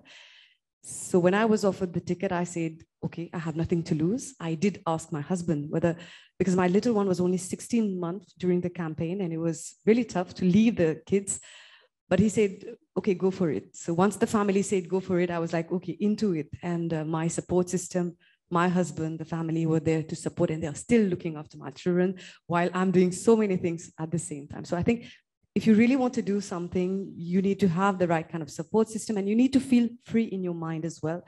Like there's nothing which binds you. I was told, okay, you're getting into politics. It's a men's world. I said, it's okay. I have nothing to lose. I'm free and I want to try it. So I did it, and it was like, I went into it to win the election, and I did it. So that's it. You just need to believe in yourself. I'll definitely congratulate you for being elected. Thank you. We never got the time to say it, but congratulations for that. In terms of financing, I've been hearing all those beautiful ladies talking about financing, and being part of SPM, I can also share that financing is a real problem. It's a challenge because today, unfortunately, we are not like Mo Angels, who thinks about, who believes in people's passion or believes in what people can do by just talking to them. We are financial people, we are bankers, and we look at financials, we look at business plan. If we don't have a good accountant, or we are not good accountants, we will fail in doing a business plan and we won't get financing. So what are you, or what is the government doing to help SMEs and new entrepreneurs? Well, since the budget of 2021, there have been so many measures for not only women and entrepreneur, but also the male entrepreneur, the new startup businesses, where the Minister of Finance came forward with some, cubes, like we call it, the cubicles, like some setup areas for the young entrepreneurs to go and set up their business, which is kind of free for the youngsters. But the SME and the Minister of the Cooperative Sector has come forward with so many important measures, like ladies can get up to 100%, 100,000 rupees of loan from the DBM. But I think the main issue, once again, does it boil down only to the government? But I've been listening to everyone, and I have one question on my mind, which I'm sure it's not the platform to ask you, but I hope I'll get the answer. Everyone's from the corporate world. You have been talking about the banking, you have been talking about the insurance, and we've all identified the issue this afternoon is, like, whenever there is a woman who wants to start her business, there's always a lot of paperwork being asked. Her business plan, it's always like a guarantee. What are you giving as a guarantee? So being bankers, being from the insurance department sectors, I really hope that from this session, things might change, because the government is only here for policy. But if we don't get the support of each and everyone, I don't think we can do much for them.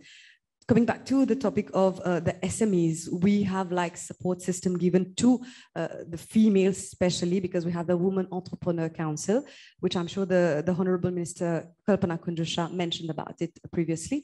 We have the Minister Bola, who has been doing a lot for cooperatives, but also for women entrepreneurs by giving them the support from scratch till the business takeover. And now the next target is to get some women entrepreneurs export their products. And talking about entrepreneurs also is very important that we try to limit women entrepreneurs to, like, as you were saying, stitching. We limit ourselves to only stitching. We limit ourselves to women entrepreneurs doing only some jewelry stuff or doing the pickles and everything. But I think women can offer their services as well. Women can go beyond these kind of typical, like, which has been tagged to women always. So I think we can go beyond this and give them the support. So we rely on the bankers as well to do it. I'll again reiterate, we are bankers. Unfortunately, we'll have to look at the business plan. But I know that there are some programs being held by the SME groups where I think the government is trying to help those entrepreneurs who doesn't know how to do a business plan and who doesn't have the expertise.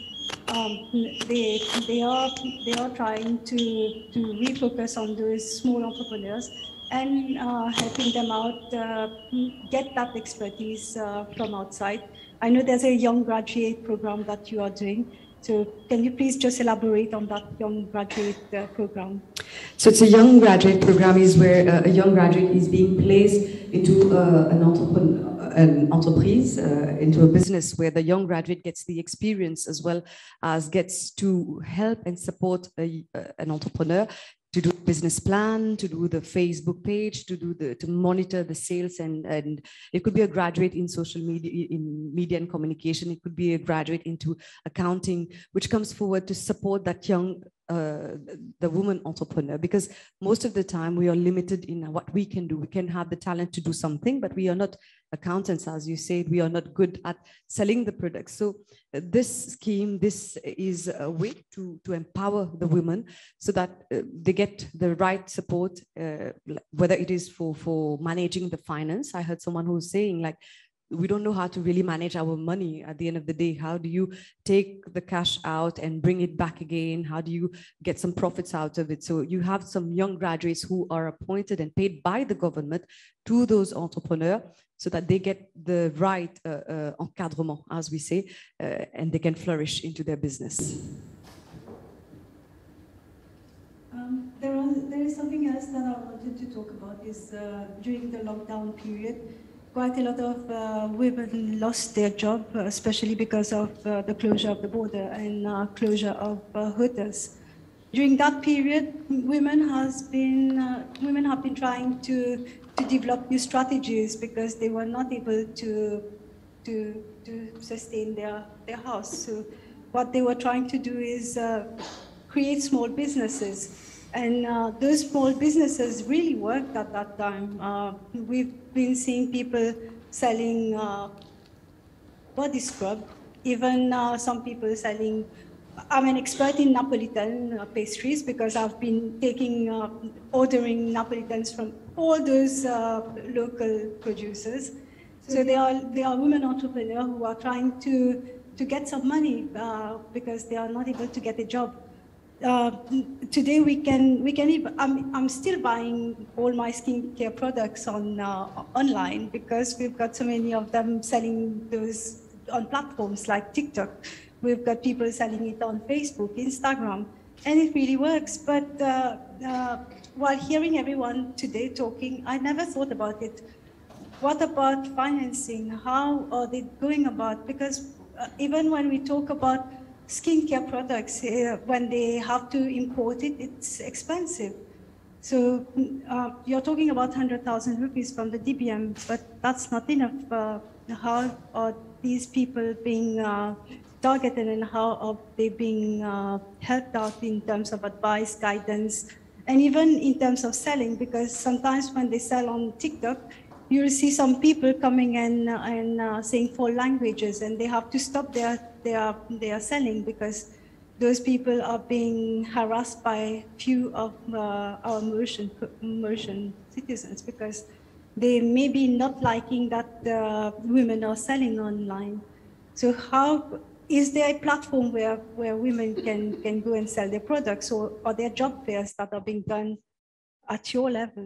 There were regular job fairs which were organized by the ministry previously to the 2 lockdowns. But as you mentioned it right, during the COVID-19 pandemic, it gave rise to so many women entrepreneurs online. And just to share something quite personal, I had a friend of mine whom I met like 3 months back, and she was saying she was like a mother. She left her job because she delivered a daughter, and then she said, no, I want to stay at home and see how my daughter grows. And then after that, I'll decide to get to work. So she started having depression. And then once I met her and she said, okay, I want to start my business. So she started her business about pastries, as you're saying. And I met her after 3 months, and now she's like a success story because she told me like she got the support from the SME. They financed her up to 90% of the equipments for the kitchen. It's an information which is not given to everyone. Like if you want to start your business, whether it's pastries, whatever it is, like the SME finances up to 90% of whatever you need to buy. Now coming up to nasty comments, it's always about, if it's not your family, it's not immediate surrounding, there's always someone who's going to tell you that, no, don't do it, it's bad, don't do it. There's always someone who's not going to be like kind of happy for whatever you are going to do. But you just need to focus and do whatever you feel like. With the lockdown, with the COVID restrictions, we are not doing fairs, but I know that online there are so many things which are going on, and I think it's hats off to all the ladies who have known how to reinvent themselves. I know some professionals who were in the aviation sector who now own like their own pastries, they do some cakes, they do deliveries, they do beauty products. So it's always about reinventing oneself and recreating, rethinking. And as rightly mentioned previously, that there's no age limit, there's no stop. You can always start all over again, but probably that you need to get that right mentorship, which is quite difficult because it's not at all stage in your life that you get someone who comes in and say, okay, take a seat, I'm giving you this is for you. It's very, very hard, especially when we are women. We struggle to find that person. We struggle to find that mentor. Because most of the time, I keep saying it, like women and women, we are never into competition, but we need to support each other. So if we know some business or online, it's a woman, it's a networking. You are all corporate people here. So if all the corporate banks start buying from local entrepreneurs, I think we will help the industry and we will help those women entrepreneurs to flourish. My last question to you is about not everyone knows how to do stitching. Unfortunately, one of them, because I've been a tomboy for all of my life, so it becomes difficult when I take a needle in my hand. I can't do it. But I'm good at painting. I'm good at doing other manly things because that's where I feel more comfortable. So is there a way, when we talk about women entrepreneurs today, it's all about pastries, skincare products, body scrubs, but you recently talked about how people are selling good things on the market, but should we still stick to that women entrepreneur who is selling things that she could have done as a housewife? Is there another way, or is there guidance from SME team or from ARE, or where we can get guidance on how to cultivate or how to do aquaponic or anything that is more interesting or maybe could lead to more interest for women? I actually joined this conference quite late, but I could hear people saying that it is we are in a patriarchal society, so we always try to tend to bring forward with some training sessions. Whenever you meet someone who says, okay, I'll give some stitching classes to your women in the area, I'll show how to do pickles, but they already know it because, you know, it's in us. We know how to cook, so we know, but the SME will teach you how to pack it, how to make it different, how to do something very, very appealing, to make it appealing to the public. But talking about the different classes, you have aquaponic culture, but we also have the backyard gardening, which is something I feel is amazing. It's under the Ministry of Agriculture. you know, the Minister Manish Gobin keeps saying it, and I think he's absolutely right about it. When there was the lockdown, we had the pénurie of légumes, vegetables, as we say. When the tomatoes, the price rises, everyone's like, oh, it's so expensive. And we import potato chips, we import wedges from other countries, while we do have it here in Mauritius and we can produce it. And we have tomatoes, like you can just boil it down, do a processing and keep it. So it's kind of some business ideas that are being given. I know there is a success story of a young graduate who's in the north. She went to Fare, or Minister of Agro, who gave her the support, and she dehydrated vegetables to do soup. So it was kind of very different. And now she is placing these products into all the big supermarkets. So also it's all about, you know, how you call it. Like the tailors will say, okay, that's a tailor, that's someone who's only stitching. But if she comes in and says like, I'm a designer, so it's like a different, okay, I got a dress from a designer. So it's all in the appellation, and it's all in the perception, like what we give, what kind of regard we give to that person. So I think the society, the government, the women networking, they are doing a lot, definitely, but we need to change also the mindset of people and try to give respect to almost everyone doing the same job. So yes, changing from the typical woman field could be something that we can do. I know some women who have left their job to get into the gyms and be like coach because they wanted to do it. So it's all about living your dream and no stigmatizing. It's not like it's a woman's job, it's a man's job. So I think we are all equal now, and we have to start. If we don't start it, no one will do it for us. So. They don't even get access to those supermarkets or those malls where they can sell their products. So is there support that is given to them? And how will they be able to market their products? They must be, I've seen quite a lot of them doing very good Napolitans. I'll again talk about those pastries because I'm fond of it. But they do very good pastries, but they are selling it in Tupperwares, or they are selling it in boxes that are not so good looking, but the pastries are really good. But is there support that is being given to them on your side? Or I know I'm from a banking side. I'll just say, as long as there's no business plan, it's not possible that we can help. We've not been advising in the past, but as a bank, SBM now is thinking of giving them some advice and giving them some advice and guidance on how to do business. So we on our side, we are thinking of making those job fairs and making new entrepreneurs meet those success stories that we have from our banks or our clients, existing ones. But the problem today is that, unfortunately, we're still in that lockdown period, and we've got restrictions in terms of the number of people that we can invite. But in the future, is there something that the government is doing for us? To really answer this question quickly, I'll just take you, everyone, to my constituency, which is constituency number 4, which is divided into 2 parts. You have like Long Mountain, Les Morgan, Crèvecoeur, and then the other side is La Cure, Briqueterie. And the people that I meet most of the time, it's people who are not educated as much. So we offer, like with SME Mauritius, we offer them the guidance from A to Z, how you can do your business plan, how you can sell your product, and how you can actually reinvest your money, and how you can keep the pace for your product and make it like really attrayant. So this is what's being done. And once we don't have the lockdown, the restriction, 50% restriction, definitely we're going to work towards some fairs for some women entrepreneurs.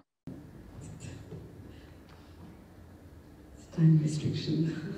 Yeah, the time restriction. But I just wanted to thank Subhashini for being here today, and also thank her because I know her closely because we've been talking about a few of her projects, and I know what she's being up to for her constituency. She's not only looking at entrepreneurs, but she's also looking up. I'm taking that platform to talk about it because it's good to know what you're doing. You're also thinking about how you can change the society and how you can help the children.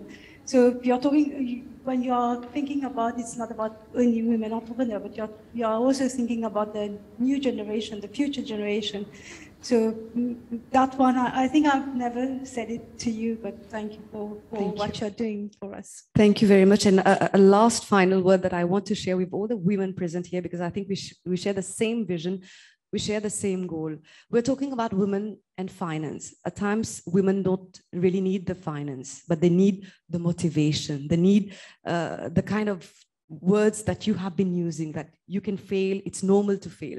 So I think such kind of forums, I said it to you last time, should be, this is at macro level, we're getting all the bankers, but maybe at micro level in different areas, in different kind of entrepreneurs. So if we can just get everyone around the same table, they can hear you, those women in the villages, those women who do not have access to finance, who don't have access to such places. I think we need to work on something to bridge this gap so that you can inspire those women. Thank you. I would like to invite the president of WIFIN to present the citations that we've prepared for. I would take this last minute.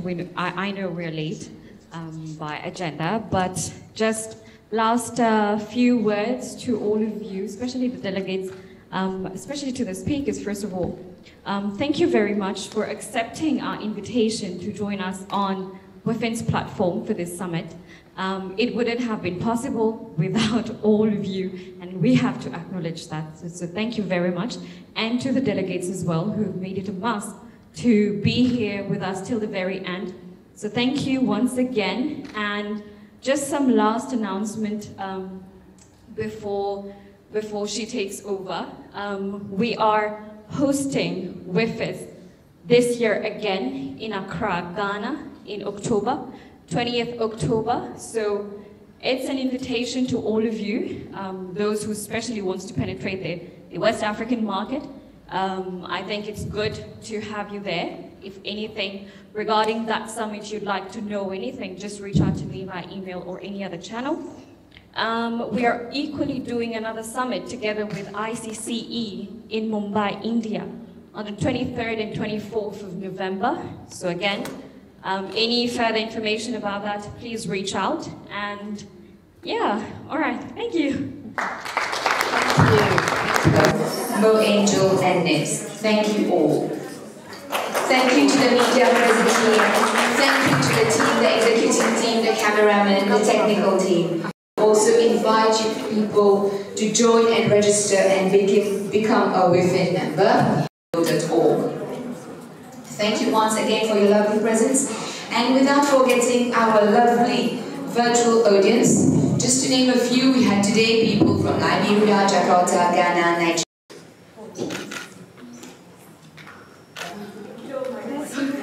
For a short interview session, to those who are willing, please don't use shy. Yeah, that's for marketing purposes.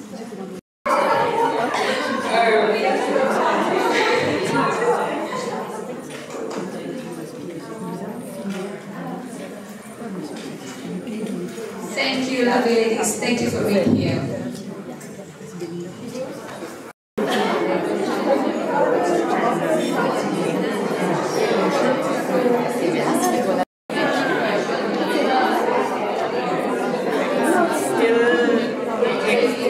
Bank Mauritius, Investec Bank, Future Female Invest Mauritius, the Trade and Development Government of Mauritius as well.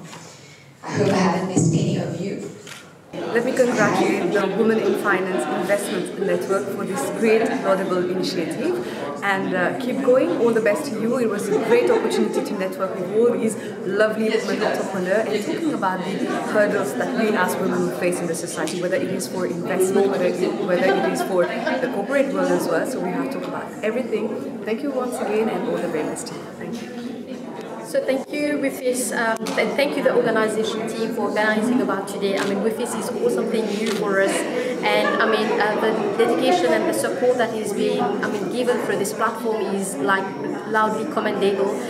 This platform today has been highly appreciative in the sense that we've been meeting, women from the different sectors of the industry, banking, the regulatory sector, the government sector, and we have been, putting our minds together in trying to see, how we can embed the things, in this world.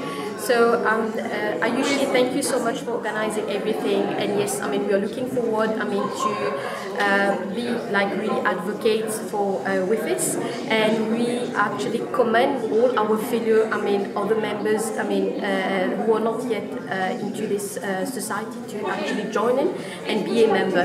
Yes, thank you again. This summit was excellent, organized. It has been an eye-opener to see so many women coming from so many different fields. Together, we have been discussing about the women in the workplace, how to empower women, how to encourage women to really empower themselves to grow and to contribute to the economy. And I think it is an event that should be repeated, and I do hope that there will be a follow-up to this conference. Thank you very much. This was a great event, great to meet so many powerful women, not powerful because of their positions in the finance industry, but powerful because of their drive and their vision and their desire to help other women establish themselves in the financial world or as entrepreneurs. So thank you to the organizers for making this possible, and look forward to the next editions. Thank you. I'm Nan Shabula. I will say that I'm a multitasker. I do different jobs. Primarily, I work at the bank. And what I have learned today is that I have to empower myself more. WIFIN has helped me to do a really nice networking, and I have learned a lot from the experience of many. So this inspires me to do even better in the future and to make myself better for the community. Voilà. I think it was amazing what we went through today, but being in the finance world, we now realize what are the gaps that women entrepreneurs don't get access to finance, and how we as banks, we can do something about it. So, food for thought. Thank you very much. Thank you. So the WIFIN Summit was a fantastic opportunity for extraordinary women of Mauritius who are multiplying and have had extraordinary professional trajectory to network. We know that networking is one of the key barriers in allowing women to move up the corporate ladder. And so these events, such as the WIFIN Summit, are extremely crucial to helping women climbing that corporate ladder that is so difficult for us to climb. Thank you. Right, I think this has been a very incredible session, convening with so a lot of women, professional. I was fascinated by the level of expertise and the depth of knowledge shared here, and I feel like this should continue. For me, it's very striking because I feel like the challenges, the barriers, the opportunities, etc. are no different. So it's very continental, and I'm really excited because at the regional or global level, we can synergize and address some of these challenges. So I'm really excited, and I can end by saying well done to the organizers for making this possible. And Mauritius is beautiful, and I'm already loving the business right. Thank you, WIFIN.